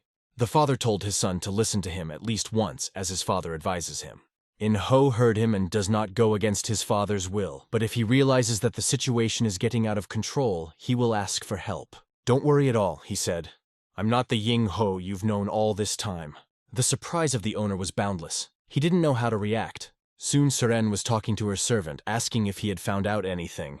Although they had studied everyone who was somehow connected to the Merciless Blades clan, nothing had been discovered so far, and no trace of the one who had escaped had been found. To Surin, it was quite strange. It was very difficult for someone like him to hide, and there weren't even any small clues. However, this scout still found something. The rumor came from a mad old woman who runs an ancient tavern. The reliability of this information is in great question. She told about an evil spirit, the ghost of a mountain boar, and he is somewhere in that tavern. She began to clarify where exactly it was located. She reported that this is exactly what is happening at Inwan's residence in Henson. They talked about what the observations indicated. Chol Monson was in this place and walked this way, came to the conclusion that this is the most likely place of his stay. But the thing is, as far as they know, the merciless Blades clan and the Forest King have been at war for a long time. Suren initially excluded this clan for this reason. But if Yang Jinte is to be believed, it turns out that they just don't like being compared to each other and are actually close friends. This radically changed the situation, forcing them to reconsider their plans. Suren didn't know what to make of this information. The young master asked to inform him as soon as she learned of Chol Musong's whereabouts. But the father understood what the consequences could be if he acted hastily. He decided to tell about his guesses himself to avoid trouble. If the boy goes there, he will deal with two great masters at the same time. Any reasonable person would have changed his mind, but Ying Ho was confident. He didn't even consider it. He planned to face the Forest King soon. The father was amazed at his son's recklessness. He could not accept this, seeing how his son was enjoying what was happening and did not understand the depth of his anxiety. Ying Ho turned to him. "If you're worried, just put those thoughts out of your head. I will visit all 24 masters so you can be sure." But why would he do that? What is all this for him? No one could definitely answer this question. We moved to Penga province. From the day of the funeral, people began to behave very strangely. Their master locked himself in training, dedicating every day to them. Something happened that awakened in him such a thirst for power. He perfected his body for future battles without sparing himself. The man couldn't stop training. He was possessed. Fragments of the battle with that demon constantly flashed through his mind. In the rush of battle, he choked his aura, forcing him to give way, and put his sword to his body, showing superiority. His eyes glowed with a demonic glow, as if he were not human. For Chol Munson, it was a real curse from which there was no escape. No matter how many times he ran it over in his head, he couldn't find an answer. In the end, he was defeated and dishonored. Just the thought of that scoundrel made him angry, but he had to admit defeat. Suddenly, this boy's voice rang out nearby, and goosebumps ran down Cheol Musong's skin. The young man asked if he was thinking of him by chance. To the question, "Who is this?" The boy stepped out of the darkness, his silhouette approaching. He looked at him and asked, "Is Lord Penga doing well these days?" He, like a ghost, appeared on his way. The boy aims his weapon directly at him, his eyes blazing with determination, every muscle tense in anticipation of the decisive moment. The smile on this young man's face begins to distort, turning into a grimace of anger and contempt, reflecting the storm of emotions within him, pretending that he is not Chol Musong. He calls the opponent a bastard because he really thought too much of himself and considered himself better than others. Ying Ho was sure that he, unlike many, would be able to control his anger and not put himself in mortal danger by keeping his cool in this critical situation. However, there is no point in dwelling on the past, because now it does not matter, and he is of no use here. However, the young master only asks for one thing, to keep him company while visiting Ying Won's residence. That is all that is required of him, and that is all that is required of him. After all, if the young master goes alone, his father will start to worry, and it is better to avoid unnecessary worries. He recognizes that taking care of his son is a real parental task, and he understands how important it is to support him in this situation. Besides, how can he calmly watch them get trampled? It can be quite interesting, and for him such a task is not particularly difficult. However, the problem is that calling Hogwan from Mount Tantu can be seen as a declaration of war to Nokrim. In order not to lead to an even greater conflict in the future, he does not want to appear there. He is sure that the young man will cope with everything himself, and his help will not be needed.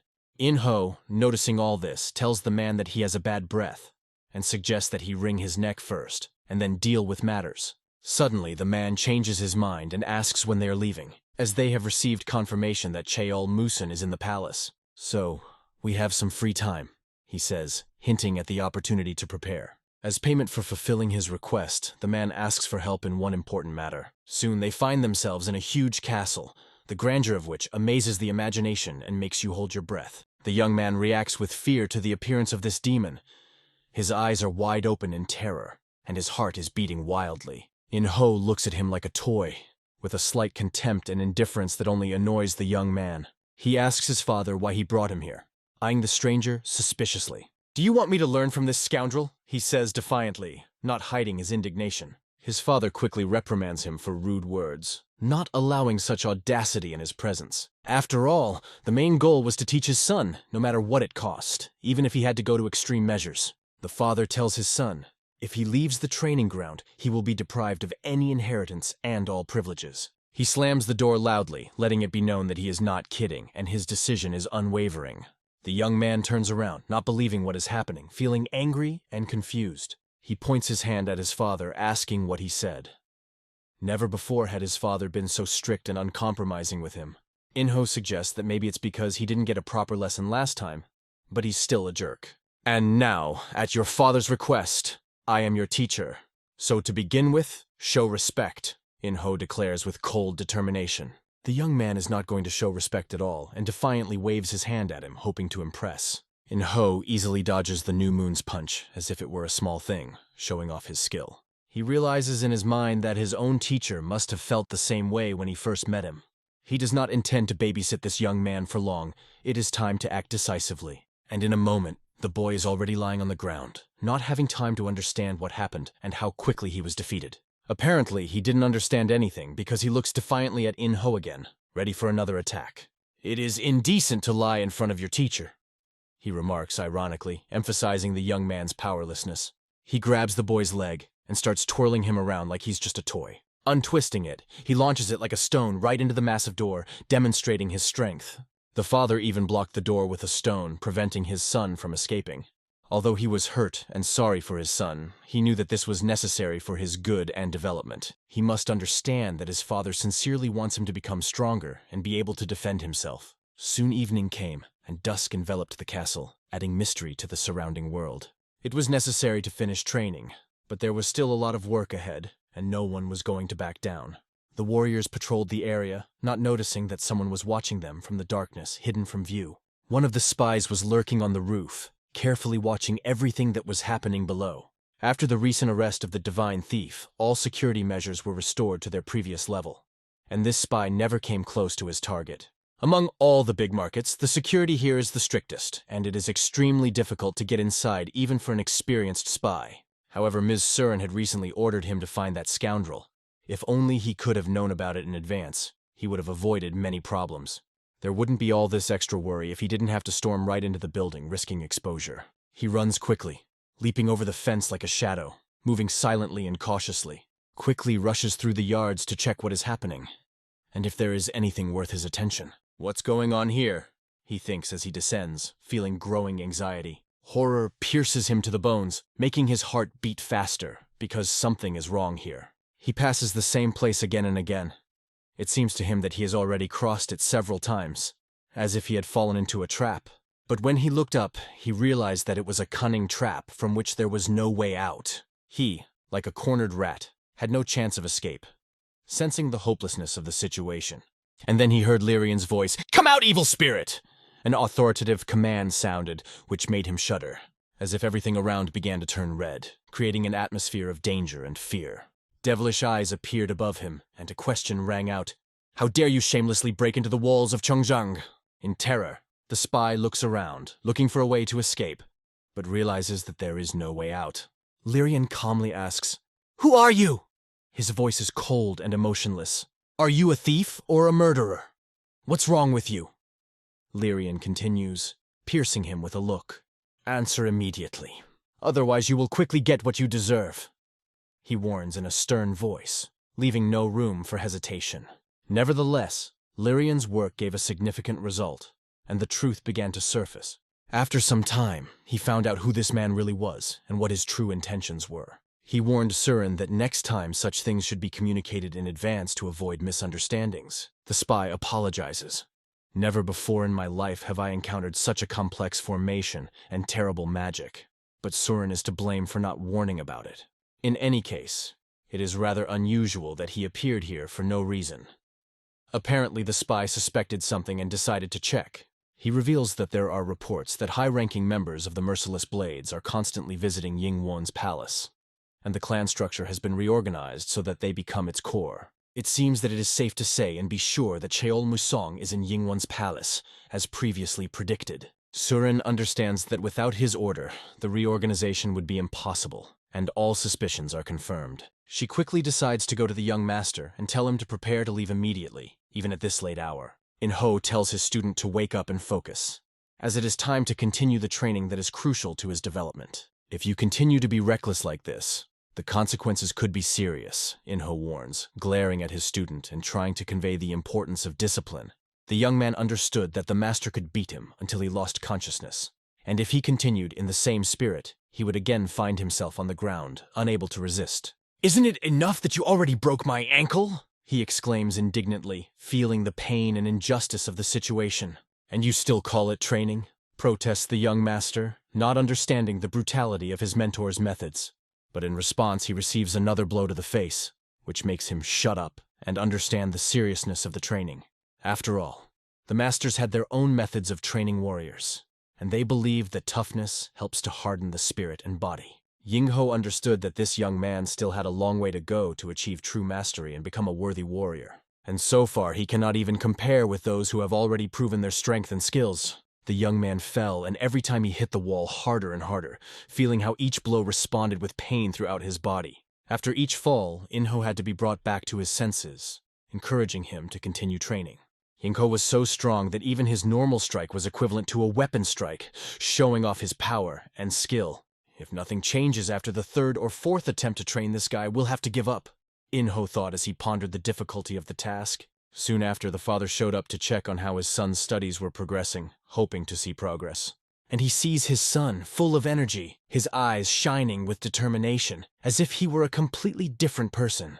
In-ho explained that he had put him into a trance state, maximizing his survival instincts and other senses, and training in this state would cement the power into his body, turning it into a habit. "So you trained my son in an unconscious state?" The father was surprised, not expecting such an approach. When asked by his father about the results, In-ho replied that his son was now 30% stronger than before. Given his character, it was not easy, but we made significant progress in a few days. The father could not contain his joy, because this is exactly what he expected from his son. Suddenly they were interrupted.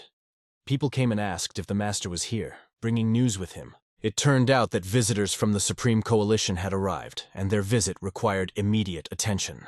The young master immediately realized that Suren must have come, and that his son's training was over. "Make sure that after he wakes up, he rests well and eats. That's my order," the father added, taking care of his son's recovery. Suren reported that Mr. Lyrian had already left for Henson to develop a plan to break into the residence. However, one important nuance appeared. The barbarian king Penjil joined, and it was interesting how the young man managed to convince such an influential and difficult personality to go with him. Suren doubted whether he would be able to calmly follow the young master, given his complex nature. Ying-ho explained that he didn't persuade anyone. He just offered once, and the man enthusiastically accepted after learning that he would be fighting the King of Death and the King of the Forest. Suren was aware that the Peng family of Hebei had a huge influence in Murima, and in such a situation one had to be careful. She couldn't understand how the head of the Peng clan decided to follow this young man, as he was just finishing up all his business. Ying-ho admitted that it would probably be more dangerous to hurt his feelings or get involved in a political conflict. After all, recently he caused him trouble, and the situation could become even more difficult. Suren understood that if the young master defeated even the barbarian King Penjil, then he was simply incredibly strong or even insane. El met a person quite familiar to him, which aroused his curiosity. He called him a coachman, but he admitted that he was not a coachman. He felt overwhelmed next to one of the 24 strongest warriors, but he didn't expect him to be so powerful. Ying-ho urges Penjil to move faster and talk less, to which the Peng clan leader takes offense. "Can I say a few words? But if you keep talking like that, we can seat you next to the coachman," Ying-ho joked. It seemed incredible. The young man was talking to the barbarian King Penjil as casually as if he were a simple servant, and Suren set off with Mr. Coachman, accepting the situation as it was. However, this man understood that he was not a coachman, but he had no choice, and had to play this role. The carriage was cramped, but if anyone didn't like it, as In-ho joked, they could walk. After some time, they found themselves in a dark valley, where the atmosphere became gloomy and mysterious. It was quite cold and scary. The wind pierced the bones and the shadows seemed alive. The tracks led them to this very place and broke off, as if disappearing into thin air. The soldiers had to carefully inspect everything. They searched everything, but found nothing, and he admitted that the enemy had disappeared right under their noses. The red-cloaked warriors noticed someone riding a carriage through their territory, which raised suspicion. And rude words came from the carriage, which added to the ambiguity of the situation. The soldiers were surprised that someone dared to appear on their territory without permission. The carriage moved confidently, as if the passengers were not at all afraid of possible dangers.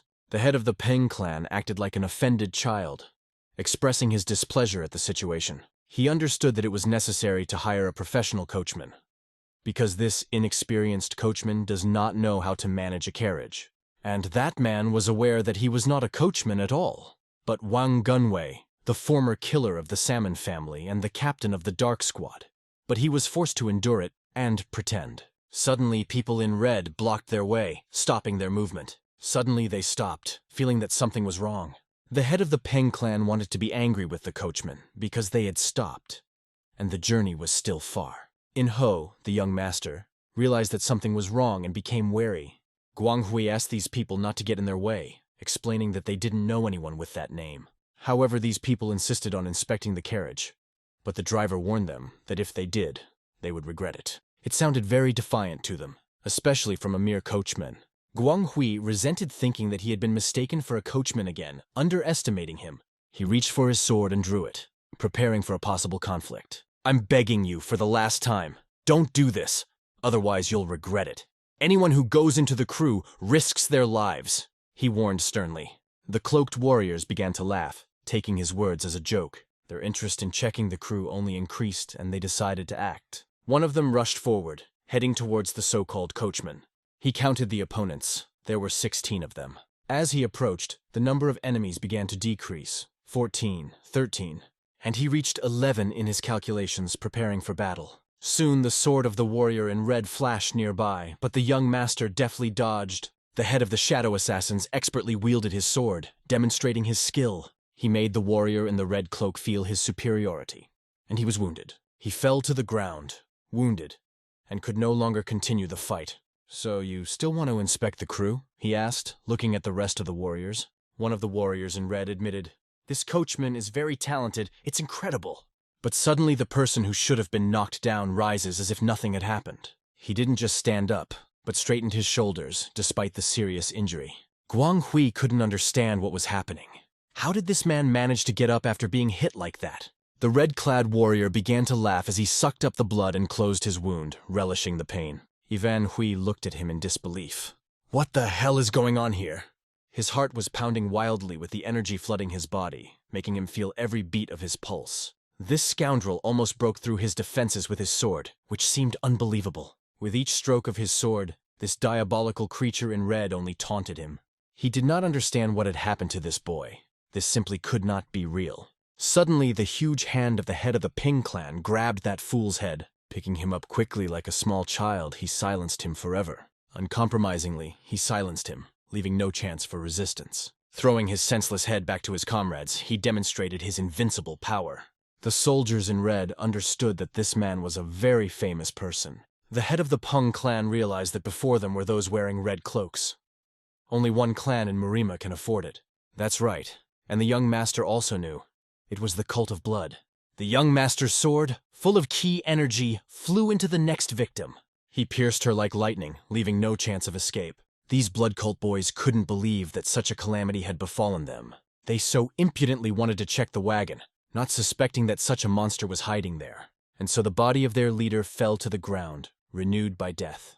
The young master, swinging his sword, flashed like a whirlwind, and the weapon returned to him. And from that guy in the red cloak, blood splashed like a fountain. They were destroyed. When all were destroyed, it was possible to return to the wagon and continue on the way. But one of them was afraid that there were still groups of enemies. The head of the Peng clan meant that there was some injustice here. Ying-ho had mastered the heavenly blade at only 20 years old. The king of blades would be amazed to see such a thing. Ying Ho, for his part, was disappointed that he had such a hard time defeating some of the blood cult scoundrels there. But the head of the Peng clan excused himself by saying that these boys had taken some suspicious pills, and the three of them immediately became much stronger. He had to change his battle tactics to defeat them, although it wasn't difficult. At that moment, Suren looked at their bodies and noticed that the veins on their skin were bulging, most likely a side effect of absorbing a lot of essence. It seemed that the type of these pills caused them to absorb internal Kai in an accelerated mode, which gave them such an explosive increase in strength. The young master knew that essence is a double-edged sword. If used correctly, it is very useful, but if you squeeze it to the point of exhaustion, it leads to inevitable death. Suren was sure these boys knew it was going to be a battle to the death. There was no doubt for everyone that these were people from the blood cult. But as far as the young master knew, the blood cult had ceased to exist many years ago. And so it was. The destruction of the cult of blood is described in Murim's stories about 5 times. They always, no matter what, appeared at the most unexpected moment and caused a lot of trouble. Suren understood that they should bring this case to the Murimu Battle Union. If they can fight like this, then their strength and numbers have been restored. Ying Ho wasn't going to do anything right now just yet, although they wanted to report all this. But if there is a small settlement nearby, they decided to go to some small village nearby. There should be at least someone from the Murim Union there. They will stop, tell everything, and take one of the corpses for illustration. But the question remained for the head of the Peng clan. Who would drive the wagon if that boy was sent with a message? Ying Ho looked at the head of the Peng clan, as if hinting that he would be the one to do it. And no matter how hard he tried to deny it and how angry he was about it, there was no choice. This healthy man took to driving the cart against his will. He did not know how to manage it because he had never done it before. The next day, they headed even closer to the city, getting closer to their goal. Lyron was just planning all possible options for breaking into the building. He calculated everything down to the smallest detail, leaving no room for error, and still decided to try, even if it was risky. After all, he had reached a certain level of skill and was ready to act. He began to draw some mysterious pattern on the rock, concentrating on the process. No one bothered him, but one day, our brigade appeared on the horizon, unexpectedly breaking his solitude. Lyron had no idea who was standing behind him and watching. Soon he came to the right option and was so enthusiastic about the work. That drew a rather familiar pentagram, not noticing anything around.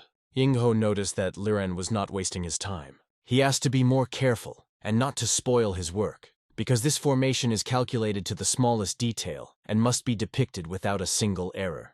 It turns out that all they need is to make a hole through which they can get inside. You shouldn't be so fussy.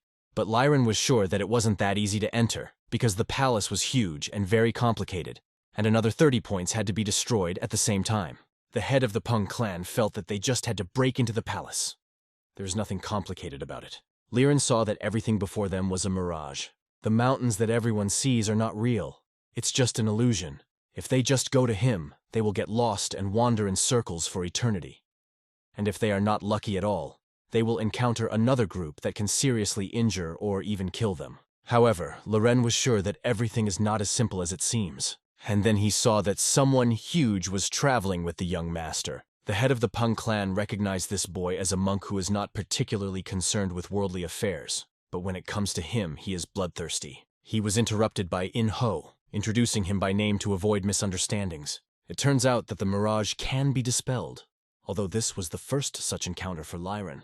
The difficulty was incredible, but to begin with, they have to try. Fortunately, his abilities were far superior to what was required for this task. Lyron placed the seals around him in preparation for the ritual. He stood in the center of the formation, concentrating his energy. Soon his staff glowed with light, filling the space with magic. Everything around them glowed yellow and the seals activated. They, as if in the center of the glow, began to scatter around him, and they fell directly to the places of the pentagram, connecting everything into a single whole. Illuminating the information around him, the formation sprung into action. Everyone reacted with surprise at this, but the young master knew about his abilities. At times like these, Ying Ho began to think that this guy was pretty good, and he understood why he took him with him. His talents were priceless. Lyron's eyes glowed yellow. Drawing the formation, he asked the forces to obey him and take control of them. A tense atmosphere prevailed in the spacious courtyard of one of the castles. One of the warriors received a powerful blow that knocked him back. The force of the impact caused him to curl up and fly straight into the stone wall. The man who delivered the blow suspected that something was brewing, as the boy who always complained was strangely silent this time. He understood that this cunning bastard was up to something. The man said indignantly, if he knew about the danger, why didn't he warn about the insidious plan earlier? In that case, he would have disappeared from his sight long ago. But now he was accusing this young man of being that ungrateful bastard who didn't appreciate what he got and was standing up to the great warrior Chin Leap.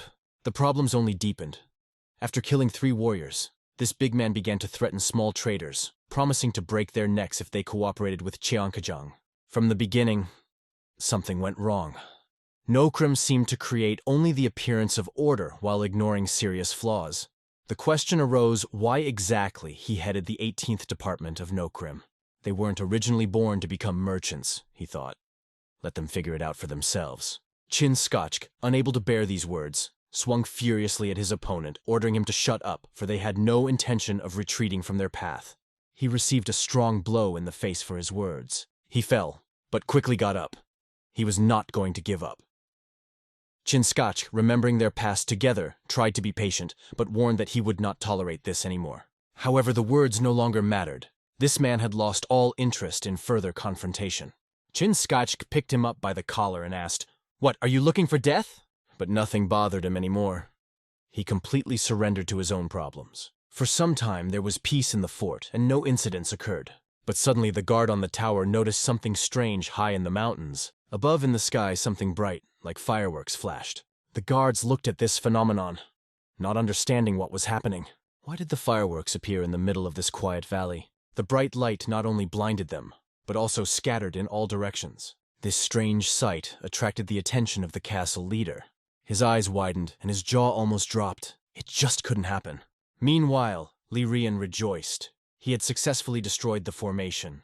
This meant that the mirage was about to disappear, revealing the true appearance of Mount Hansun. Now, standing in this place, he felt his victory. The pectogram he was working on activated, filling the space with new streams of energy. Light fireworks flew in different directions, illuminating the night sky. The leader of the castle, seeing this, realized that something unusual was happening outside. He was worried and decided to immediately check what exactly happened. A battered traitor with a broken face was barely holding on in his arms. At this moment, the formation began to collapse, and its strength weakened. The illusion that supported the defense of the fortress began to crack and dissipate. Li Ryan successfully completed the task, finally dispelling the illusion. He looked back at his friends, wanting to brag about how he was able to destroy 13 formations at once. But turning back, I saw only serious faces. The boys had already rushed forward, not paying attention to him. No one even praised him, because everyone was rushing to the palace. They ran quickly along the narrow path, trying to reach the goal as quickly as possible. Quan, full of excitement, ran forward, determined to lead the hero to Inwang Palace. A real panic began in the palace.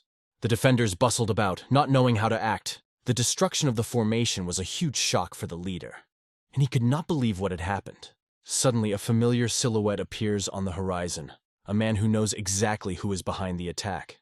It was the same bloodthirsty lord. The one who had once humiliated him in the Iron Blood Palace had now appeared here in his domain. These words deeply embarrassed the palace leader, causing him to clench his fists nervously. Inho and Quan quickly approached the main door. As soon as they reached the fence, they did not hesitate to attack. The wooden gate of the castle was broken with one blow. The soldiers who were supposed to guard the entrance were caught off guard. They could not do anything because of the sharp blows. They only watched helplessly at what was happening. Shocked, they couldn't understand who the hell was capable of such power. Quan heard their frightened whispers with a glint in his eyes, and let it be known that he was the force. When the warriors saw Mr. Chiel in front of them, they were terrified. "What is this man doing in Hansun? He has no place here," flashed through their thoughts. Chiel said with cold confidence, "Among all the bandits you knew, everyone knows me." He warned, "If anyone interferes with what is about to happen, I will personally deal with everyone without any mercy." The shocked warriors stood motionless, not understanding why such a prominent person would destroy their entrance and make such decisive threats. The palace leader appeared on the horizon and addressed Mr. Chi-Yel. He couldn't understand how he managed to sneak in here, but Chi-Yel coldly replied, "Long time no see." He added, "I'm looking for young Musung, who I know is hiding here. If that's the case, let him show his face to the people." The palace leader couldn't understand how Pan Chi-Yol knew Jung Musung was here. But turning his head, he noticed on the horizon the figure of the very boy about whom there were legends. Chi-Yol confirmed that he had heard that Jung Musong was here, and had decided to come in person after the last debacle. One of the people present, observing everything from the side, whispered that Chi-Yel does not know how to keep his mouth shut. Jung Musong, who was listening to all of this from afar, shouted that if he left the palace, his life would end right now. The leader of the palace declared indignantly that he had never seen such arrogant bastards. How does he have the audacity to speak like that to the head of the Nokrim clan? Who is he anyway? In-ho coldly looked at the leader of the Nokrim clan and replied that Song didn't even mention him because he was probably ashamed to admit that he had been beaten by much younger warriors. He proudly stated, "I am Ha-In-ho of Cheongdam, and it is because of me that you will meet your ancestors much sooner than you ever planned." At first, this guy didn't recognize the legendary monster everyone was talking about. Jung Musung stared in shock at the brazen bastard who came after his head. He understood that this impudent stranger was the son of a cursed merchant. The leader of the castle only smiled, examining the unexpected guest. He stated that his opponent is too limited in his thinking. If he wants to kill the king of the forest for a bowl of rice, he will not succeed. Ying-ho, not understanding what it was about, decided to come closer to clarify the situation. Jumping confidently, he flew past all the soldiers who stood in his way. He landed right in front of the king of the forest, ready to talk. Ying-ho wanted to explain that human lives are more precious than any bowl of rice, and his efforts to make the trading district prosperous are years without rest. But the king of the forest defiantly insulted In-ho's father right in front of him, and now the hero had enough reason to kill him. One of the warriors tried to attack Ying-ho, considering him a brat who doubted the master's greatness. But the warrior was instantly destroyed by the leader of the Pet clan, proving his superiority. He looked sternly at the other warriors, asking who allowed them to interfere, causing everyone to freeze in place. A whisper began among the guards. "What kind of wild bear is here?" If this was their ultimate goal, the king of the forest had no other choice. He decided that he had to make In-ho regret showing up here. Ying-ho calmly looked at the king of the forest, wondering who would really regret it. Meanwhile, in the distance, Li Ryan and Surin were left to watch the events.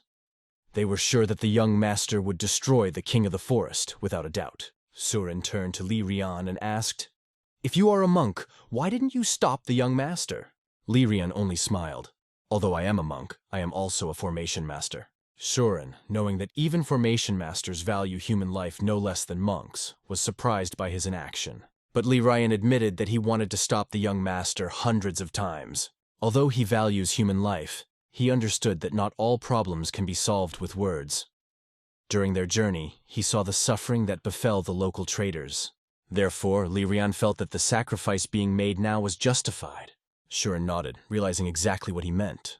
Li Ryan added that words of wisdom are often a monk's best weapon, but the main reason for his calmness is his love for a good drink. Meanwhile, the king of the forest looked at the young brat who dared to stand in his way. With fierce determination, he swung his heavy battle axe, ready to destroy his opponent. Swinging, he aimed the axe directly at the young master's head. However, the hero deftly dodged, leaving the blow in the air. The force of the blow was such that it crushed the stone stairs on which they were standing. The leader of the Peck clan watched this and understood that the axe was an extremely powerful weapon. The king of the forest himself was not only the strongest warrior, but also a master of combat equipment. He brought the art of wielding an axe to an almost incredible dexterity. His strength was enough to destroy even the most dangerous enemy. He was confident that he would be able to overcome this young brat. Swinging once more, he attacked, thinking he had wounded the young man, for he looked as if he had been struck. But the hero blocked the attack of the axe with his sword. His blade began to destroy the hatchet in front of his surprised opponent. The king of the forest was shocked. He could not believe that his weapon began to crackle. In-ho smiled and sarcastically advised, "It would be good if you saved your life and worked as a brush picker for the winter." For a moment, the leader of the Peck clan doubted the strength of the young master, but his cold, indifferent look made it clear that the most interesting was yet to come. The king of the forest looked with fear in his eyes at the brat who had just destroyed his pride. How can this young man with his sword resist his axe? But the next attack of the king of the forest was expertly repelled. The hero, without hesitation, declared that his adversary should not dream of victory. Uncompromisingly and easily, he deflected all blows despite their force. Even the most powerful swings of the axe could not reach the goal. The king of the forest shouted, not understanding how long the young man could withstand his skillful attacks. Everything that the forest king's axe touched turned into ruins. But the defense of the young master was much stronger. He only laughed at this opponent, who believed that a few blows of the axe would be able to break him. However, the king of the forest didn't care. He continued his destructive attacks with maddening determination. And suddenly, a strange energy began to activate in the hand of the young master. It was chakra. Pointing his hand forward, he used the triple roll of heaven thunder technique. The lightning struck straight into the forest king's body, piercing him through. From a powerful blow, the king of the forest almost lost his head, but with an effort of will he resisted, stopping himself with an axe. He cleared a path, trying to stay on his feet, but it took incredible effort. The forest king could not understand how this young man had mastered such a powerful technique as the triple roll of thunder. How can the son of a simple merchant use the Namgun clan's technique? He shouted in despair. The Peak clan leader standing behind calmly explained. His teacher was the elder of the Namgun clan, he added. Once upon a time, after gaining some fame, I foolishly challenged his teacher to a fight and was mercilessly beaten. Now you must understand how formidable an opponent is before you. The king of the forest understands that things are bad. The apprentice of that wandering old man turned out to be an extremely dangerous person. He recalls the day when the old man called him a fool who does not know humility, leaving an indelible mark on his memory. At this point, the young master begins to laugh out loud when he learns that the king of the forest once provoked his teacher. So you called my teacher and got a good scrubbing? Mocks the hero, adding even more humiliation to the situation. But the king of the forest just smiles back, feeling the excitement and thirst to destroy this brat. Let him laugh, it's only temporary, he thinks. He is filled with ominous joy, dreaming of how the death of the young master will become an unbearable grief for his teacher. Hate flares in the forest king's eyes and he decides he will make this young man die, causing his teacher unspeakable pain. Ho thought for a moment in the middle of the fight, imagining what his teacher would say if he saw him now. Would he be surprised at how his student now leads a simple but battle-filled life? Would he ask, "Do you avoid shedding blood even when it seems inevitable?" The teacher always advised to avoid violence if possible. These words became his constant truth, even in the most difficult moments. The king of the forest, swinging an axe, wanted to send him to the teacher and brag about how he owed him the defeat. But at this moment, our hero realized why he is here and what he is fighting for. He fights to avoid having to kill hundreds of others in the future. The king of the forest infuses his axe with a devastating aura as he tries to catch his opponent. But the hero knocks the axe away with one kick, forcing it to change direction.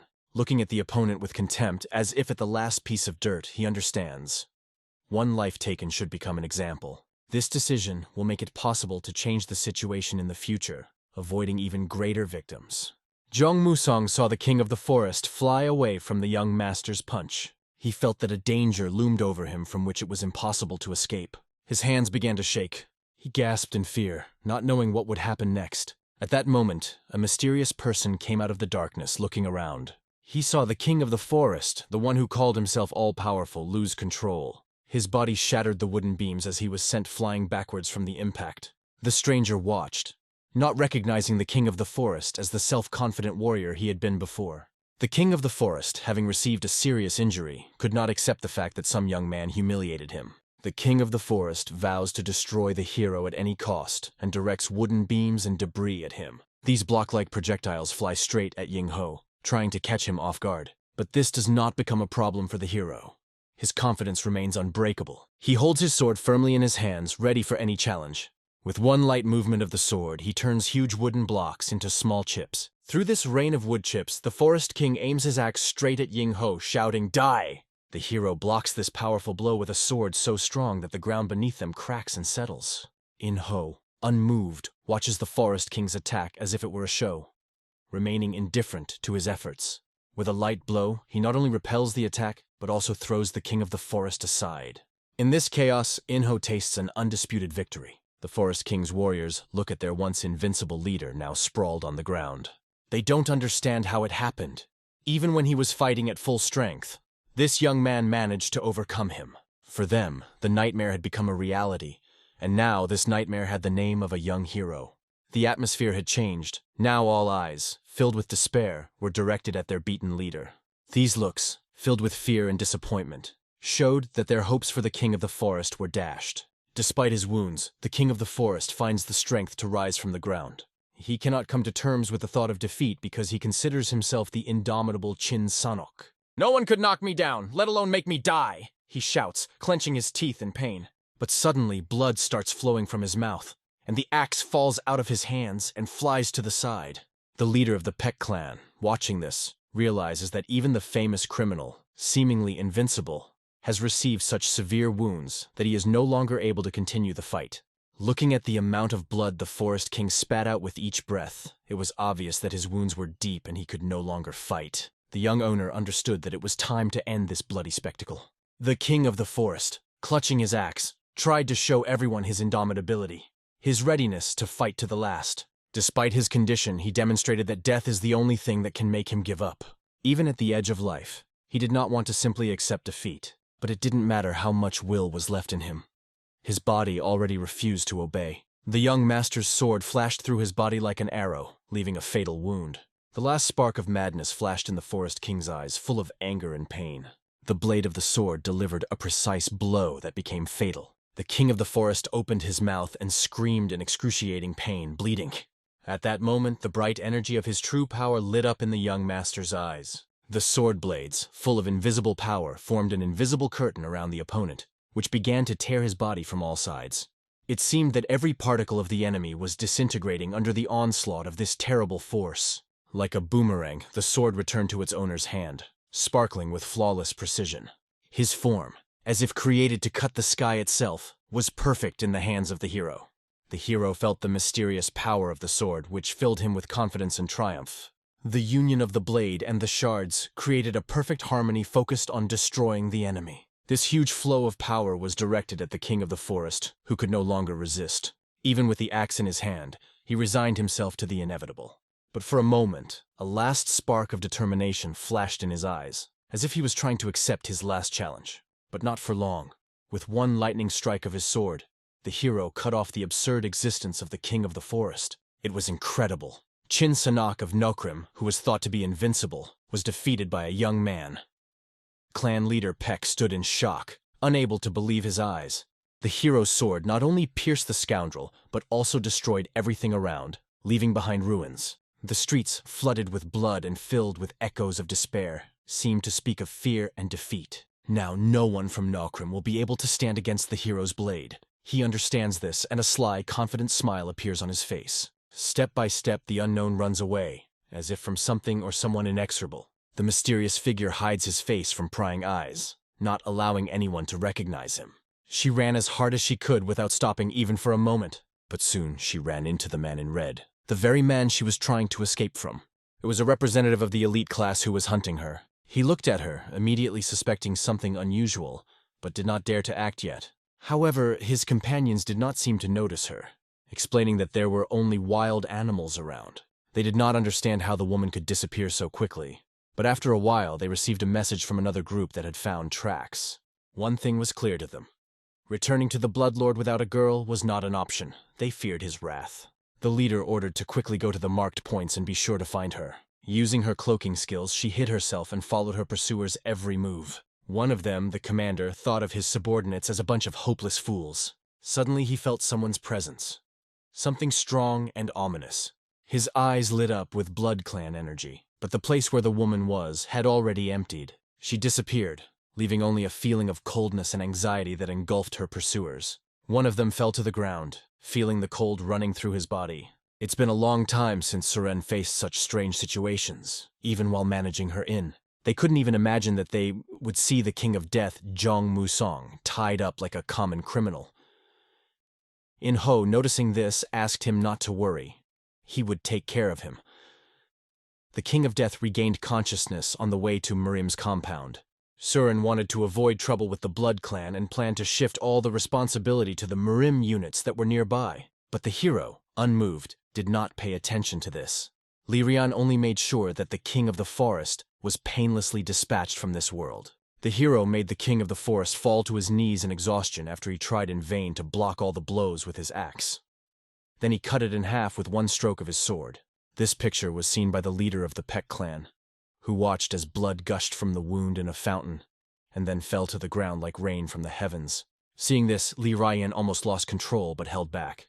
As a monk, he believed that the young master could give the opponent an easy death, and he did not understand why he had to act so cruelly. It's not an animal. You could handle it humanely, he thought. However, the head of the Peck clan replied that if the entire Green Forest fortress rebelled, the young master would have to kill hundreds or even thousands of enemies with his sword. He explained that such a demonstrative death was needed to intimidate, so that no one would ask unnecessary questions in the future. And it worked. The bandits of the Green Forest fortress were so frightened that they seemed to forget how to hold a sword in their hands, and some even almost wet themselves. If that was the goal, then there is nothing to argue about, because there will always be a few idiots wherever you go. After all, the young owner was standing on the roadside and saw a figure in the distance. Looking closely, he realized that it was a familiar face. His old acquaintance was standing before him. He knelt down, as if expressing his respect. The young master did not immediately understand what was happening. He asked if he was asking to take him under his wing. It was a surprise for him. The man declared that he was no longer part of the Green Forest fortress. He warned the king of the forest that greed would destroy him, but for that he was banished and branded a traitor. The young owner suggested, "Why should I take you? You are now homeless." But the man replied that he was not a beggar. He added that he realized how great Master Ying was as soon as he saw him. Now he is finally convinced of this. The man swore allegiance, assuring that the young master was much more cold-blooded and merciful than many others. Master Ying did not see what benefit there could be from the loyalty of a bandit who had previously engaged in robbery and extortion. In his opinion, it was a useless risk. The man identified himself as Li Jigangua. He said that he used to be a soldier and a fairly competent general until he fled the imperial court because he could not put up with the venality of his commanders.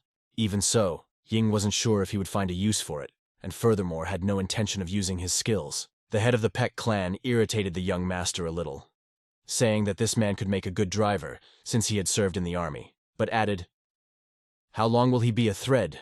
Despite the remarks of In's master, the head of the Peck clan insisted on accepting him, explaining that it is extremely difficult for a man to bend his knees voluntarily. In response, the young master unexpectedly offered the head of the clan to accept this man into his family. "He will fit in perfectly with your family after serving in the army," added the hero with subtle irony. But the man it was addressed to had already decided he didn't want to be part of Peck's clan, despite the compliments. To the head of the clan, it looked like a show of loyalty, but to the young master, it was just a damn bear. Suddenly, there was a cracking of branches in the forest. At the same moment, a strange light flashed, making everyone alert. The young owner, thinking about how to avoid annoying conversations, suddenly felt something unusual. His eyes opened wide and his face changed, scaring the head of the Peck clan. The head of the clan stepped back in confusion, noticing the unexpected reaction of the hero. The hero felt a familiar and disturbing feeling that was impossible to ignore. Nearby, he felt the presence of Blood Clan representatives who activated their chi energy. They were chasing someone they finally found in this forest. This man, realizing that he was in danger, ran, trying to throw his pursuers off his tail before reinforcements arrived. But suddenly, the fist of one of the killers appeared in front of her, heading straight for her face. She blocked the blow with her hands, but it embarrassed her greatly. Losing her balance, she fell to the ground, losing control of the situation. The assassin from the Blood Clan, eager to capture her, began to mount. She jumped back to the nearest tree, but that only strengthened their advantage. They finally surrounded her, and she had nowhere to go. Fear was evident in her eyes and felt in every movement. The girl understood that she would not run away anymore. She was already saying goodbye to life, knowing that her chances of salvation were slim. The soldiers looked at the girl, not understanding how she managed to escape. However, looking at it from the other side, it seemed that she was not running away but pretending to trick them. Now she will have to face the consequences of her actions. She cursed the Blood Brotherhood and tried to trick them, but ended up falling right into their hands. The girl was breathing heavily, realizing the complexity of the situation. Pulling a dagger from her pocket, she prepared to defend herself. But there were too many opponents, and it clearly left her no chance. One of the soldiers warned his comrades to be careful. All today's victims have already been killed with this dagger. The girl realized that her situation was becoming even more hopeless. She raised the dagger to her neck, hinting that it might be better to end it herself than play by their rules. Their faces changed because they had to deliver her alive, which made their situation more difficult.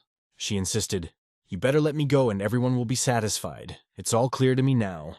"If you don't believe it, check it on someone else," she added, reminding them that they put her in this situation themselves. One of the warriors tensed when he saw how serious her actions were. He said, "Your late father certainly wouldn't have wanted that." but his words sounded as if he had once betrayed her or her family. The man looked at the girl with disdain, assuming that she had been trained in self-defense just for such situations. The girl looked at him with rage, realizing that it was he who betrayed her father and convinced the others to go against him. Her anger reached its limits, and like an enraged beast, she rushed at him with a dagger. However, the man easily blocked her attack, leaving her no chance.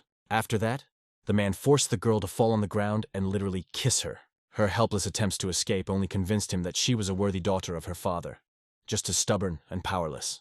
The girl begged to let her go, but it did not affect him. The Bloodlord ordered her to be brought in alive, adding, "If something breaks with her during delivery, so be it. I won't even notice." Her screams echoed throughout the forest, breaking the silence. The man claimed that in this condition, she would not be able to resist. The girl screamed in pain as he began to squeeze her hand, even as she threatened that one day she would surely kill him. But suddenly, the warrior raised his head and saw the silhouette of a stranger with bright eyes. He didn't understand who it was, and what's worse, he felt a real threat. "Who is this brat who dares to call himself this girl's ally?" he thought.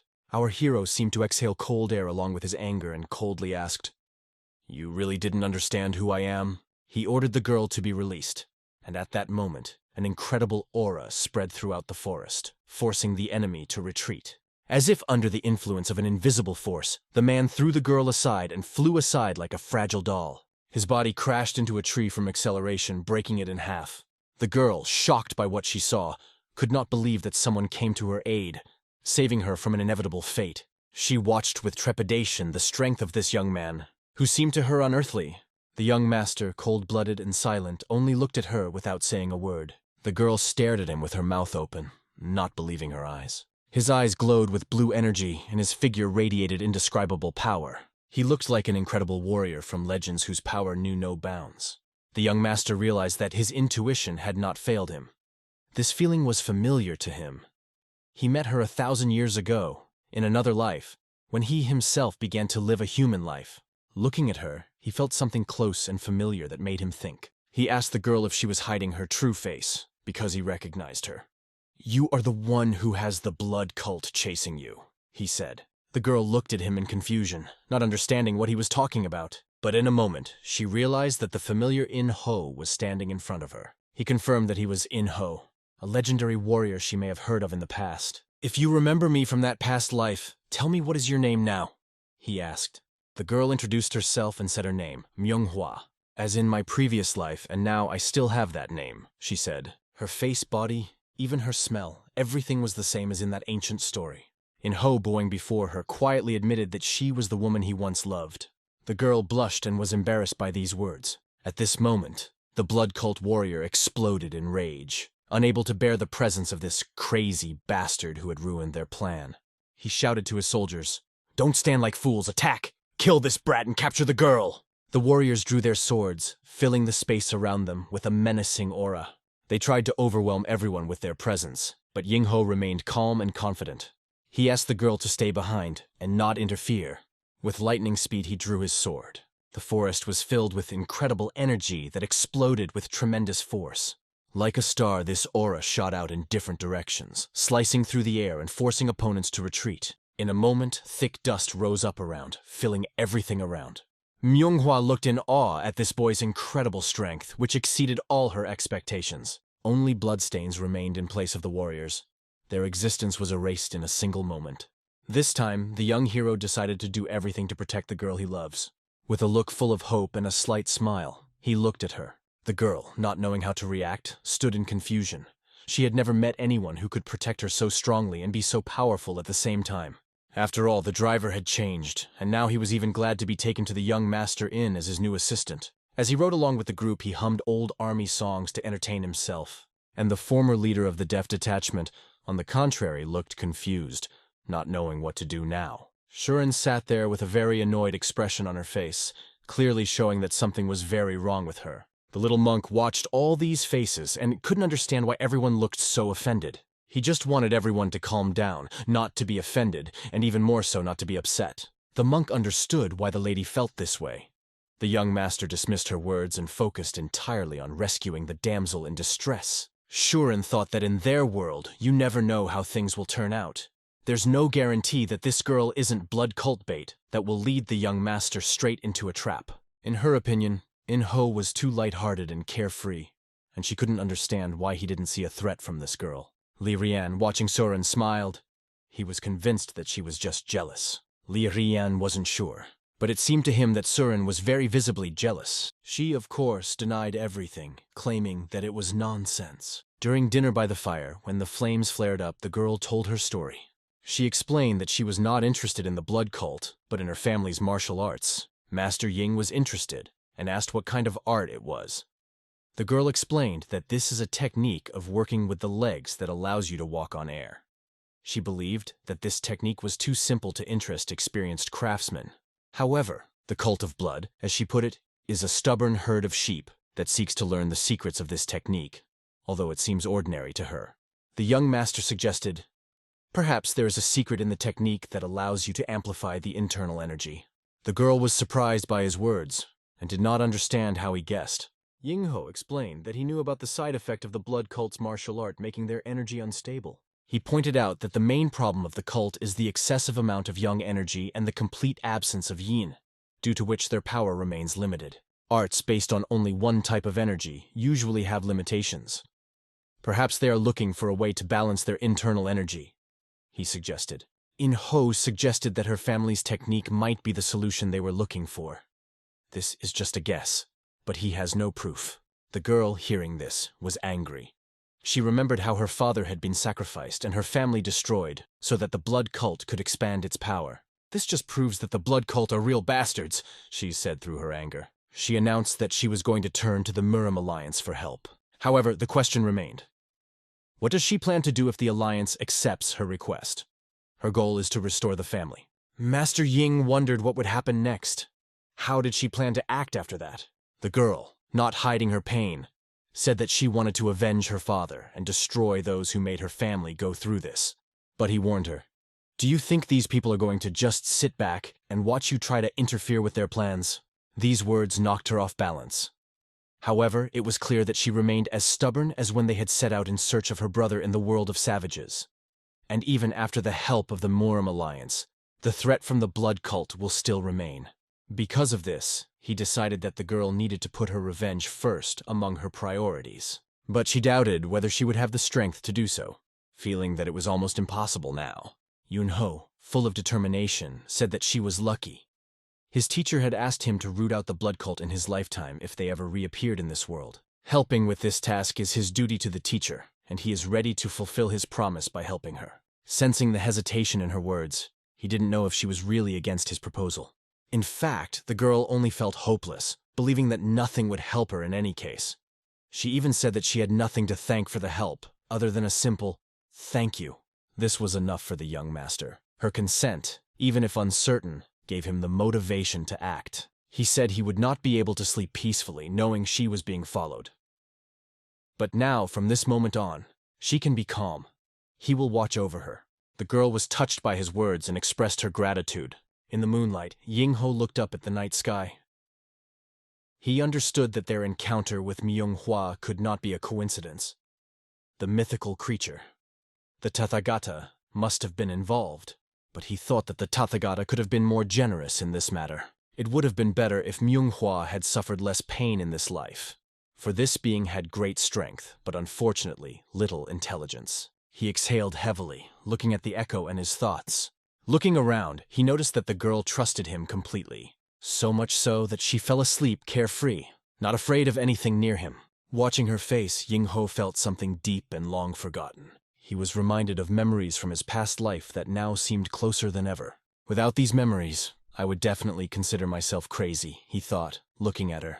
Looking at the echo, he thanked the invisible force that gave him this meeting. But suddenly the clouds covered the echo, shrouding the night in mystery. We move to a scene where dark clouds obscure the echo, enveloping the night with black energy. A single faint ray of pale moonlight breaks through a crack in the rock and falls straight into the lake of blood. In this ominous place, waist deep in blood, stands a young lord of the blood cult. A counselor approaches him with urgent news. It's bad, says the advisor.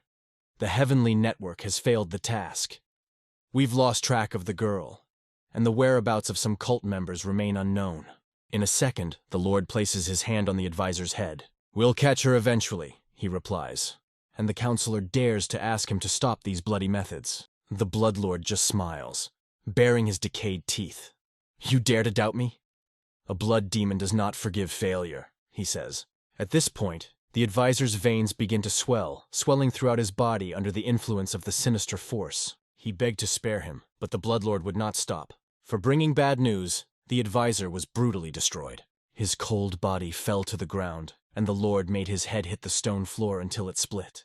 The Bloodlord, absorbing his life force, transformed his emaciated form into something resembling a human form. He felt reborn, realizing that he was now rising as a lord capable of capturing even the heavens.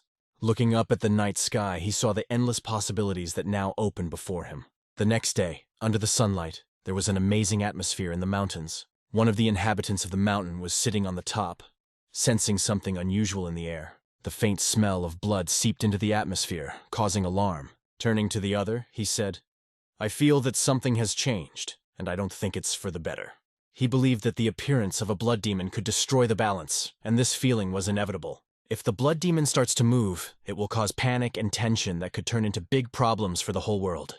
The Sky Demon cult will also face huge challenges, as the history of their existence may be put in jeopardy. Meanwhile, the young master just wanted to enjoy the remnants of his youth, although he understood that something dangerous was brewing on the horizon. If you think about it, the Battle Union is a huge organization created with Miram's support. It is common knowledge that the purpose of the Union is to maintain peace, order, and justice in the world of martial arts.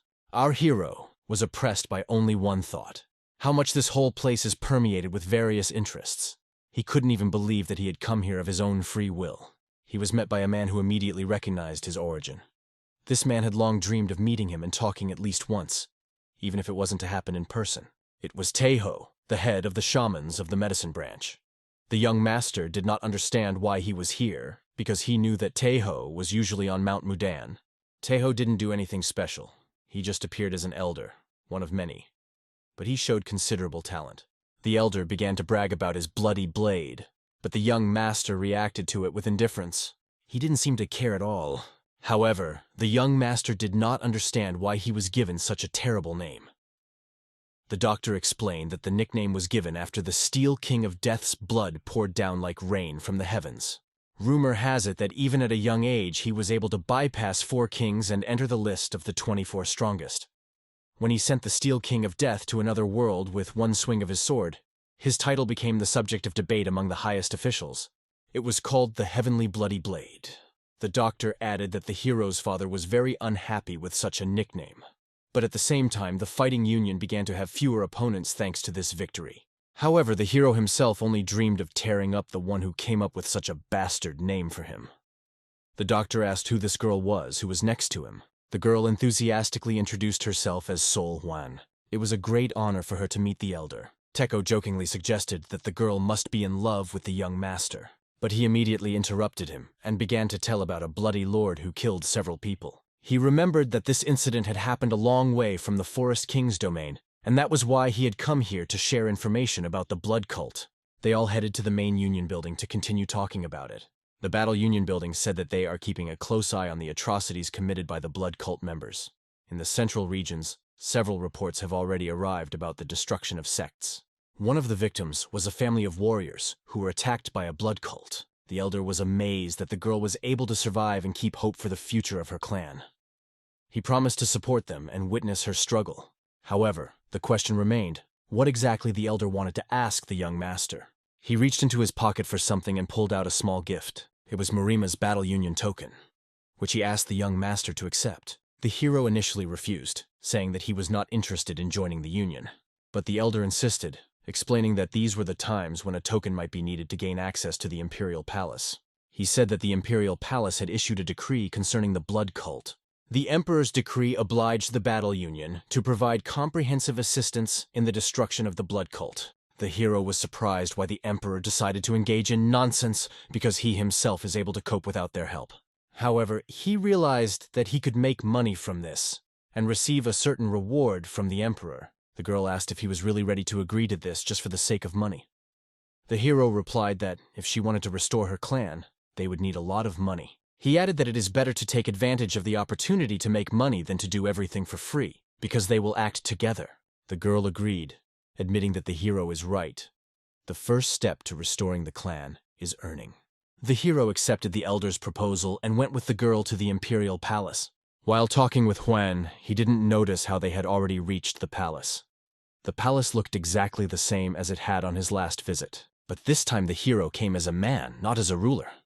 In the past, as Lord Ye Kane, he had no difficulty leaping over walls and entering the Emperor's presence. Now, with the Battle Union token, he was able to pass through the gate, because such a token is not given to everyone. The guards asked him to wait until someone from the Golden Guard came to escort him to the Emperor. The hero recalled the past times when he was greeted with due respect, even offered drinks. And now he had to wait, because he came in the form of a common man. Meanwhile, a guard appeared and began to list the rules of behavior in the Imperial Palace, in particular, what is not allowed during an audience. There seemed to be too many rituals and checks to go through. The hero could barely contain himself. He wanted to return to his essence of Yikane and simply destroy everything around him. Finally, he reached the palace, where he was told to wait. Just the word wait made him want to kill all these bureaucrats. However, he held on because he wondered who this emperor everyone was talking about was. Soon, he was brought to the throne. The emperor, sitting on the throne, noted with a smile that apparently the way here was not easy. But in front of the hero sat a child who thanked the combat union for the quick response to his call. Looking at this emperor, similar to a rat in size and appearance, the hero could barely contain his laughter and even felt the desire to give him a bream. Looking around, he felt that they were staring at him, and realized that one day this bastard would definitely get it. In his thoughts, the hero convinced himself that he would be able to control his anger, but he became more and more annoyed. The emperor said that a man who called himself the head of the Blood clan came to him recently. This man declared that he was the emperor's elder brother, chosen by heaven, and that the emperor must bow to him and surrender the throne. Many people cover their ambitions with the will of heaven, the hero added sarcastically. He remarked that beating the spirit out of such brazen pseudo-immortals was one of his favorite pastimes. The emperor, on the other hand, noted that the martial union had recently overcome the consequences of the blood cult's actions, and decided to send the hero here because of his experience. The emperor asked the hero's opinion on how to solve the problem with the Blood clan. The hero replied that there was no point in chasing after every member of the cult. They were just dogs being poisoned. It is much more effective to set up a trap and use the emperor himself as bait. He emphasized that it will not be so difficult. At that moment, one of the guards drew a sword and brought it to the hero's neck, outraged by his words. He demanded an explanation, accusing the hero of contempt for the emperor. The hero, with a displeased face, made it clear that he was simply expressing his opinion. But the guard threatened to cut off his tongue if he continued such delusion.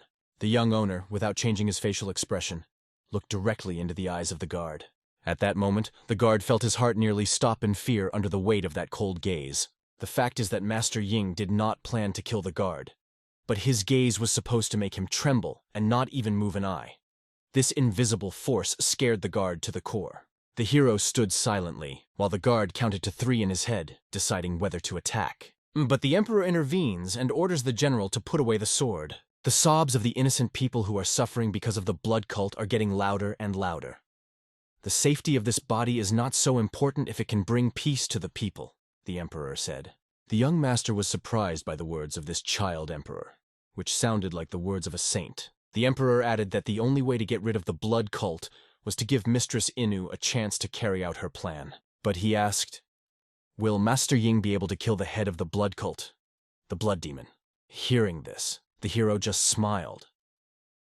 After meeting with the emperor, he assembled a team of elite soldiers dressed in Imperial Guard uniforms, led by masters and commanders who represented the Murim Alliance. He presented his plan to the Alliance and the emperor, which involved using the emperor as bait. The reaction was expectedly negative. Many spoke against it. However, thanks to the rumors about the heavenly blood sword that were spreading, it was possible to partially calm the opponents. They, albeit reluctantly, began to trust his decision. The hero warned them to watch their words, because anyone who called him the wrong name would meet him on the training ground. He shared the strategic techniques his teacher had taught him to fight the blood cult members. The main ways: pierce the neck or heart with one blow or cut off the head. so that the enemy definitely does not survive. The hero made sure that all techniques were understood and remembered by the soldiers, and that the most important thing in the battle would be to strengthen the defense. These preparatory measures became the basis for the confidence that their level is sufficient for a successful fight. Now all that remained was to implement the plan. At this time, in the Blood Demon's hideout, his warriors reported that the young emperor was now often hunting far from the palace. This caused indignation and suspicion. How can he move around so openly after being ordered to abdicate? Maybe it's a trap or a reckless risk, one of them said. But it didn't matter to the Blood Demon. Trap or not, no one will stop me after I have achieved perfection and greatness, he declared. He ordered his soldiers to prepare the young emperor's head as a trophy for the imperial palace. However, Master In's real plan was not to protect the emperor, but to hunt the bloodthirsty cult warriors. He arranged everything to make them come right into the trap. The battle was incredibly brutal. The blood cult faced powerful imperial resistance. All the power of the cult was aimed at destroying the opponents, but they were met by the warriors of the empire, ready for anything. When the blood demon appeared on the battlefield, he announced that the heavens had appointed him emperor, and those who disobeyed would be destroyed. "Poor nothings, I will eat you all," he announced. But as his warriors marched forward to attack the Imperials, the bright light of the young master's sword reduced them to rubble. The impact scattered them in different directions, leaving the battlefield clear. The young master was ready for this moment. He looked at the blood demon, confident in his victory. And while the emperor temporarily left, the hero decided to finish the battle before his return. The blood demon, seeing Master In on his way, did not show the slightest fear. "Those who ignore the will of heaven will be severely punished," said the demon. His words were accompanied by the threat of quick and inevitable death for all opponents. With a swing of his sword, he released a stream of red demonic energy, directing it at the hero. The energy exploded in a huge wave, but the hero deftly dodging the attack. In response, he used his heaven-shattering sword and charged towards the enemy. It was his second sword, and this battle was getting more and more intense. The impact was so strong that the moon in the sky seemed to tremble. Ina's sword collided with the demonic blade, slicing through the air and channeling its divine energy straight at the blood demon's head. The hero delivered a super powerful blow, which the demon tried to stop, but the force was too great. Their swords clashed, each representing completely different powers, one evil, the other righteous. The first demon sword was created to tear apart the clouds and destroy everything around. The hero's second sword could cut even the moon. At that moment, the demon saw his blade begin to crack, and the bright light of Master In's sword engulfed everything around him. The incredible strength of the young hero did the impossible. With cold-bloodedness and ruthlessness, he destroyed the blood demon without leaving a trace. This was the end of the illusions and miserable existence of this creature, the demon of blood. Some time after the battle, the emperor met Lord In and asked to look at his sword. The emperor was holding a sword, which, as it turned out, had been given to our hero by his late master. In immediately felt that this sword looked familiar to him. He was sure that it was the legendary Danlu. Apparently, his master had never told him about the origin of this sword. The emperor noted that he had seen this sword in the book where the treasures of the imperial family were recorded, which caused the hero real surprise. The emperor explained that the sword was to be given to Gongzhen because he was a benefactor of the dynasty. The sword was forged by order of Grandmaster Gu.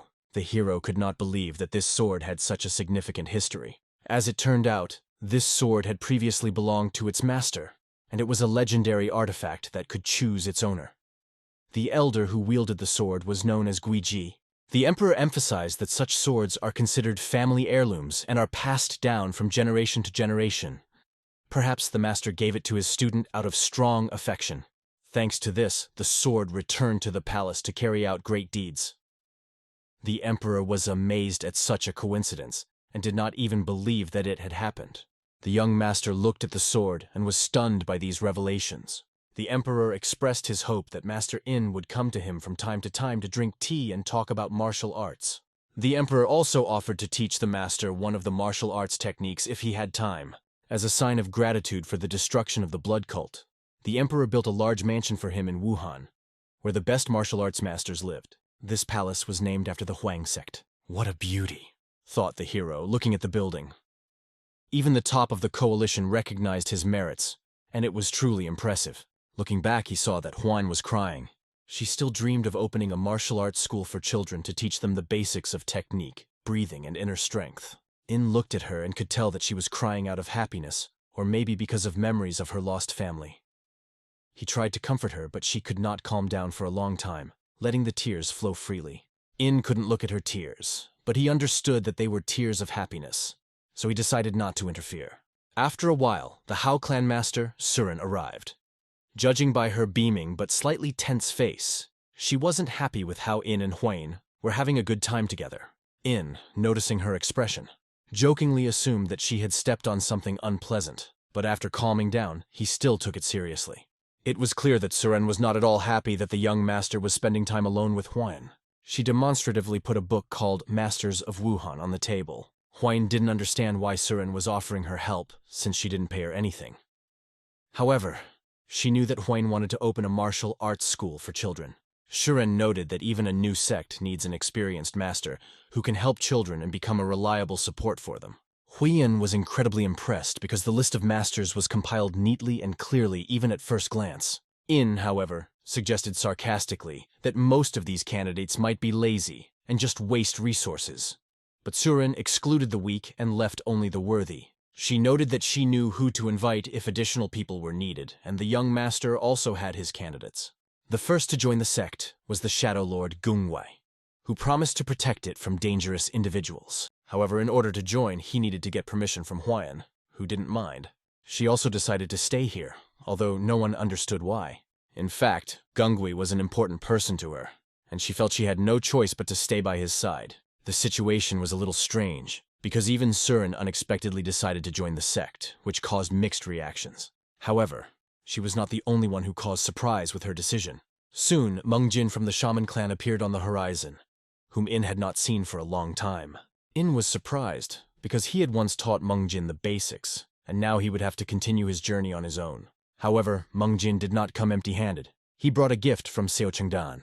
Master Teho said that if this gift was given to Inu, he could be accepted into the clan.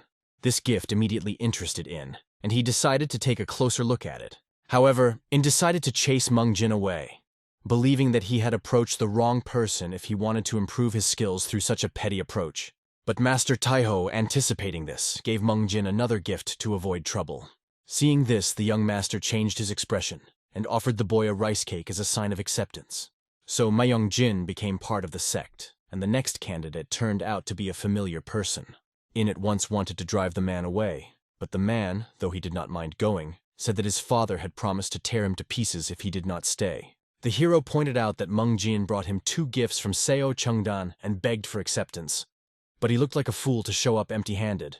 In truth, In did not want to accept a member of the Pain clan, but he understood that it could have its advantages. After all, with these resources, they could cover the food and labor costs of many people for 10 years and still have money left over. Later, a new candidate appeared, a robber. "It's a real stubborn bastard," In said.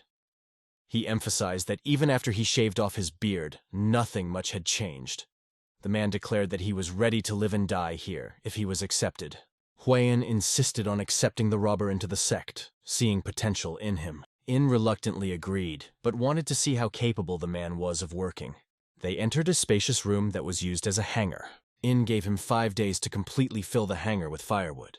But seeing that the man could barely stay on his feet, the hero reduced the deadline to 3 days. Even Li Jiango, the former leader of the Aso group, joined them, adding even more power to the sect. Stepping outside and looking up at the clouds, In felt something special. The smell, the presence of people, and life in the previously empty place. Now he felt that people really lived here, and this filled him with inspiration. In understood that Lyrian needed to be brought in to set a protective spell, as there were now many important things that needed to be protected. However, something had been bothering him lately, although he couldn't figure out what exactly. After he killed the blood demon, something changed. As he hacked the demon to pieces, the stored energy was released and scattered in different directions. In sensed something foreign in her, completely unlike human energy. It was some kind of mysterious energy, but what was it doing here? Where did it come from, a blood demon? Maybe it's the remnants of other Yeikais that still exist in the human world, he mused. But maybe the reason was completely different. Meanwhile, Huayan wondered if Meng Jin and Zhao always trained so hard. They explained that they had no other choice, as the Supreme Dragon Tournament organized by the Alliance was about to take place. Masters of the modern generation meet there and compete with each other. But their strength is still insufficient. They are forced to train to the point of exhaustion, even though Huan thought they were quite skilled. Little did she know that they would soon find her worthless, as her martial arts would surpass their abilities. Maybe I changed your training methods because you lack experience, In said. However, the real reason was that her family's exclusive martial art that she studied was called the Silver Moon Heart Sword Technique. He wanted her to become the Sword Empress. The girl was amazed. She didn't understand why he would take such a step, but In explained that he wanted to make her strong, so she could defend herself as long as possible. In his mind, he recalled the nightmares of the past, when he had lost so much and was unable to do anything. He didn't want to go through that again. Huayin pointed out that she is not a genius, and no amount of training will make her one.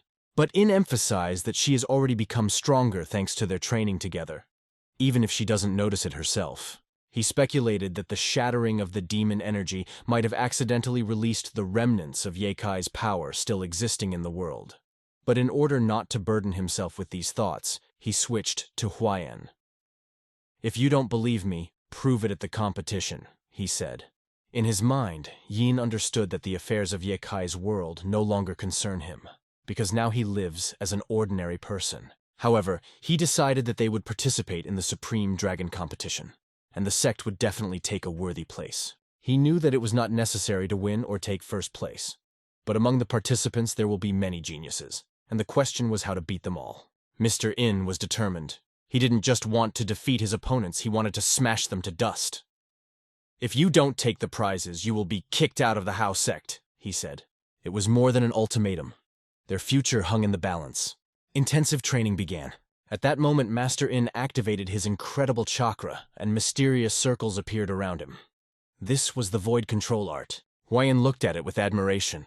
She felt inside herself the desire to become stronger. The young master's eyes were burning with excitement. He decided to start training with full force. And without delay, he began to pump up his fellow clansmen, forcing them to fight to the limit of their capabilities, so that they would not relax even for a second. After some time, Lyrian did appear, following the order of the young master. Only one thought caused his irritation.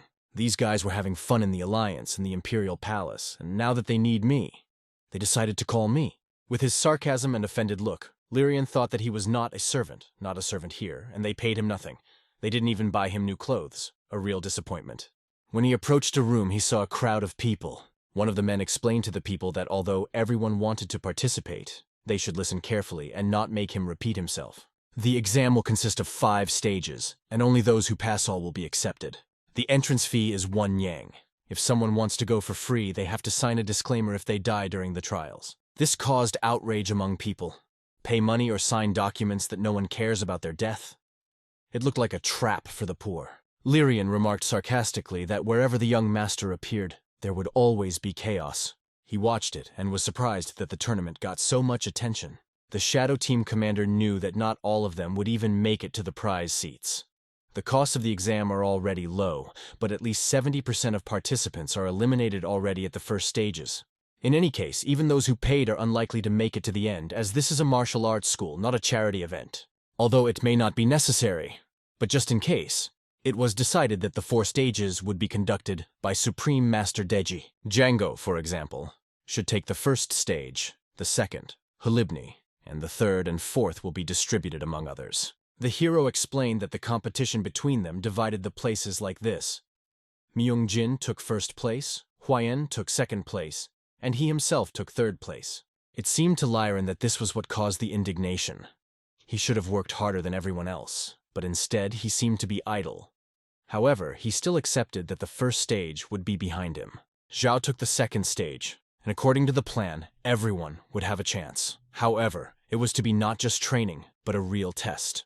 The hero emphasized that these are not games. They should take it seriously and not let anyone go through the stages without a real test. At that moment, he heard someone address him with the words, "Elder brother." Lyrian, looking insulted, finally appeared on the horizon, clearly displeased at being summoned. He had something to say to Master In about his actions, but he seemed to have a hard time starting a conversation. Everything is finished with the formations of the Supreme Coalition. The defense is ready. Now no one will be able to destroy it, Lyrian said, a little haughtily.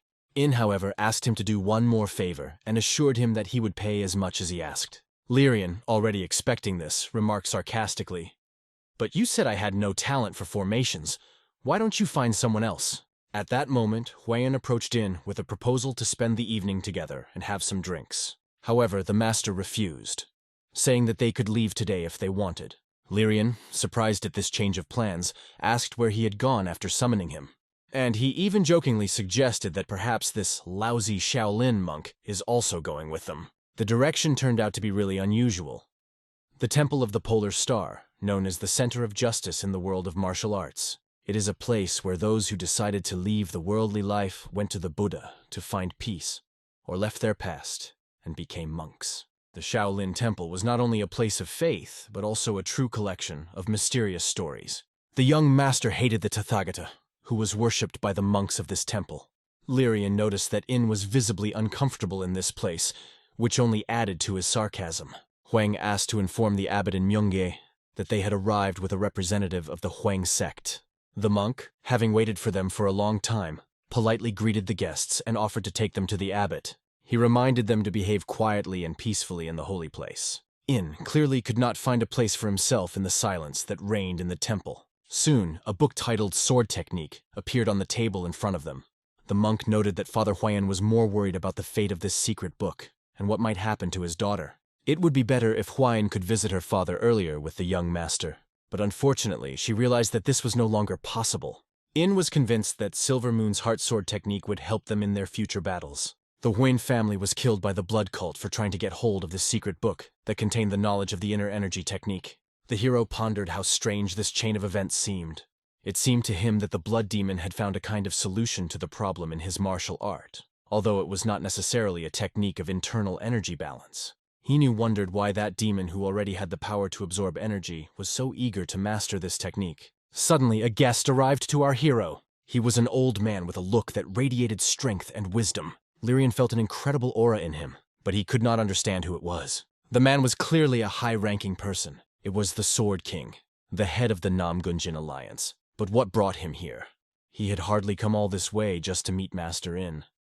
Perhaps he pretended not to know the hero, although they had already met in a past life.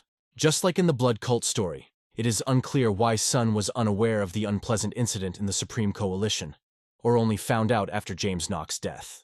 However, the head of the Alliance admitted that they owed a lot to Lord Innu. "Every time my brother remembered you with a smile. He was always proud of his student," said the old man. The hero began to wonder how much the head of the Alliance really knew about him, but it was no less interesting to find out why this man had not met him earlier. When Master In lowered his eyes, he saw the Alliance leader's hand reach out to him as if to convey something important. Clan head Nam Gunjin wanted to test the young master's strength in person. In understood that this was not just a friendly visit. The road to the Shaolin Temple was long, and the old man had clearly come here to find out how strong this guy was. Without hesitation, In accepted the challenge. Although he did not fully understand the old man's intentions, they shook hands. When the old man exhaled, the atmosphere became tense. He noticed that even beyond the swordsmanship techniques, In had a perfect body that could reach the absolute peak of mastery. The old man had heard that the hero had previously been sick and on the verge of death. But now he seems to have fully recovered thanks to training. He also sensed that Yin's inner energy was so powerful that it could not be measured. If he knows how to use such immense power, it will change everything, the old man thought. Inwardly, he admitted that his brother's words about In being able to surprise him were true. However, his hand began to tighten slightly, showing tension and a desire to learn more about the boy's fighting abilities. In, noticing this, turned to the old man. "Why are you squeezing my hand so tightly? Are you doubting me?" He thought it was just a test of his strength, as stated earlier. At that moment, the aura was released from In's hand in a flash, and he grabbed the old man. This force began to put pressure on the clan head's hand, and even left slight burns. Everything around shook, and even the ground under his feet began to vibrate. "You want to learn about my strength not only through sword fighting," In said, peering into the old man's thoughts. The head of the clan realized that he must have gone too far due to his age and fear of rudeness. But it would be unfair to limit himself to the sword. They decided to cross their arms, fist to fist, starting the check directly through physical force. Incredible clumps of energy from both sides began to create a powerful auric wave that saturated the air with energy vibrations. The clan head did not look down on In now, understanding his potential. But In let him know. If you want to see all that I am capable of, get ready. I will show you my true self. That night, a commotion gripped the people as Mount Sanshan shook as if from a powerful earthquake.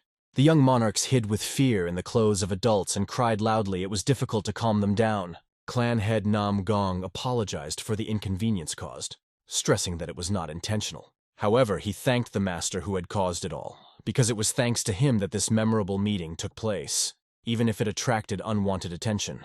One of the monks asked the clan head, "So your brother really trained this young man as a child?" But a smile appeared on his face.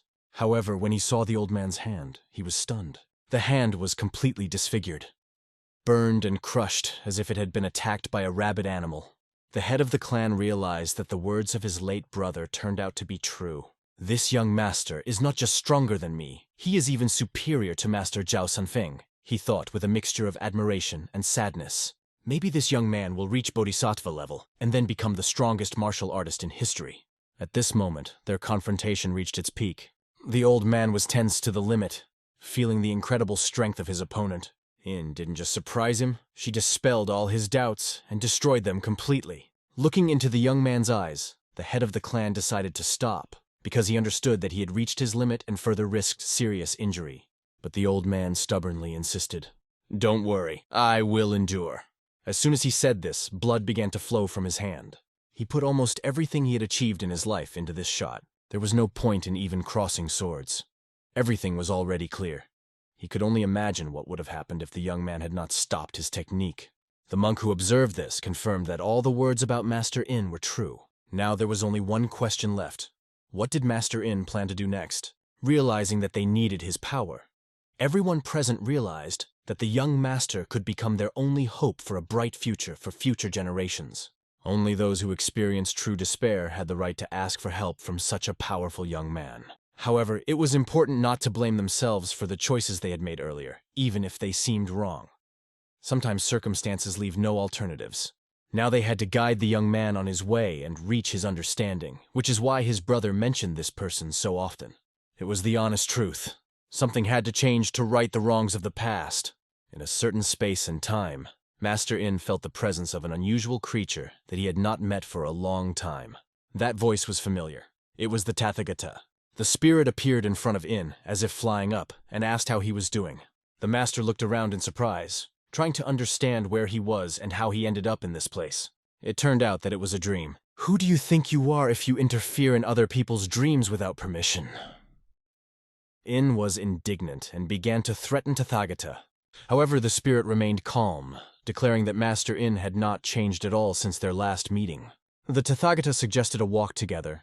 The master categorically refused and was only looking for a way out of this nightmare. He resisted in every way, but he understood that this creature would not let him go just like that. Spirit noticed that In was having a good time with Huayne. He declared that according to the law of cause and effect, they would meet again, because everything in the world obeys a certain order. To Mr. In, these words seemed like complete delusion. "Are you saying that you were the one who put me in Sick Han's body and set up our meeting with Huayne?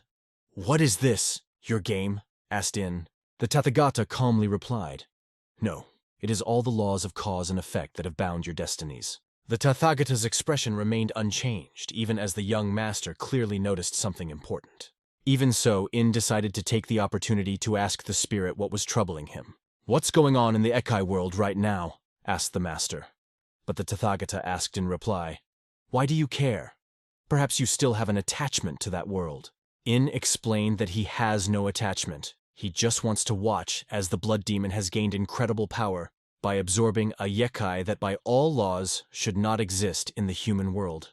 The spirit said that if In thought the answer lay in the Ekai world, then he could return his fox bead and go searching. But after returning the bead, In will become an Ekai again and lose the opportunity to return to human life. With an indifferent look, the master looked at the spirit, realizing that he knew perfectly well what In had gone through to become human. "And now you offer me to return to that life? You petty, insidious fool," said the master quietly. At the same time, he reiterated that he had no attachment to the Ekai world. He is worried about only one thing. In the world of people, there can be something that should not be there. The Tathagata assured him that the fox bead was safe and would always be available to In should he decide to return it. The master answered confidently that he would think about it only when his human body dies. After these words, he left the spirit and woke up in his room. His face looked tired and a little wrinkled after a hard night. That cursed spirit broke into my sleep and ruined everything, he grumbled as he prepared for the new day. Realizing that they had to go on a journey, Yin tasked Lyran and Yunhui to gather the necessary things. You need to fold everything into a cloth, even if it's difficult. Try, he ordered. Suddenly an old man's voice stopped them. Are you going to leave already? Lyrian and Hui shuddered at the voice, as there was a leader standing behind them, whose gaze seemed piercing. His hand was bandaged, and it was clear that the treatment at the Shaolin Temple had paid off. The Shaolin Temple really has great medicine, the old man remarked, keeping his eyes on Yin. The head of the alliance, looking at his bandaged hand, noted that he would have to use only his left for a while. Lyrian and Huayan were shocked to hear the head refer to the young master as his nephew. Yin asked him not to call him that, but the old man waved it off. I have the right to call you whatever I want. You are my brother's apprentice, so you are my nephew, and no amount of your will change that. By the way, continued the head, on the way back, I will definitely stop by the family to officially confirm my intentions towards you. It seemed to Innu as strange as feeding a baby from a spoon. The head of the alliance was determined. He wanted to ensure that the young master had the support of the Namgun family to create a solid foundation for his future. However, having tea at the common table to discuss the art of the sword would be enough for him.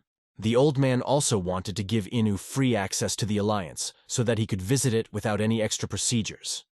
Moreover, he even hinted that he is ready to give up the position of the leader of the alliance in the future. Lyrian and Huayan, who were standing on the sidelines, were shocked. Giving the position of alliance leader to Muram for a cup of tea? That's unheard of? But In didn't want all of this and said bluntly, "Don't involve me in all this trouble." The head of the alliance insisted that this position is key because it allows him to command 200 elite soldiers without permission. But even that didn't make Inna change her mind. In the end, the old man decided to hit the weak spot. By the way, every month this position pays a large amount of money. It was unpleasant for Innu to hear this, but he still refused. However, after stopping for a moment, he thought, if I drink tea from time to time, do not participate in the affairs of the alliance, but manage the soldiers and get paid. His thoughts became a little more sober. Okay, if these are the conditions, how much is paid each month? The head of the alliance, seeing the agreement, said, then let it be so, but be careful on the way back and return quickly. Lyrian was confused. Is it normal to take such a position just like that? Do we need to congratulate him on such a decision? In was sure that the exact intentions of the head of the alliance were still unknown to him, but he also knew that this old man was definitely up to something. Meanwhile, events returned to the Huang sect. Guard Commander Huain was in the thick of battle. The soldiers who surrounded him were training, and the commander himself was showing his skill in battles. At the training circle, they honed their skills every day, competing with each other. The girl, demonstrating her skill, always focused on every movement. Despite the strength of her opponent's blows, she confidently moved forward, improving her agility. It was the fourth stage of the exam, where the fate of the participants was decided. On the second level, one of the men was the first to reach this point. He also became the first to reach the fourth stage, much to the delight of the audience. Everyone was waiting to see how he would handle the encounter with the Heavenly Fallsword, a legendary technique. The guard commander decided not to let him go any further and drew his swords, ready to engage in battle. The young master watched with excitement, anticipating the outcome of the confrontation. At this moment, the third Shadow Lord of the Hao clan suddenly appeared in the arena and also decided to participate in the dragon tournament. There is a tense atmosphere in the Huaim sect. The young master carefully assesses the candidates. Their appearance and training raise questions for him. He notices chaos in actions and faces that do not meet expectations. The young men make excuses that stronger than them appeared in the sect, and this caused a disturbance. The master, having understood their words, goes to the broken wall. There, on the training ground, sits a stranger, his face hidden under a hood. The master feels a new threat. Hoping that this opponent will not be boring, he approaches the stranger and looks around, trying to assess the situation. His surprise grows when he realizes that this person has destroyed the wall. The owner asks the stranger who he is and how he managed to break the wall on the playground. The stranger answers with one word: Heavenly Sword. The young master insists that he repeat, clarifying exactly what he means. The stranger stands up, asking if he is the same Heavenly Blood Sword. The master flares up with anger, outraged by the insolent behavior on his territory. In a fit of rage, he attacks a stranger. His sky strike deals a powerful blow to the opponent, causing them to be confused. From the impact, the stranger flies into the second wall, completely destroying it. The master scornfully thinks how this brat dared to call him that, and promises to punish him for it. Lyrian watches the chaos from the sidelines, wondering whether to intervene. He realizes that if the destruction continues, nothing will be left of the training ground, and everything will have to be built from scratch. The girl is worried because she was told that the battle will be difficult, and she hopes that the young master is all right. Lyrian is convinced that there is no reason to worry, and quickly creates a defensive formation to avoid further destruction. To the girl's words, "Be careful," the boy replies that he is not a shaman or a master, but he will manage. The master looks carefully at the brat who dared to disturb his peace. Unfortunately, he realizes that the enemy is still alive. The thought of how much will have to be spent on repairs annoys him. Regardless of whether the stranger has money, he will extract everything from him to the last coin. Suddenly, the stranger rises to his feet. The master turns to him with a new wave of anger. The stranger with a smile declares that he is even interested because he has not felt such a strong blow for a long time. The young master examines him intently, trying to understand how he survived. He is shocked by the resilience of this opponent. The stranger notes that the master is one of those who first hits and then asks questions. Suddenly, the figure of the stranger begins to disappear from the field of view. He moves with incredible speed and instantly finds himself behind the master. Turning to the left, the master notices how the opponent prepares for a powerful blow. The blow lands with a bright flash, sending the master's body off the ground. He had not felt such a strong opponent for a long time. It was a real challenge. The master realizes that his eyes simply could not keep up with this lightning speed. In addition, the opponent's technique is far superior to even the best techniques of the Peng family, and his explosive fist leaves many questions. The stranger cannot believe that even such a great warrior could not resist his heavenly demon's destructive fist. Perhaps he is beginning to doubt the truth of the rumors about the master. Upon hearing the mention of the destroying fist, the master understood that it was a powerful technique of the heavenly demon cult. It became obvious to him that the stranger could be the very leader of this dangerous cult. The opponent's eyes burned with demonic fire, which confirmed his connection with the legendary cult. The master decides to continue the fight. The stranger pushes off the ground with an insane speed that leaves no doubt about his strength. Everything indicated that the leader of the heavenly demon himself was standing before him. In a fierce confrontation, the master successfully blocks the first blow. But the speed and skill of the opponent forces him to stay alert. The master recalls the words of his master, who warned him about the danger of such treacherous opponents. The only question that torments him is, if this demon is here, what does it want? Dodging strong blows, Hospodin begins to build tactics. He quickly analyzes the opponent's actions, trying to find a weak point. The demon defiantly declares that his fist is unstoppable. The master bares his heavenly blood sword, hoping to turn the tide of the battle. As a fist of destruction flies in his direction, the master decides to take a chance and catch it. Blocking the blow, he simultaneously holds the dagger in his left hand as he prepares a counterattack. He makes it clear that he will no longer allow himself to be called such derogatory nicknames. Swinging his sword in its scabbard, he delivers a powerful blow, demonstrating his strength. Once at a safe distance, they look into each other's eyes as if reading minds. The heavenly demon is surprised why the master has not drawn his sword yet. He begins to understand that the master is worried, because one stroke of the sword capable of destroying the blood demon could involve all the factions in a large-scale war between the cult and the alliance. For our hero, the war with the sky demon cult could be a fun challenge. He wants to hear what reason would make him draw his sword, not wanting to do so without good reason. Meanwhile, Lyrian wasted no time and activated the emergency barrier formation. The heavenly demon feels that the space around him has closed, as if he is in an illusion. He realizes that he has fallen into a trap that blocks his possibilities. Lyrian steps forward to warn that the barrier is not eternal and that you should hurry. The master praises Lyrian for his work, assuring him that it won't take much time. Realizing that the barrier prevents destruction of the estate, the master decides to act decisively. He drops his scabbard to the ground, his sword glowing with heavenly energy. The heavenly demon self-confidently believes that the master is afraid of him, so he did not take out his sword. In reality, it was different, but the demon just laughs, calling him a funny boy. The master explains that he did not draw his sword in the battle with the cult leader in order not to destroy the estate. Lyrian, standing nearby, hears these words and watches the situation in surprise. The master notices Lyrian's reaction. but does not attach importance to it. The sky demon sees the anxiety in his eyes, but only for a moment. Soon the demon begins to destroy the barrier, showing its power. The master, tired of small talk, demands to stop idle talk and fight seriously. If the heavenly demon came here, let him show his true power. There are those in the estate he must protect, and the master will not allow them to be harmed. The power of the master's aura is so impressive that the heavenly demon sees the barrier crumble right in front of him. One swing of the sword, and the heavenly demon felt a powerful impulse pass through his body. The demon's hands begin to tremble, and its heart quickens its rhythm. The answer to his question, which had been bothering him for a long time, was now in front of him. Finally, a warrior who has reached the mythic realm has appeared, and he is standing right here. The master warns that if the heavenly demon dies, his path will end right now. After all, in his hands is a sword capable of shattering the heavens.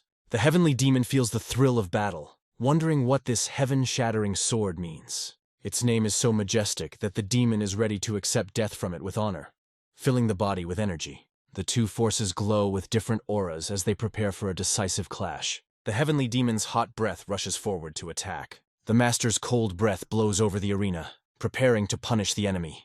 They circle in a battle dance, teetering on the edge of exploding.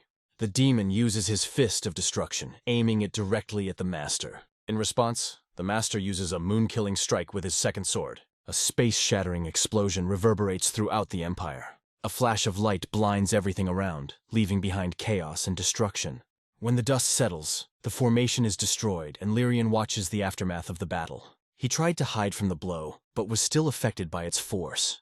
Looking at the scene of the collision, Lyrian cannot understand what happened and whether his older brother is alive. The young master calling assures that everything is fine with him. The young master confirms that he has not received a single wound, as can be seen by everyone around. But the main question remains: what happened to the leader of the heavenly demon cult? Did he die?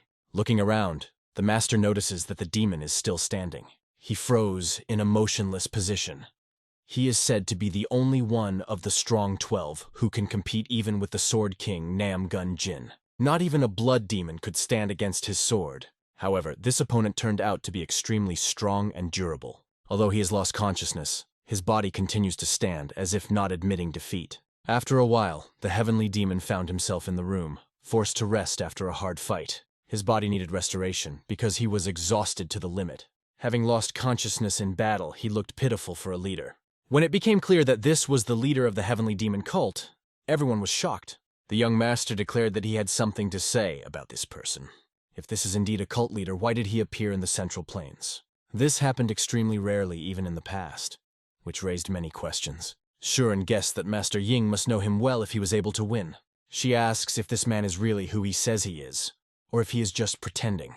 But if his strength is so great, then this is the minimum level of an alliance leader, and he cannot be a simple master. If Master Ying fought a cult leader, that adds weight to his words, and he should be trusted. Comparing the fighting skills of the leader of the alliance and the leader of the heavenly demon cult is not an easy task.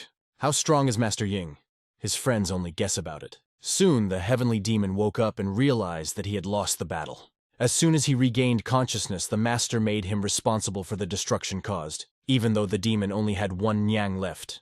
The cult leader warned that soon his guards would come and promised that all problems would be solved. Exhausted and hungry, the demon collapsed on the stairs, begging for something to eat. But our heroes did not care about his hunger, because it was important for them to understand why he appeared here. He had no compelling reason, other than wanting to verify the legend that surrounded Master Yin. Rumors are usually exaggerated, but this time, they turned out to be true. The heavenly demon did not think that anyone would reach the mythical realm and be able to overcome its wall. Master Ying remarks that the heavenly demon should be ashamed. Even with his clan's martial arts, he is not up to his level. However, the demon unexpectedly declares that he is satisfied, because now he has a new goal for training. After some time, his servants arrived at the place. They did not hesitate to bow their knees to their leader. These are the heavenly demon guards who welcomed him as a cult leader. All doubts about his identity disappeared instantly. The leader ordered his guards to change clothes and stay here to work. The guards changed their clothes and got to work, diligently working with hammers. Their task is to restore the destroyed training ground. They worked hard, trying to do the best they could. Although Master Ying only ordered the wall to be rebuilt, they decided to remake the playground, making it 10 times better. The demon worries even about such small things as dust or cobblestones, because he plans to use this place for training. Mr. Ying wonders what he means and if he is just trying to test his patience. At this moment, unexpected news arrives. A very important guest arrived at the estate. This is the head of the Supreme Coalition, who was left alone with the situation. The head of the coalition notes that the construction of the training ground has not yet been completed. Mr. Ying can't figure out what they're up to, and Jin warns that things are getting tense. Despite any friendly relations with the leader of the alliance, he will definitely not be happy to learn that the leader of the Heavenly Demon cult is here. Master Ying asks Jin to do his best to keep the Heavenly Demon at the training ground and not arouse suspicion. Mr. Ying decides to deal with Alliance leader Murima himself. They go to a room where an Alliance elder addresses his nephew, explaining the conditions for becoming a leader, which have remained the same. The boy wonders why the leader came in person when he could have just sent someone else to convey his position. The elder replies that he did not want to send someone in his place because this matter requires a personal presence. Mr. Ying haughtily asks the head of the alliance to leave immediately, stressing that he is not even going to have tea with him. Suddenly a sky demon appears on the horizon, addressing the head of the alliance, calling him ignorant. Mr. Ying realizes that the situation is getting out of control, and thinks about how to keep everything within limits. The sky demon notes that the head of the alliance has aged, remembering their last meeting when both were just starting to turn gray. It's clear from their dialogue that they've met before, but the alliance leader is clearly not happy to see the sky demon here. The demon continues, stating that if the head of the alliance wants to invite Master into his place, it's already too late. He adds that Master Ying passed his test and agreed to become the next leader of the Heavenly Demon cult. These words shock even Master Yin himself, who did not accept anything like that. Ying instructs the elder to step aside to avoid further chaos. Instantly, the stool shatters into pieces, hitting the Heavenly Demon in the head. Mr. Ying refuses to get involved in their problems and says that if the demon wants to drink tea, he should just sit down and not talk nonsense. The Heavenly Demon, feeling the stool, calmly says that it was only a joke. As night falls, the atmosphere calms down. Some warriors decide to drink some alcohol to relieve the tension. One of them is surprised that his usual partner suddenly refuses to drink. He explains that he is abstaining from alcohol only for this day, because tomorrow he will be able to get drunk without any restrictions. The boy wonders how he will be able to continue his studies if there is so much shame around him, without even achieving anything important. One of the warriors admits that he is ready to beat this guy right now, but his father's orders hold him back. Jin, with a smile, mentions the woman who once placed the sword in the Supreme Demon's training, and hints at her relationship with the merchant's son. However, it becomes unclear why he is interested in the son of the head of the Peck clan. Jin cannot forget this woman, known as Murim Flower, because she is beautiful and attractive to all men. He cheekily says that he would be happy to teach her everything she needed if she wasn't in a relationship. The son of the head of the Peck clan strictly warns Jin not to approach this girl because she is closely watched. However, being drunk, Jin loses control and hurls some rude words at her. Others look at him like a fool, but there is nothing they can do. Alcohol is alcohol. The next day, the master's father appears in the warrior sect. He notices that his son looks rather strange. The young master, exhausted, says that his father arrived just in time. He takes his father's hand and explains that if he had not come, he could have made a serious mistake. The master asks his father to mediate, but he doesn't understand what he is talking about. The fact is that the leader of the Alliance and the Heavenly Demon are currently visiting him. They sit and glare at each other, while the demon sarcastically notes that the Alliance leader clearly has too much free time. The master realizes that this is better than involving the Heavenly Demon in restoring the training ground. The demon expresses disbelief that such a person can lead the Alliance, implying that anyone can become a cult leader after mastering the Heavenly Demon martial arts. Their argument continues, and it seems that they are completely unable to agree, wasting time in endless debates. Huane reports that the sect has run out of alcohol, and this is causing quite a stir. She's sure everyone likes to enjoy a drink without training, except for Master Manjin. The woman suggests buying some alcohol from a brewery near the market that has a good reputation, or if needed, ask Surin for it. However, in the morning, Surin left for the Supreme Coalition, as the Lord was looking for her. Considering the situation, Huine decides to go get alcohol with the woman. Although she has lived here for a long time, the area remains unfamiliar to her. Meanwhile, we return to the training ground. Warriors hone their skills at the updated training ground, restored with the support of the Sky Demon. The son of the head of the Peng clan trains under the strict supervision of Master Manjin, who criticizes him for his clumsy movements. The Heavenly Demon watches the training with pleasure, noting how these boys are getting stronger day by day.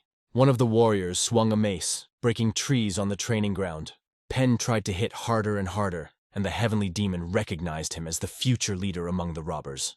Demon noted that the boy has talent, but due to the lack of fundamental knowledge of martial arts, his technique leaves much to be desired. This reminded the demon of his own past, and while he is not as experienced as the young master, he is quite advanced in his methods. The demon advises the boy to focus on the accuracy of the blows, balance, and hit one place slowly and consistently. He recommends relaxing and practicing concentration, which should improve technique. To the master, this seemed like a minor piece of advice that didn't deserve much attention. Observing the training, he asks Manjin why the soldier returned, because in the morning she went somewhere. He is troubled that she left without saying anything about her purpose. The guy is worried about Huayan, because she went close to him. Everyone thought that Huayan only went to the brewery or the market and should be back soon, but the question remained. Should I start looking for her? It seems that something had happened, and it was decided to immediately go in search of her. The body of the maid was found on the ground, with numerous cuts and wounds. The entire squad accompanying her was destroyed by unknown assailants. Huayan displayed better fighting skills than she had been told, but the men in her Wind Dragon squad were badly injured, so she sent them back. Meanwhile, one of the opponents was looking at her with excitement, noticing that she was very tired after the fight. She was tightly bound and, looking into his eyes, said that she was a weak and defenseless woman. However, this man understood that the merchant's son who was here was unlikely to do anything to save her. "Su will show what my family is worth," he declared, preparing for further actions. He went to the family residence, ordering the soldiers to find a secret room in his family's dungeon. Uncompromising warriors immediately obeyed his order. After some time, they found traces of what happened. Among the tracks, they found the body of the maid, who had been seen alive and well in the morning. The place of battle was covered with blood, and the woman lay there, killed by a sword. The master understood that Huayan was in danger and could not be found. The sect master also disappeared, leaving no trace. Lyrian speculates that these may have been attackers from the cult of blood. However, the heavenly demon, after examining the body, is sure that it is not their handwriting because the methods would be completely different. Perhaps this is the handiwork of representatives of the Orthodox faction. When they looked closely at the hand of the deceased, they found that she was clutching what she wanted to convey at the cost of her own life. It was a token, and one of those present immediately understood what it was. The reaction to the token made the master wary. Damn it, he understood who was behind it. The young master noticed that the son of the head of the Peck clan clearly knew more about the matter. He orders him to tell everything he knows immediately to avoid serious consequences. The clansman reluctantly reveals that the token belongs to the Mayon family's Wind Dragon Sword Squad. The master remembered that the head of this detachment is Su, the son of Lovi Mo. They had seen each other recently, and the master remembers Mayan being angry and humiliated after losing the tournament where he was defeated by Huayan.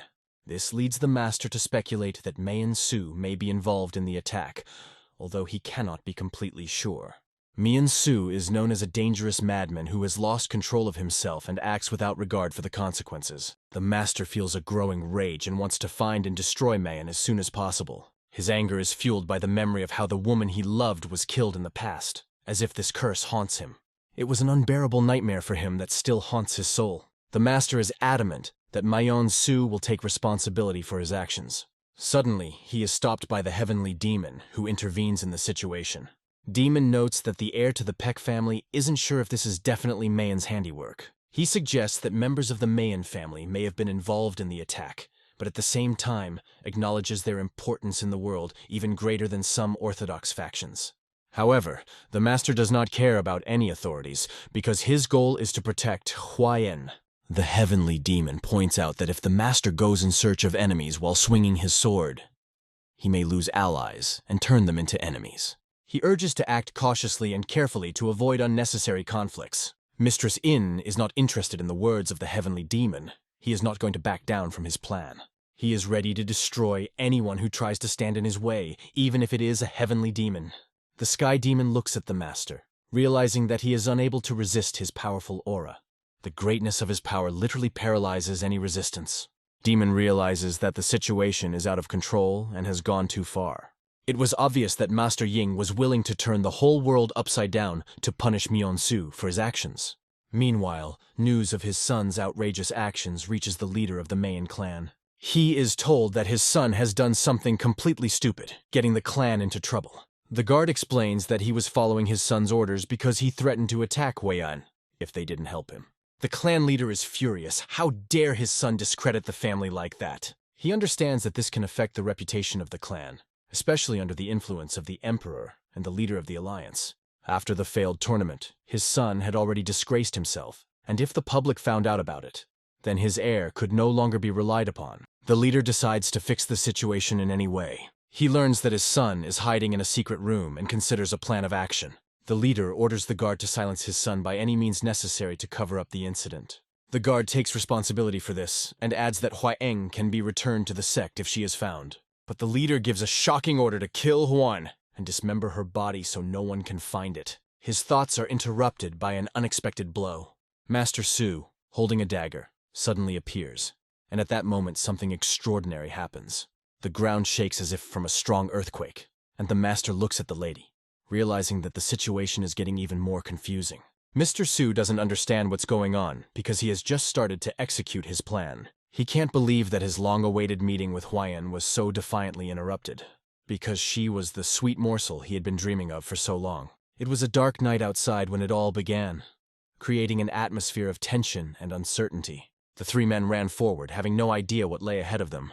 Dozens more followed behind them, obeying the order to run to the main gate. One of the men began to guess that this commotion had a hidden meaning. It was only known that the main gate was broken. Each of the fighters clutched the ball tightly in their hands, as if it were something vitally important. They finally reached the gate, which was already lying in ruins, showing the strength of the attacker. In front of them, behind the entrance, only a vague silhouette of a person could be seen, like ghosts in the dark. Sensing danger, they pointed their weapons at the stranger and demanded an explanation. Who he was and how he dared to do this. The stranger, full of confidence, was only collecting the remnants of Huiyan energy around him. Everything became clear. The culprit of all this mess was someone from this group. The fighters only asked the stranger not to break in here and not to insult the eldest son of the head of the family. But his warning remained unspoken. The stranger instantly dealt with him, cutting him into small pieces. He was moving so fast that no one even had time to blink when this horror happened. Frightened and shocked, they took a few steps back when they saw a boy with a weapon in his hands. The boy sternly warned everyone he is here to return the girl who was kidnapped by Moyon. He declared that he was ready to shed their blood with pleasure if anyone dared to stand in his way. One of the men who was their master immediately recognized it. It was the heavenly blood sword. His warning sounded harsh. Better follow orders, otherwise things will end even worse. At this moment, another man ran up to them, realizing that the heavenly blood sword was about to destroy them. He was already sick of endless orders and constant tension. As soon as he opened the door and called the owner to come out immediately, something completely unexpected appeared in front of him. The woman's face was turned to the wall, as if frozen in time. She stood still as if something was restraining her body. Slowly, like in a nightmare, she began to slide down, and behind her appeared a small girl with a sharp knife in her hands. The girl looked frightened as after a terrible deed committed by her own hands. She was completely shocked. She could not understand what she had just done. The man, seeing this, immediately began to insult her, calling her crazy and accusing her of the tragedy. But his screams stopped instantly. His body was cut to pieces. The heavenly blood sword proved its prowess by finishing the job with a single strike. What was happening was closely watched by other fighters who remained on the street. He dealt with each of them with lightning speed and skill, leaving nothing but chaos in his wake. Not a single muscle twitched on his face, as if killing was a routine for him. The ground was covered in blood and he was already moving towards the next victims without stopping. For them, he had long ceased to be a man. They saw him as a real monster. Most decided to run away, but one man stopped them, appearing from the walls. This man urged them not to retreat, reminding them that they were warriors of the Moyon family. The blood sword emphasized that their actions would only lead to more casualties, and they understood that well. He asked if the owner was ready to sacrifice everything for his son and called him a real bastard. These words forced the man to admit that the young man is surprisingly smart and can spot weak spots. But he did not back down, calling the boy's words nonsense that should not be listened to. He claimed that the girl the heavenly blood sword was looking for was not here and accused him of cruelty. But these words sounded like useless muttering to the hero. They did not affect him at all. However, the same man admitted that the sharpness of the boy's words was not inferior to his sword, which made him even more dangerous. Realizing the threat, he decided to deal with him alone, believing that such an enemy should not remain alive. As a member of the Moyon family, Rebel Sword was one of the 24 strongest fighters. known for his unique abilities that set him apart even from the four kings. He possessed the secret martial art of revolving star, which demonstrated its power in front of the Sword King more than once. The rebel sword was certain that the boy's technique would not even withstand 5 hits and would quickly be destroyed by his skill. He believed that after this the boy would suffer from internal injuries and would no longer be able to open his defiant mouth. But the look of the young man, full of calmness and deadly confidence, caused him horror. This was only the beginning of the surprises. The boy's attack cut everything in its path. His words, calling the rebel sword's technique pitiful and worthless, tore apart the opponent's fighting spirit. The speed of the young man's movements was so striking that the elder warrior did not even have time to react, and realized this boy surpasses even the Sword King. This was his last awareness in life, after which he fell to the ground, silenced forever. The guy gave others a chance at life, addressing those who still doubted the power of his words. He ordered to lay down weapons, clear the way, and not even think about resistance.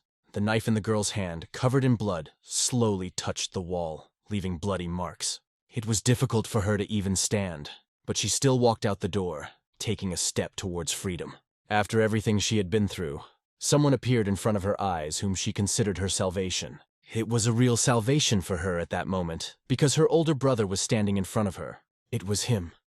No one in the Moyon family could stop him. Even their best efforts proved futile. It was a real pleasure making him smile. At that moment, hugging his sister, he felt happiness that he had not experienced for a long time. This time, he saved her and, thank God, this nightmare was finally over. Night gave way to dawn and the sky turned blue, marking a new day. Everyone was talking about the shining moonblade, which became a legend overnight. He was given this nickname because his sword shone brighter than the moonlight. When they began to count the number of victims, everyone was stunned by the terrible losses. With a single sword, he single-handedly destroyed 100 warriors in one night, an incredible feat. But the reasons for his actions caused a lot of rumors, and it was necessary to discuss it carefully. Their conversation was closely followed by a man sitting nearby, listening to every word. The man reported on the situation at the meeting and described in detail all the important points. The main thing is that, according to the majority, his actions were aimed at a peaceful resolution of the conflict. But the bearded man could not wait for the final decision, which kept him in suspense. The final verdict was this: the Moyon family will be in isolation for 10 years. Suddenly, a stranger appeared and turned everything upside down, forcing a change in the course of the conversation. He introduced himself as the Admiral of the Eastern Forces and confidently declared that he would report this decision to His Majesty. Having made the necessary arguments, he emphasized that they had no right to bring the Grand Master to justice without the Emperor's permission. During the investigation, it is revealed that Lord Ha tried to rescue Lady Huiyan, who was kidnapped by members of the Moyon family. And it seems that the head of the Hu family came up with this plan to cover up his son. Therefore, the tragedy was seen as a consequence of the illegal actions of the Moyon family, which caused this conflict. The man was incredibly surprised when he heard the whole truth about how everything really happened. To him, it looked as if the young emperor had directly interfered in Muramu's affairs, and this made him anxious. Either way, he considered them lucky that it ended without total chaos. However, the question remained: can these circumstances really be considered a lucky coincidence? After a while, they sat and discussed what had happened, trying to understand the causes and effects. At first, Lord Ha wanted to do as he was advised, but the situation made him rethink everything. He made it his goal to avoid much bloodshed, even if it was inevitable, and to reduce it as much as possible. It was a decision he couldn't even think about before. But now it seemed right. His comrades praised him, noting that he was a good man, because a sea of blood could destroy his peace of mind. Afterwards, he spoke to the others, explaining that each of them had to master martial arts on their own. One of the big men wanted to refuse, but it was explained to him. If he did so, he would be punished half to death. He himself also needed time to step away and think things over. He sat down at the table across from the boy, who had no plans to return. But just then, the new leader of the Aso Lidu group appeared to see him. The leader revealed that several forest leaders had conspired and betrayed him, so he needed help to deal with it. The main character offered his support, but he decided to refuse. The comrade added that he wanted to visit the forest to evaluate the results of Lee's training.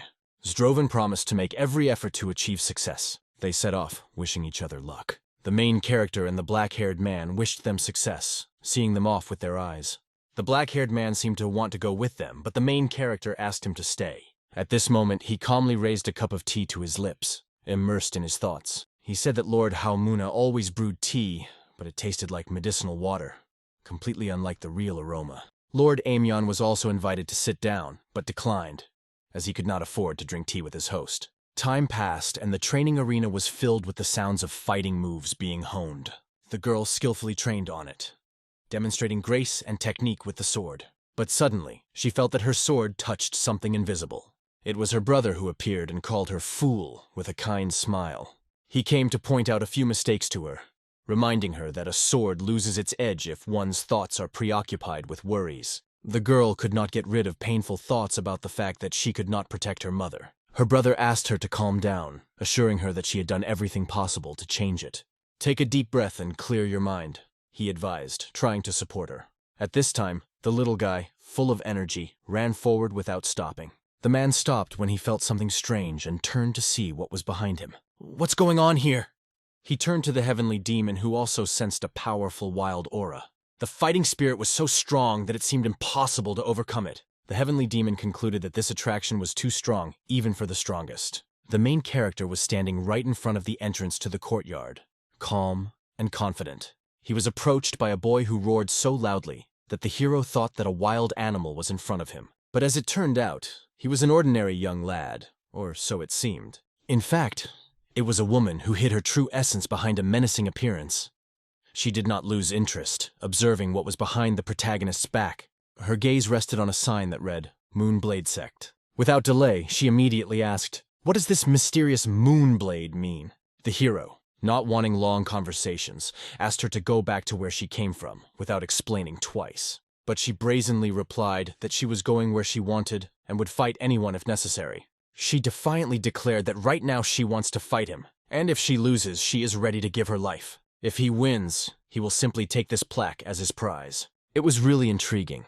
A stranger who appeared out of nowhere challenges a martial arts school. Suddenly, she jumped closer and punched right into the main character's liver, showing off her strength. At the same time, she complimented him. For a swordsman, he has a surprisingly strong body. She noted that most would have gasped after such a blow, proving that he was strong enough to fight as long as she had against the heavenly demon. Her words aroused an unreal curiosity in the hero. Who is she, and where did she come from? He was caught off guard by the imprudence in managing his TSI. He could not even imagine that a woman is capable of bringing mastery of appearance to such a level. Remembering the master's words that a small amount of internal ki is a weakness, he tried to rethink his actions. In exceptional cases, pushing practice to the limit can create something extraordinary, but using these is not the only way to victory. The strongest of those who practice these questioned the master with interest. Once upon a time, there was a master in this world who had attained the realm of transcendence. It was then that he first learned about the legendary King of Wolves.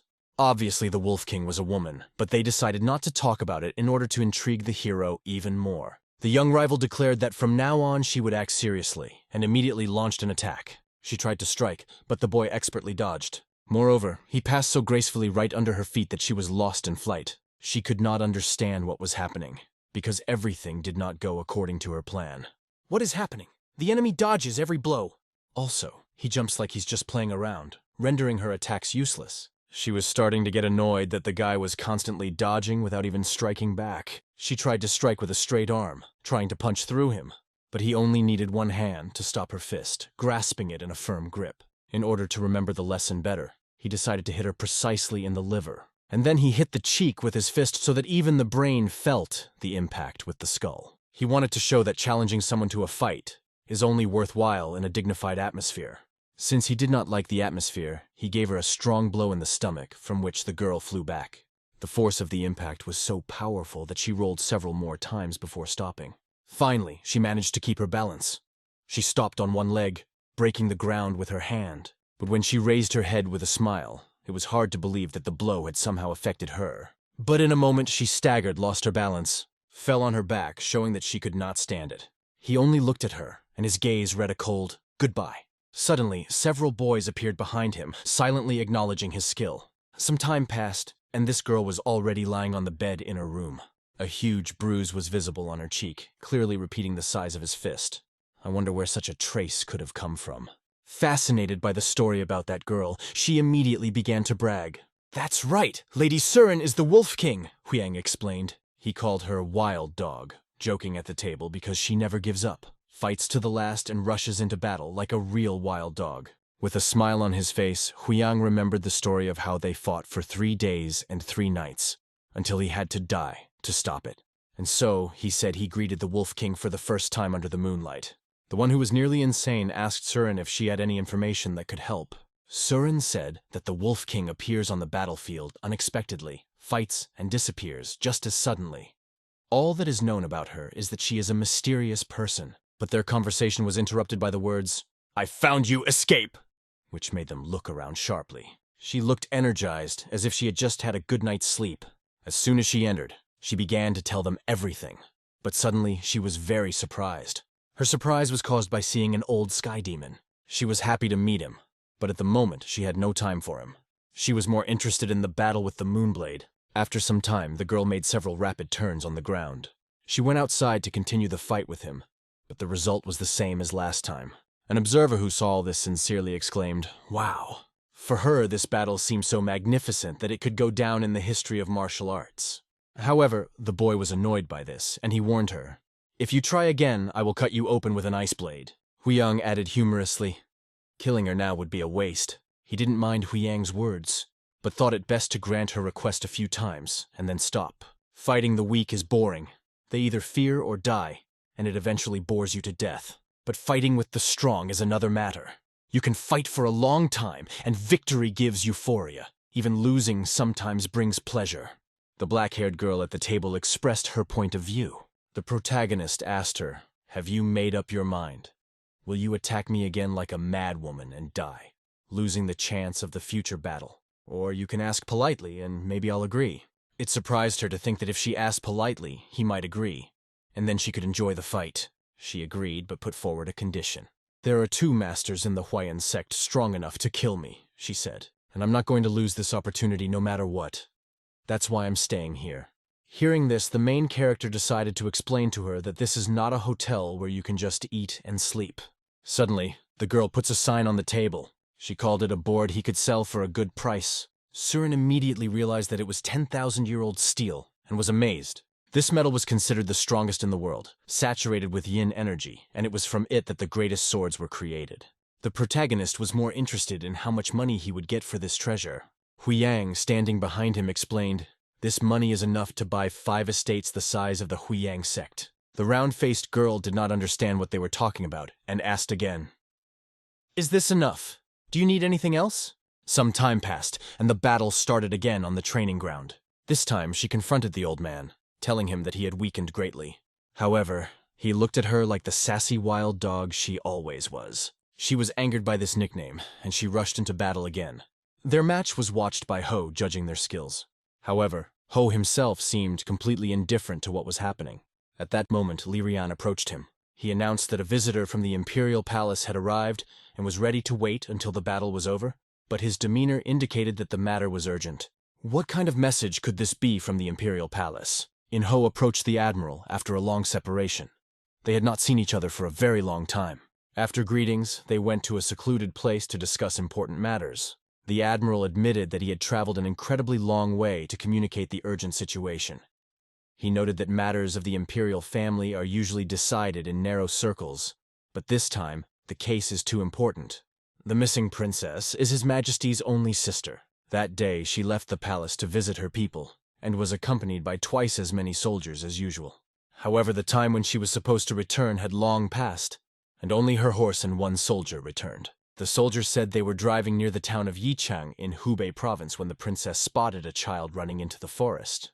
Concerned that something had happened to the child, she left her horse and led the soldiers after the child into the forest. She did not return for a long time, and the rest of the soldiers followed her, but also disappeared. After hearing this, a detachment of 1,000 soldiers was sent to search for the princess. However, after some time they found only a mountain of corpses. Ying-ho was scared because he thought that the princess and everyone else who had fallen had died, but it seemed very strange to the Admiral. To find out what happened, they went to the nearby village of Jingmun, which is near the forest and Ghost Mountain.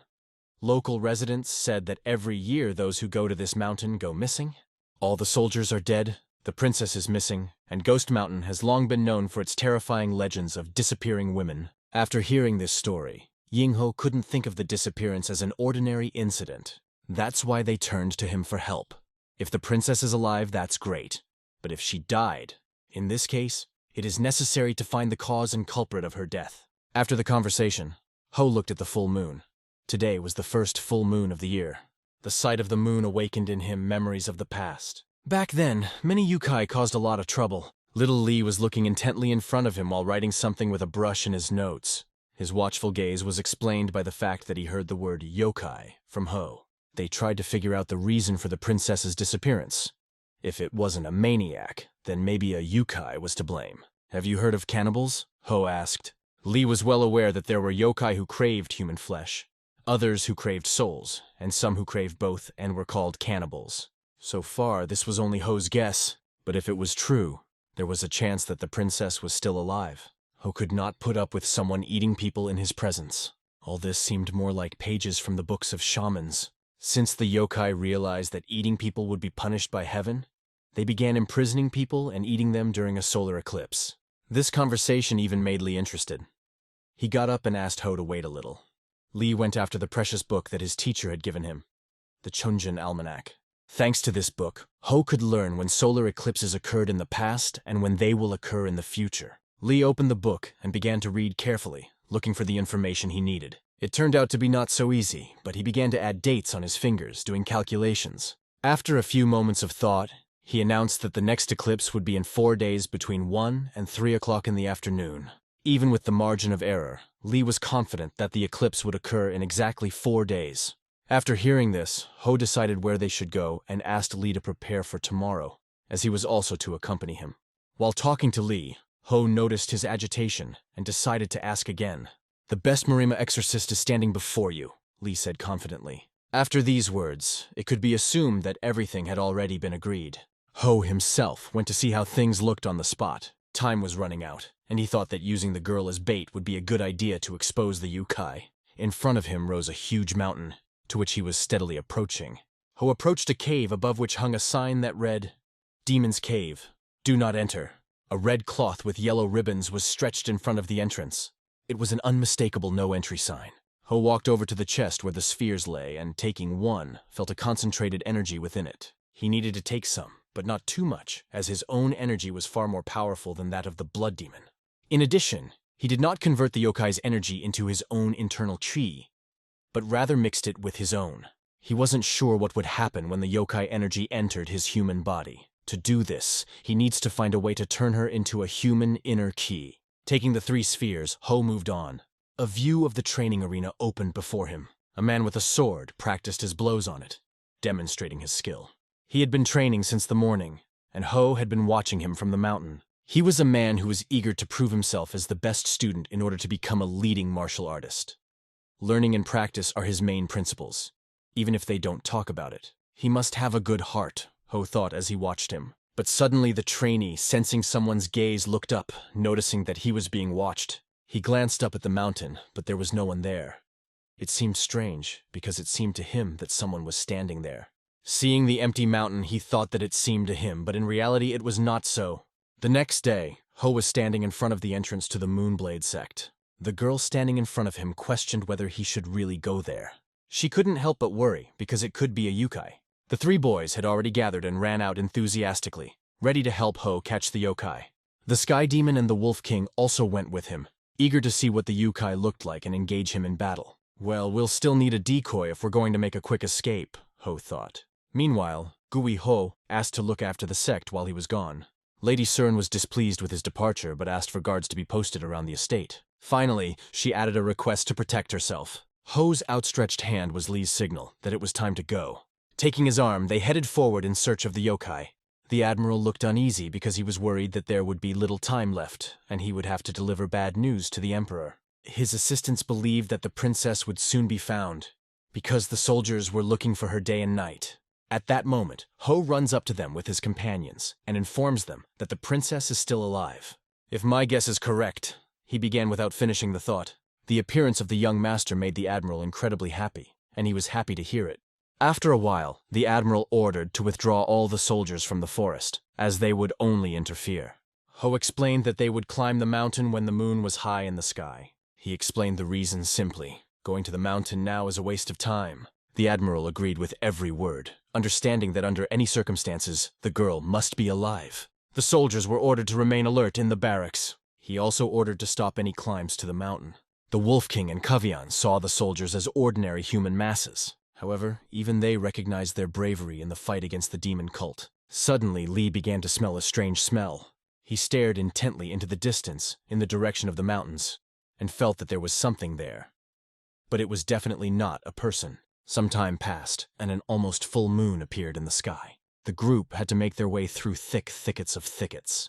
But the main character found a solution, his sword, which he used to cut branches on his way. However, this thorny bush at the entrance to the mountain remained untouched, which seemed strange, because the soldiers had definitely passed through here. Lee took these thickets as a warning that the mountain should not be climbed. But Ho only got annoyed. "What other warning? It's nonsense!" Angry at the thorns that kept scratching him, he decided to use his sword to get through faster. After releasing enough energy, he caused the surrounding thickets to simply burn, opening a path forward. Under the moonlight, the atmosphere was special, at the same time magical and scary. The four of them had been climbing the mountains for several hours. The Wolf King felt something strange about her ears and turned to the heavenly demon. But he replied that it wasn't just her ears that was strange. The whole place was abnormal. As soon as they set foot on the mountain, all the sounds, the wind, the insects, began to fade away, leaving an eerie silence. "He's somewhere close," Ho said, staring intently into the darkness ahead. "It seems he doesn't want to show himself, maybe because of the recent harassment of the soldiers," he added. The heavenly demon had made this long journey to see Yukai, having only read about them in books before. The sky demon lit a fire in his hand, ready to personally draw the Yukai out of the darkness with his flames. Ho warned him, "The women he kidnapped and the princess are probably somewhere on the mountain. Unless your plan is to burn the mountain down with them, keep to yourself." The flames on the heavenly demon's hand faded. Ho went ahead and asked everyone to wait for him here. He came up with a plan to lure the Yukai with bait. It was a well-thought-out, perfect plan. To perform it, he took 3 balls in his hand, which he caught earlier. "What better bait for a cannibal than women?" he said to himself. Meanwhile, Lee could smell more and more strange smells. The most prominent among them was the smell of Yukai emanating from the casket Ho had set up. Ho warned everyone in advance, "Don't make any noise, no matter what comes out of it." Huang, as the leader of the heavenly demon cult, decided that Ho might be mocking him or underestimating him. Meanwhile, the smell from the balls began to spread more and more strongly. Over time, it enveloped more and more space, saturating the atmosphere on the mountain.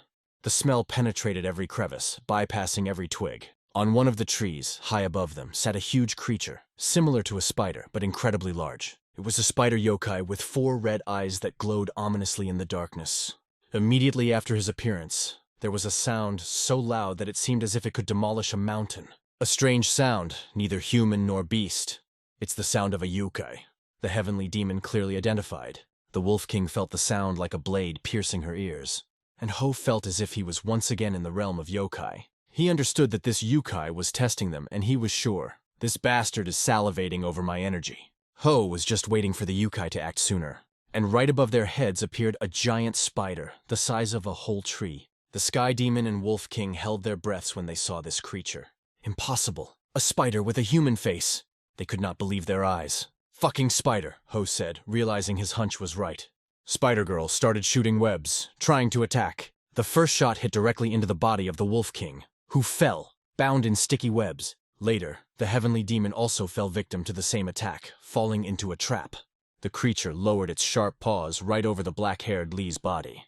The spider stuck out its long tongue, almost touching the boy's small face. But in the character of black-haired Lee, there was definitely no fear of a spider with a human face. He simply took out a yellow sticker and readied himself, willing the yokai to start defending himself. Ho, who had been standing behind them all this time, had a completely different plan: to cut off several of the spider's legs with his sword. He had already realized that he was wrong to think that a yokai would be intelligent just because it had a human face. Instead, this creature turned out to be worthless and meaningless. But it was not the end. The yokai, being on the 4 paws that remained of the 8, began to move on. He quickly jumped and flew straight into the sky. Did he run away? Lee asked in fear, but Ho calmed him down, explaining that a yokai wouldn't go far with just a few paws. It remains only to calmly follow him.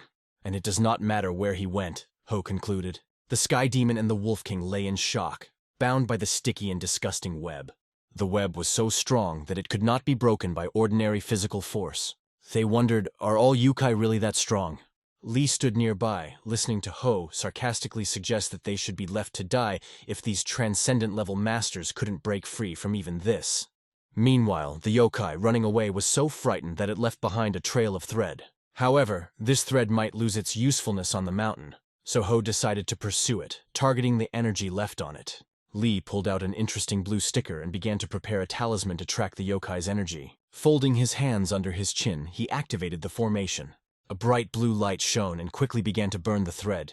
The flames spread in the direction where the thread lay, lighting the way. You have finally become a true shaman, Ho praised. It was time to move on, and they ran after the blue light. Meanwhile, the yokai sat on top of the mountain trying to find salvation. He considered these people a real curse, because they were ready to do anything to take stolen women from him. The yokai felt the power of his pursuers, and was sure that he would not fall into the same trap again.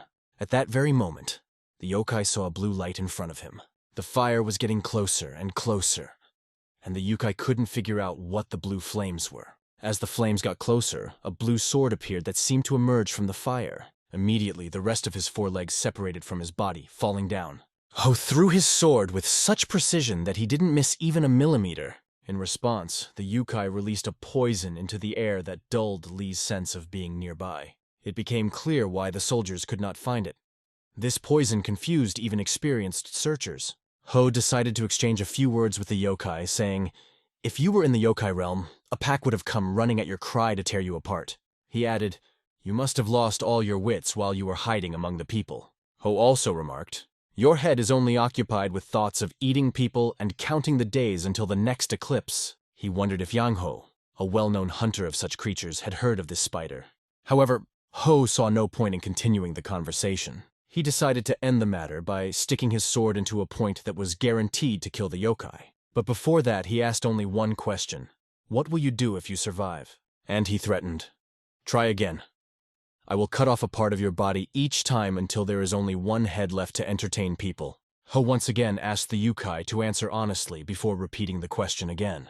Meanwhile, Lee made his way forward, smashing the rocks that blocked the way. He went to the cave, the entrance of which was covered with stones and tree branches. No wonder the soldiers passed by and didn't notice anything. Having reached a little further, Lee opened his eyes wide at what he saw. Many cocoons hung above his head. How many women has he captured? Thought the boy. Lee ran up to Ho and reported that he had found the princess and the other women. "They're unconscious, bitten, but generally okay," he explained. Lee asked the yokai, "Are there any other sleepers elsewhere?" To which he just shook his spidery head, answering, "No." At this point, Ho decided to believe the yokai. However, there were no other topics left for conversation with this dirty creature. The flash flashed so brightly that Lee muttered under his breath, "Unbelievable. It doesn't matter if it's a human or a yokai. They all turn into meat when they come face to face with their big brother," he thought.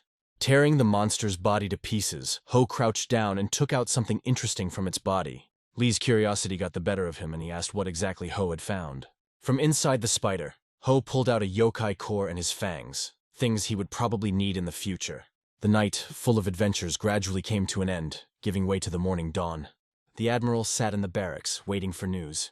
At last he was informed that the princess had been found. She is with the locals and is now safe. Ho promised to tell all the details later, because he was very tired and wanted to rest.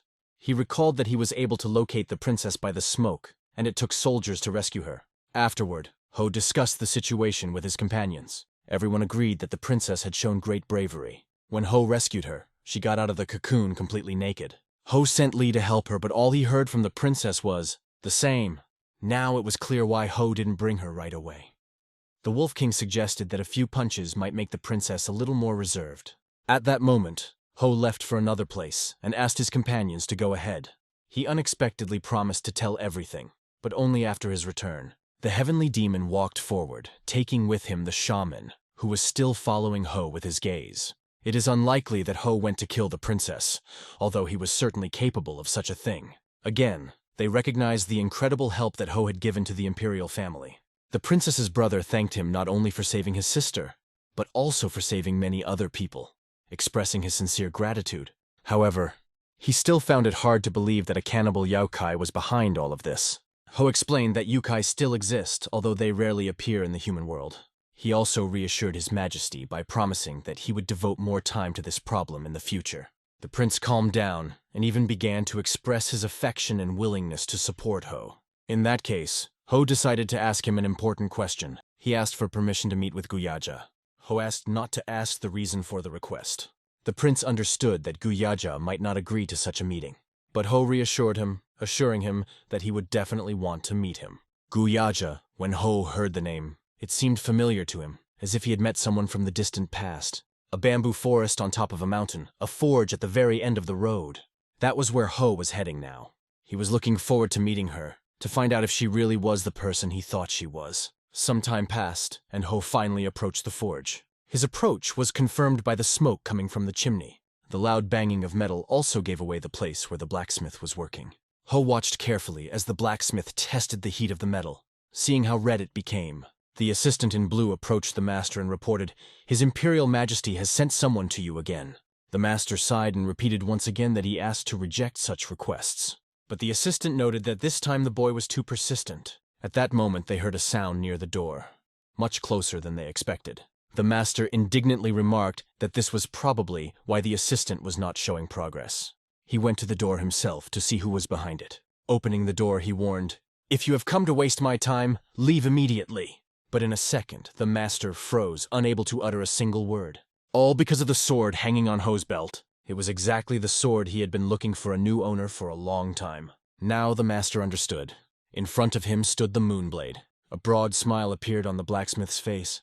His gaze was filled with memories that had been swirling in his head for a long time, as if waiting for the right moment.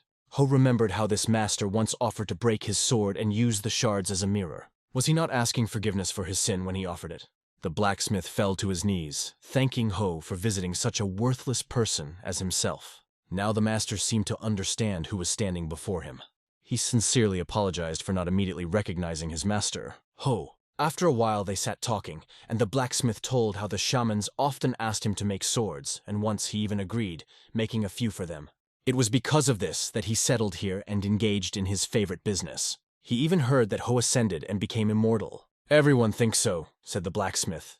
But he was more interested in how the abuse of shamans became known in the yokai world. "What brings you here?" he asked his guest. Ho silently placed the artifacts he had taken from the spider yokai's body on the table. The blacksmith picked up the spider's fangs and core, immediately determining that the yokai must have lived about 100 years. "You can make a true yokai sword out of this," he added, scrutinizing the artifacts. During the battle with the spider, Ho thought about the difficulty of his mission. He reasoned, if there are many yokai hiding in the human world, how to find and destroy them all. The blacksmith was allowed to stay here, as was his apprentice. But Ho had something else in mind.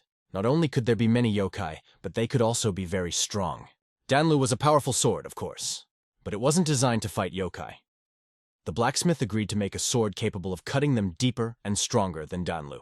He only asked for a week to do this, promising to create a sword that Ho would definitely like. But then what does Django do if yokai are already roaming freely in the human world, and have even kidnapped a member of the imperial family? Ho thought. Did he become so irresponsible when he got his position? Instead, the blacksmith said that he had heard about major changes in the yokai world. The changes began after Ying Ho's disappearance, and 300 years have passed since then. This news stunned Ho. It seemed impossible for him that 300 years had passed, since he had only lived 10 as a human. Why such a time difference? Is it causal in any way? The blacksmith sadly noted that it had been 3 centuries since Ho had left this world. But Ho, unlike the blacksmith, did not care about this, because now the changes in the yokai world no longer have anything to do with him. Such an indifferent answer impressed the blacksmith even more. But all that Ho had come here for had been accomplished. He achieved his goal and did it flawlessly. The blacksmith wished him a good journey, and Ho went on. When Ho left, the blue-clad assistant asked the blacksmith, "They say Moonblade is an unsurpassed martial artist, but he's just a human. Why do you bow your head to him?" The blacksmith sternly asked him to follow his words. "He is the one who ruled the world of yokai long before we were born. He commanded even the great yokai like dogs. And even the celestial immortals were afraid of this 9-tailed fox," the blacksmith added. The assistant's expression changed when he heard that it was the 9-tailed fox. But the blacksmith did not continue the conversation, saying, "It's time to pour coal into the furnace and light the fire. We need to work day and night to create the best sword to battle the yokai." A week passed, and Ho stood wide-eyed, amazed at what he saw before him. In front of him was a sword made specifically for fighting yokai. The blacksmith gave it the appearance of a normal sword, so that it would not attract too much attention. It was so light that even a woman could easily use it. Ho jokingly raised the sword to the blacksmith's neck. "Master, why are you doing this?" asked the blacksmith, falling to his knees, sure that he had done something wrong. It was just a joke on Ho's part. That was how he expressed his joy. The joy of the fact that the sword he held in his hands really pleased him. As for payment, Ho tossed the blacksmith an interesting little box. The blacksmith caught it but could not understand what it was. Inside was a pill that contained the remains of these yukai, a gift left over from Ho's presence in the human world. The blacksmith shouted that he could not accept such a valuable thing, but Ho insisted, giving it with no intention of taking it back. The blacksmith was incredibly happy, and, standing with the student, told that in exchange for the sword he had received a much more valuable thing.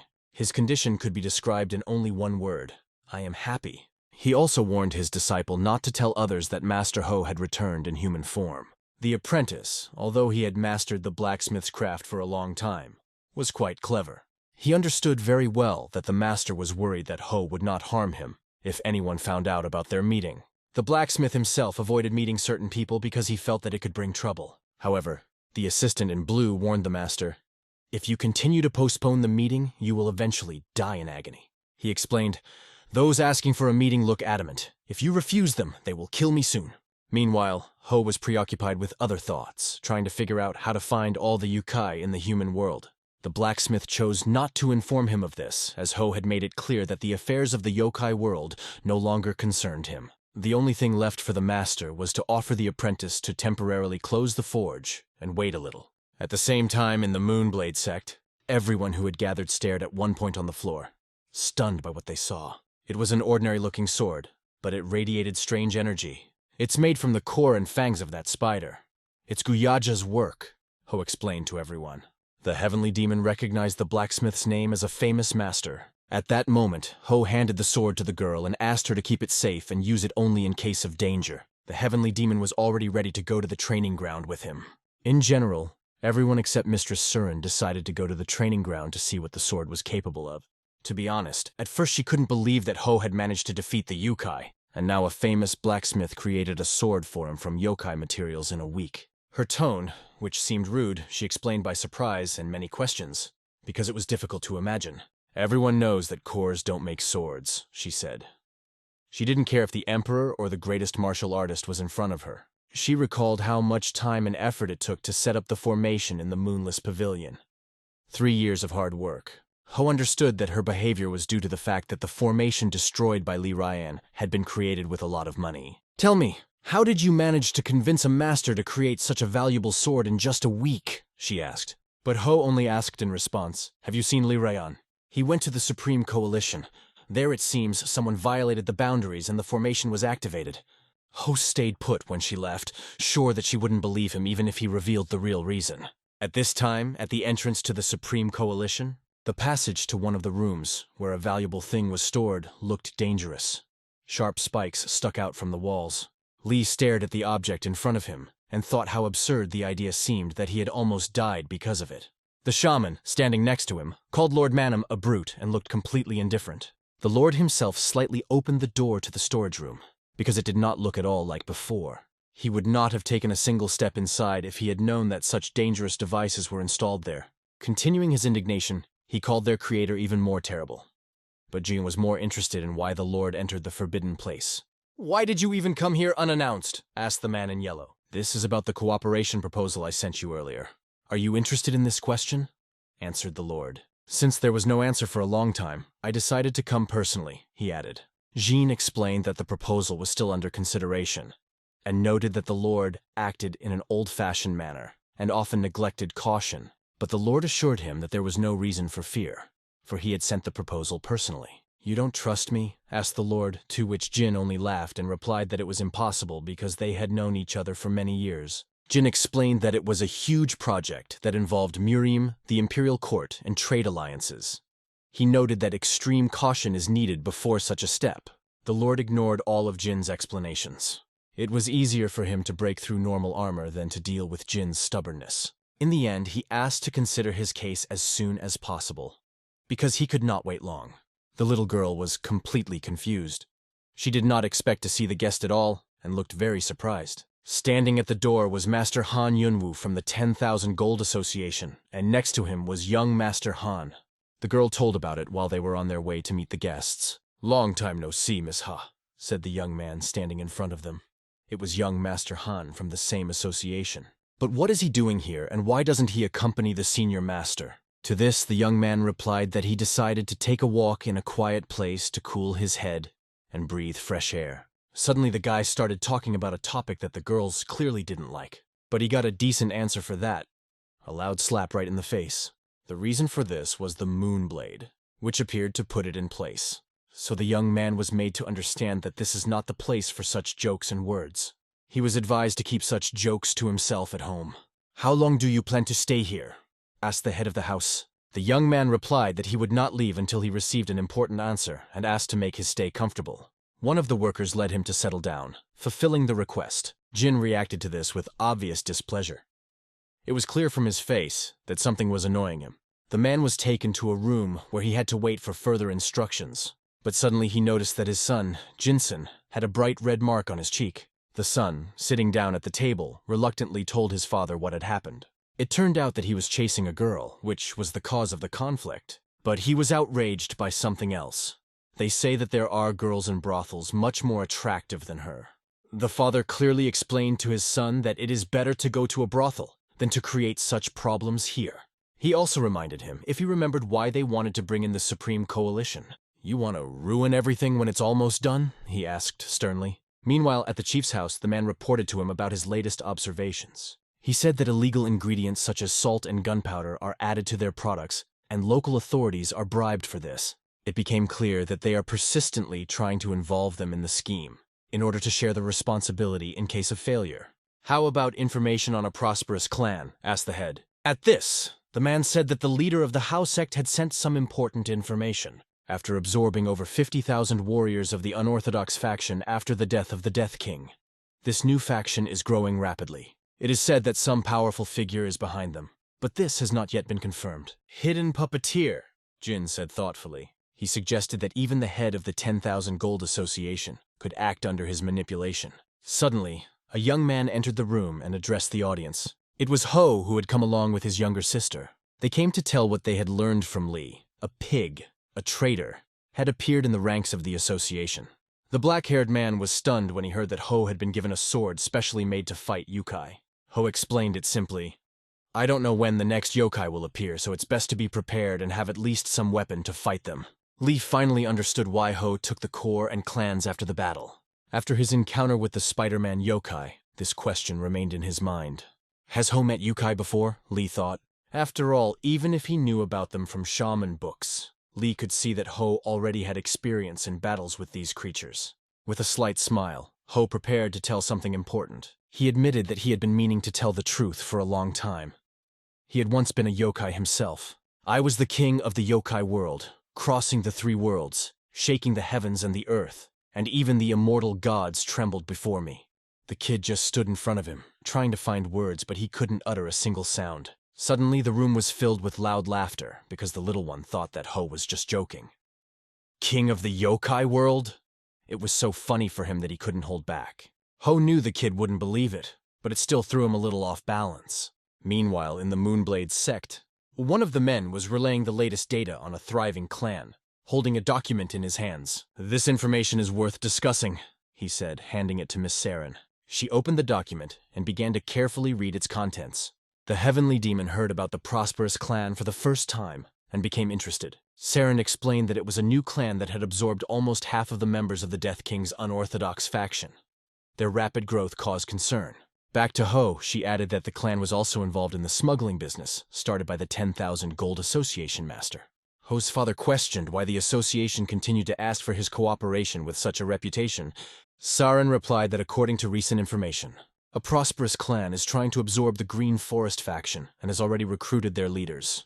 And if this is more than just a rebellion of the leaders, Then Jagavan is definitely not easy right now, she said. And how strong is this clan? Came the question. Surin explained that the clan had gathered more than half of the warriors of the unorthodox faction. The heavenly demon remarked that it had been a long time since he had encountered such an opponent that was fun to defeat, and he would even regret it if they died too quickly. After these words, he and Moonblade exchanged enigmatic smiles. After a while, the Sky Demon and the Moonblade charged forward, deciding to start by destroying the prosperous clan. They realized that Father had probably intuited that the 10,000 Gold Association master intended to use him, but was still hesitant because of their long-standing friendship. Ho decided to force the master to leave the scene voluntarily, but in order to do so, he needed to find out how he was connected to the prosperous clan. The heavenly demon felt that if their goal was only to save Lee Jagwan, it would be too boring. He was only goading Moonblade into offering him even more ways to amuse himself. Moonblade instead considered using his Sky Demon skills, as this could reveal his true nature and plunge all of Murim into chaos. Therefore, the demon decided to hide his identity by taking the sword hanging from his belt. If that's the reason why this particular sword, asked Moonblade. He heard the answer that the yokai sword should only be used in battles with yokai. A masterpiece sword should be multifaceted in its capabilities, Demon added.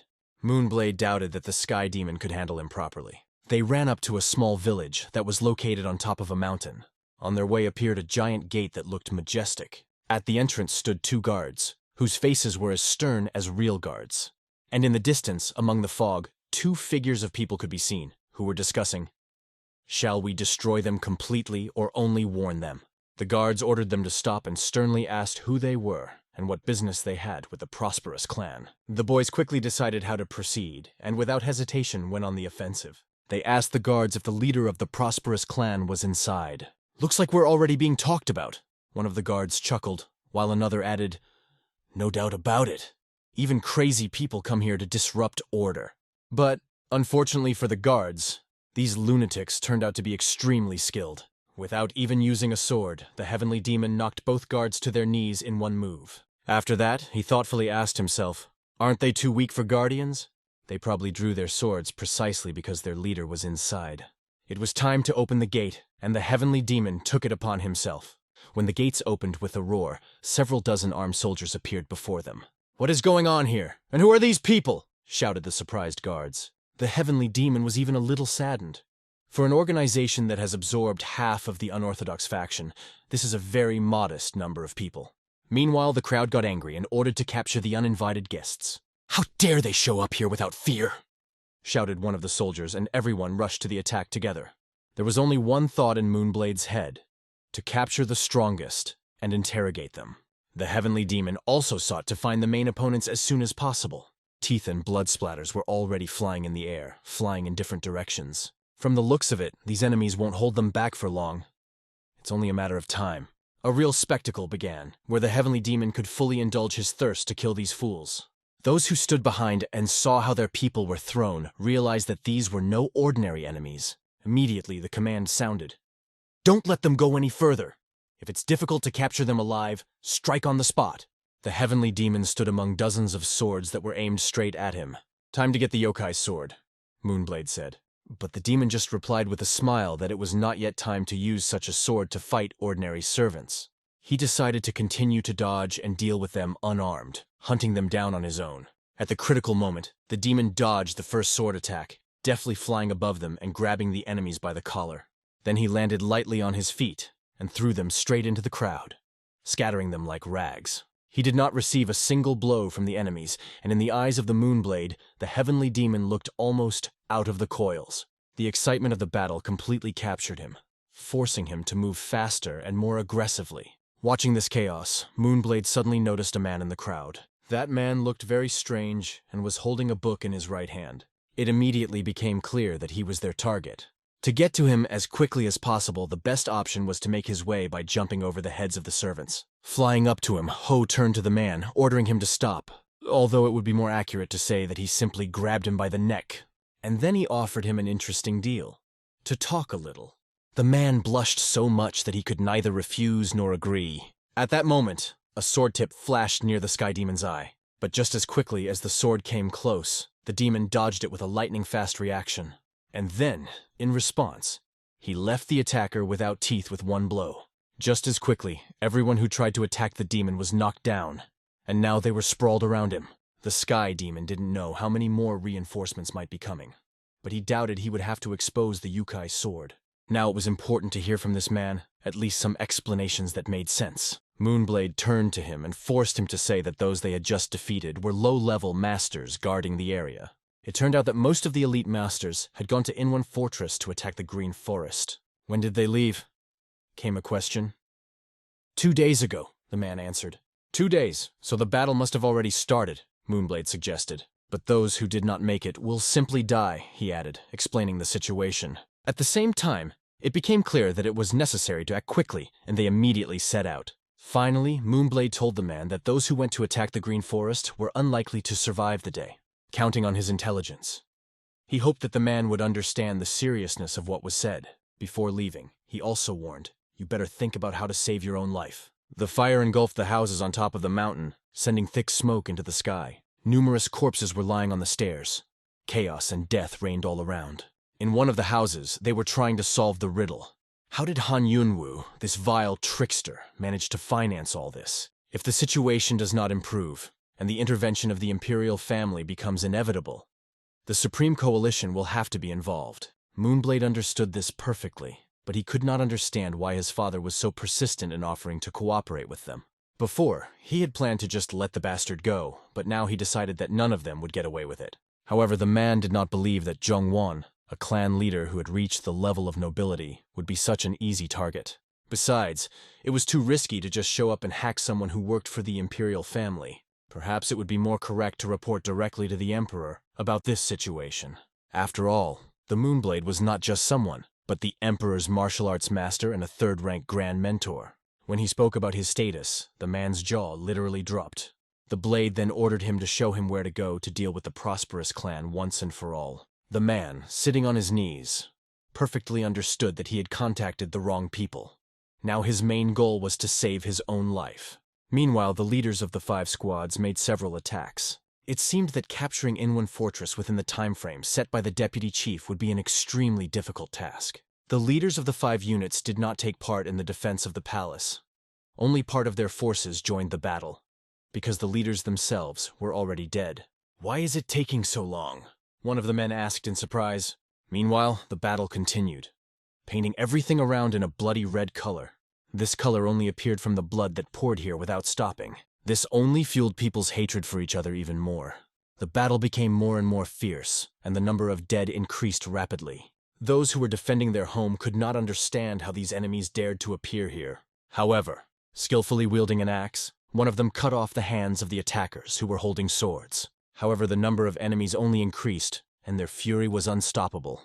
They were outraged that all this was happening because of one bandit. The man standing behind explained that this thug was the former leader of Aso's gang, Li Jiangwan. Although he was similar to the leaders of the 5 squads, his skill with the axe was beyond that of an ordinary master.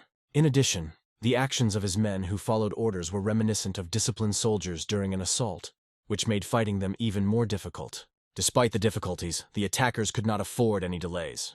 They continued to make their way to Yingwang Palace, trying to catch up with the deputy chief's arrival. The heavenly demon hurried with all his might, putting all his might into each step. He ran, trying to be in time to protect someone important to him. The leaders of the Prosperous clan communicated only through close assistance, but the head of the clan loved solitude so much that he built a residence in an isolated area of the capital.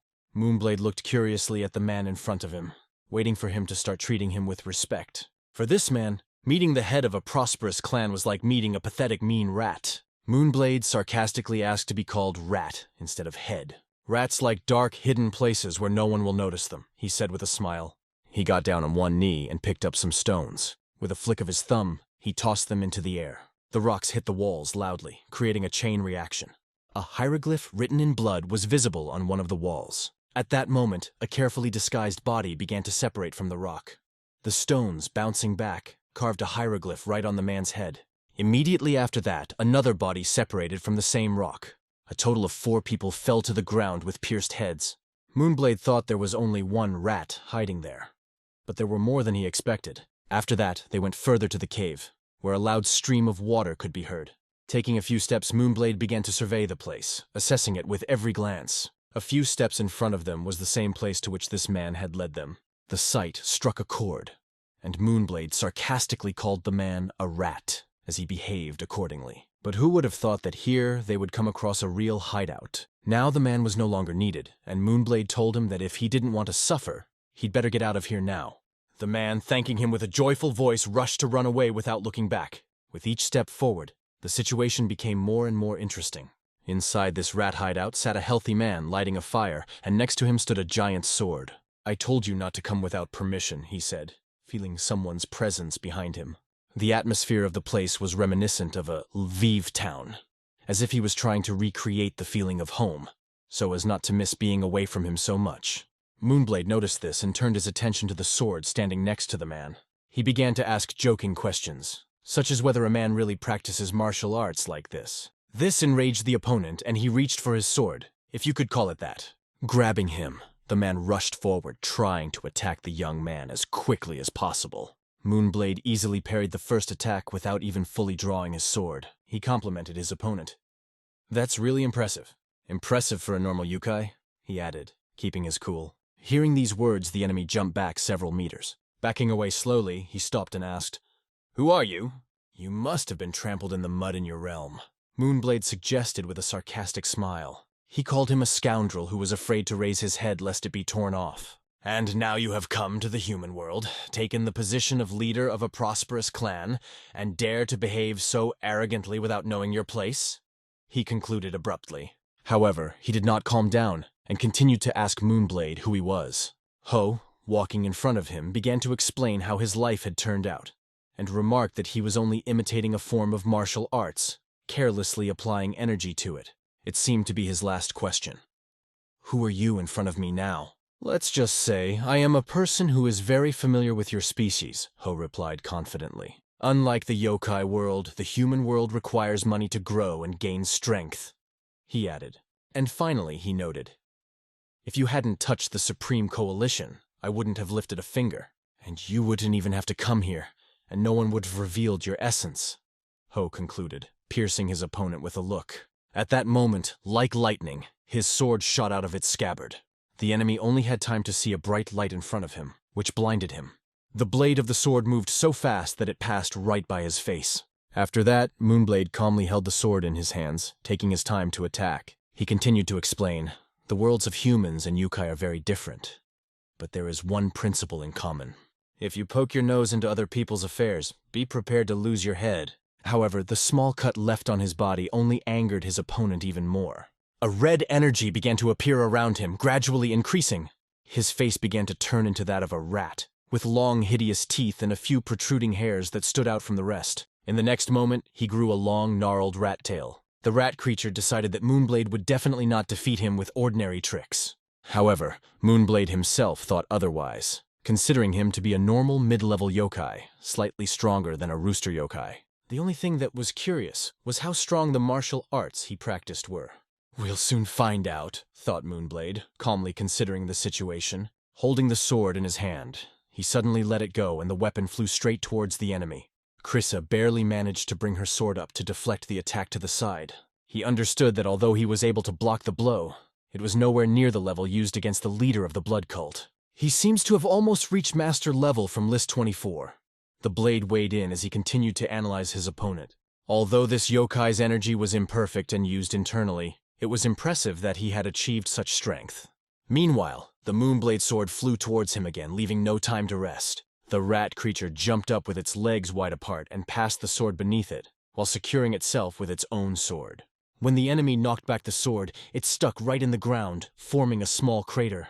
The rat's eyes glowed bright red, reflecting its determination to attack. Krissa rushed forward, thinking that he was flying at the simple man standing in front of him. He screamed furiously, "Die!" moving closer and closer to his target. When he was a few meters away from his opponent, he struck with his sword, releasing a red energy that lifted the stones and sliced everything around.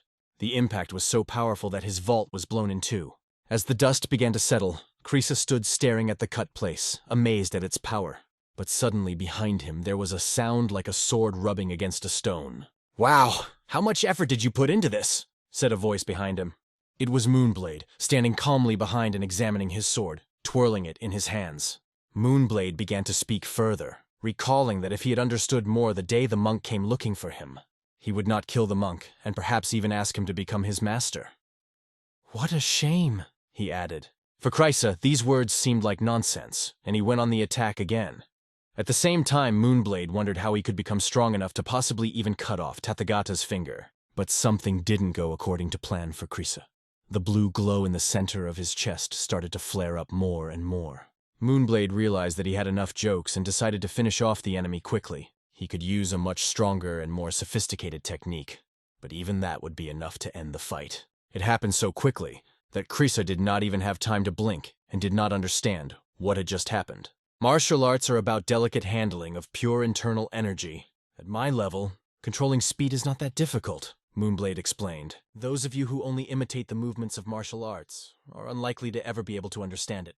But to my surprise, thanks to you, I gained invaluable experience, he added with a slight smile. Now, if I meet a yokai who transforms into a martial artist, I'll know exactly how to deal with him. He explained all this to Chrysa calmly and clearly, maintaining his confidence. But this scumbag wasn't going to give up just yet. Realizing that Moonblade was only playing with him from the beginning, Chrysa decided to attack with all his might, even kicking his sword. Moonblade's hand began to go numb from the strain of holding the sword in the fight. But realizing that it was boring, and not wanting to endure the tension any longer, he threw Chrysa back with one movement. Regretting that he would not be able to learn anything more from this opponent, Moonblade decided to move on to the next step. The next part of the ceremony was planned to use a sword technique capable of destroying the heavens. At this moment, Chrysa held his sword high above his head. He put all the remnants of his strength into this blow, making one last attempt to win. It was a desperate risk. He risked everything to kill the Moonblade with this attack. But Moonblade was already uttering the words. The first sword is Cloudburst. In the rat's hideout, the Yukai rat himself saw a bright blue glow. This glow completely destroyed not only his burrow but also himself, leaving no chance of salvation. After some time, only debris and a few branches lying around remained at this place. And the sword that Chrysa was holding in his hands was now stuck in the ground, like a remnant of a past battle. It wasn't worth leaving him here, so Moonblade went to the weapon. Taking the sword in his hands, he realized that it was nowhere near as strong as the Blood Demon's weapon. This Yukai used a plain old sword with nothing special, but in the matter of internal management, this Chrysa was undoubtedly a strong master. Although this is not surprising. He was a yokai. Chrysa's head was already burning, gradually dissolving in the air. No matter how well he disguised himself as a human, Moonblade had a hard time believing that his servants hadn't noticed his true nature. Judging by how difficult it was to find him and connect him to events, he was most likely the vice leader who handled all communications. The time was approaching evening and the darkness began to thicken around. Moonblade followed the muddy tracks of the battle, as if picking up the fragments of this story. Only icy coldness was reflected in his gaze. Moonblade was getting closer and closer to the gate, in front of which lay a pile of dead bodies. Everything was covered in blood, and a thin red trail ran down his face. Against the background of the burning fire stood the giant Lee, waiting to see who would be his next opponent. He held on to the last, although 70% of his men had already died, and the rest had fled, betraying and leaving the fortress. The enemy commander could not understand why Lee was still standing and what he was trying to prove by being alone. But Lee knew this battle was doomed from the start. He was only grateful that they had fought side by side with him up to this point. If dying together means loyalty, why did they all stay alive? He thought aloud. Hearing these words, the man with a scar on his face just waved it off. Don't talk nonsense. Another man behind him remarked that Lee was a very interesting person. It was the vice leader who asked Scar why he had decided to spare him. As soon as I got up the mountain, there were bodies scattered everywhere. Those pathetic bandits destroyed quite a few of our elite warriors. If you really were their leader, then your skills are too valuable to kill you, he added. The vice leader offered Lee more than he deserved, to join the main forces and benefit them. But all Lee heard was, "If you don't want to die, become our dog." In response, he warned, "Even if you feed your dog well, sooner or later it will become your food." Lee had already come to terms with his death and was ready to decline the offer. However, the vice leader warned, "This is his last chance. Give me your head, and maybe I'll think," he stated coldly. The vice leader realized that Scar had not spared Lee out of mercy, but simply couldn't handle him. With a good understanding of human nature, he reached for his sword, and one of his seemingly blind eyes suddenly glowed red. At the same moment, he rushed at the giant, who was standing with a shield in his hands. The shield flew into the air, and in a moment only half of it remained. At that time, the heavenly demon could not believe his ears. "How come the green forest isn't here?" he asked the man standing in front of him. It turned out that this is a completely different mountain, not Inwan, but Samyang.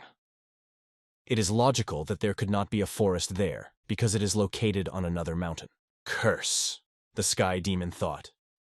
He had not been to the Central Plains for so long that he had completely lost his sense of direction. "And where's the mountain I'm looking for?" he insisted. "About 50 kilometers in that direction," the man pointed. It turned out that the heavenly demon had already run past, having been right there not long ago. Thanking him for the information, he turned and headed back. The man was amazed because the demon was moving so fast it was as if it was flying. But this is a dangerous place. He should watch out for himself, he thought as he watched the receding figure. A fierce battle was going on in this place. Lee fought for his honor, holding the axe as long as he could. But everything became much more complicated when an extremely strong opponent entered the battle. From the first blow, Lee received deep wounds on his arm, from which blood flowed profusely. He dreamed of returning to the Moonblade sect to continue his training and become stronger.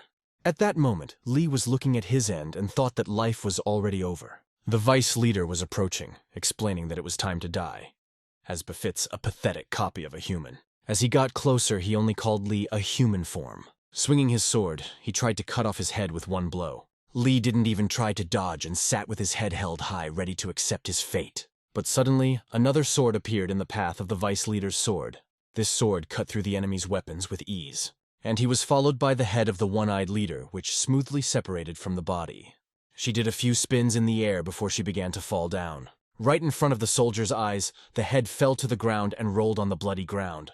Lee lifted his head and saw a new hope before him. In front of him was a heavenly demon that appeared to protect him. "Did you personally come here worrying about someone like me?" This thought flashed through Lee's head, but it really was like that. The heavenly demon appeared for him. Using his sword, Demon simply swiped without the use of techniques, and the result was impressive. Hearing laughter behind him, Lee turned around and asked, "Why did you laugh so hard?" And then he added, "Did you give up so quickly?" "Of course not," Lee answered with a smile of all 32 teeth. He picked up his axe again, explaining that he was just catching his breath. Although his training period was short, he was ready to show the heavenly demon what he had managed to achieve thanks to him. But his words became slower and quieter. In the end, he just couldn't take it anymore and collapsed onto his back, falling right in front of the heavenly demon. "What a fool," thought the demon. "It's already impressive that he lasted this long. A prosperous clan has been wiped off the face of the earth, and even if one of them escapes, where do they turn? Even if they're lucky enough to get out of here alive, how many of them will start with a clean slate?" The heavenly demon wanted to convey a simple truth to them. Instead of wandering around the plains spreading evil, it's better for them to die here. But his attention was drawn to the suspiciously burning head of the clan leader. After a while, news spread across the plains that the prosperous clan had been completely destroyed. In addition, the deputy chief was also defeated along with the elite warriors who set out to capture the Green Forest. "Is this the handiwork of the Moonblade?" they asked themselves, and everything pointed to the fact that it was him. Everything happened much faster than even they themselves expected. Now there was a new question. What to do with the head of the 10,000 Gold Association in Zhongwanpyeong? If Moonblade did it, then these two would clearly be his next target. "Lately the Celestials have become much more attentive," remarked one of the attendees. "It is better not to attract their attention and not to send assassins," he added. "So how to act?" asked the man standing behind him. To this he replied, "I will decide what to do myself." He only clarified where the head of the 10,000 Gold Association is currently. Meanwhile, at the gate, the guards and another man were waiting for someone, but no one came. They had already begun to think that he would return only in the morning, and decided to close the gate. But then, they heard the sound of a stick hitting the ground. A figure was approaching them, which attracted their attention. When this person came closer, the guards immediately said, "The Supreme Coalition is closed. If you have business with us, come back the day after tomorrow," they added. He only came to see the 10,000 Gold Association Lord, but he was warned that outsiders were not allowed to enter without permission at such a late hour, and repeated these words once more. "If you would state your name and where you are from, perhaps I would pass your request on to the Lord," said the guard. However, this did not bother him. The only thing that mattered was that the Lord was here. In a moment, the guards were finished, and the way through the gate became free. He put them to sleep, because he planned to quietly meet with the Lord and just as quietly leave. At the same moment, a couple of other guards were walking down the street. They were met by an old man who could tell them some fairy tale, but the guards were saved by a corner that was covered by a thick shadow. The man hid behind this corner and waited for them to pass. Only then did he come out of hiding, remaining unnoticed. Then he continued to walk straight towards the Lord, and when he reached the right place, he put his hand forward. He began to use the formation of the Dorum clan. The Supreme Coalition hired a shaman from this clan to create this formation. Such flawless and powerful technique was beyond the reach of even many shamans from Dorim. Several cards illuminated by blue light began to circle around him. Then he slammed his pick on the ground. This created a sphere around him that gradually grew larger. Inside this sphere, he was protected from the yellow electrified glow that was raging outside. It will be necessary to take a closer look at this monk, he thought, interested in his abilities. However, without delay he moved on. He approached the man he was looking for to find out about the Lord of the Supreme Coalition.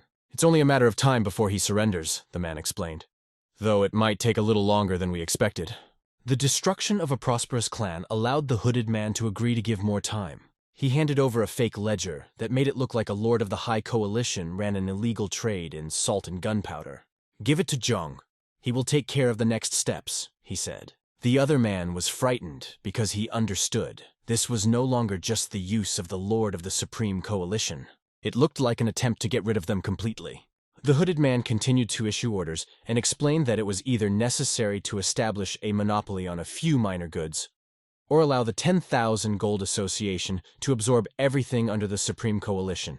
This remark about the 10,000 Gold Association and the Supreme Coalition surprised the man quite a bit. Having finished the conversation and finally decided his affairs, he calmly went back. Approaching the gate, he threw after him, "Fool!" and disappeared into the shadows. At that moment, the man held the ledger in his hands, realizing that he was blinded by money and did not even realize that he had received a poisonous gift. The mustachioed man smiled slyly as he imagined how the Supreme Coalition would soon come under his control. The night gave way to morning, and the dawn brought new problems. The man stood in the middle of the yard, nervously looking around. Suddenly, Admiral Dong Chen appeared in front of him. He had no business with the Supreme Coalition. He had come to see the Lord of the 10,000 Gold Association. At the same time, he ordered his men to search everything around. The man did not understand what it was all about, and his face showed confusion. At that moment, the guards found the same book that the hooded man had slipped to him the day before. Trying to justify himself, he called it just an account book and begged the admiral to return it. But it was instantly discovered that this book was probably the fake one that Governor Zhang had received. The governor has already been arrested and he confessed to everything, the admiral said. In addition, he noted that now they have a real accounting book of a prosperous clan. He sternly warned the man, "If you don't want to be tied up and dragged, you better behave calmly. Where did we go wrong? What did we do wrong?" Such thoughts were raging in the man's head. Who brought all this information to the heavenly court? He thought suspiciously. Meanwhile, on their way by the wall, Ho stood calmly. He had been waiting for this moment for so long, he was in a hurry to see this sight, and now with a wide smile met him. When the man saw that smile, everything fell into place. Moonblade Ying Ho? Was that him? Soon, he was brought to the place where he was to be taken. The admiral sat down at the table to talk with Jin, asking him for forgiveness. But Jin only thanked them for taking time out of their busy schedules to personally come and deal with the situation. The admiral did not hide that he acted only on the orders of the young master. It was he who decided everything, went to the base of a prosperous clan, destroyed them, and took away all the evidence. There was indignation in Zoloti Pomista due to the arrest of the father. The son, bored and tired of the situation, went to another place and later returned. At the same time, he was told that his father had been arrested by General Dawn. It was also reported that a fake accounting book was found in the owner's possession. But he did not have time to finish, as his face suddenly met the floor. The same hooded person appeared in the room and told the boy that it was all the work of the young master from the Supreme Association. He was the one who slipped your father the fake ledger and got General Dawn to arrest him, the stranger explained. The boy did not even understand who this person was in front of him and how she got here. However, the hooded man calmly stated that it didn't matter at all. You should think about who should be held responsible for what happened to your father, he added. At this moment, for the first time, the boy had the idea of taking revenge on his opponents. Meanwhile, another man explained that their goal was to cause chaos in the ruling circles to distract the Celestials. The head of the Golden Manor was easier to deal with than the leader of the Supreme Association. In addition, he pushed the foolish son to reckless actions, depending on how boldly he would act. This was his plan, to avoid the attention of the Celestials, as it was supposed to be from the beginning. His servant further reported that a loophole had been found to restore their case. "Well, how is the work progressing?" he asked curiously. "This extraction method still lacks efficiency and stability," the interlocutor replied, "especially when compared to the blood demon's method, that pesky bastard." They switched to using the energy left in the corpses, and the efficiency along with the stability improved greatly, so they have followed this method ever since. "The more perfect, the better," the owner briefly summed up. But there was one caveat. Even more yokai energy was required to reach a level that would satisfy the master. He then asked how the matter of requesting Guyaji's cooperation was progressing. In response, I heard that he had closed his forge and was keeping silent. In the sect, Huayan Sarin explained to Moonblade that his father had reprimanded him. He asked why he acted like that without informing him beforehand. This is exactly what the girl tried to explain to him. However, it seemed to him that his father was talking to her about some unimportant things. However, she also had good news for him. She got up and said she wanted to congratulate him. Congratulations on becoming one of the 24 masters of Murim.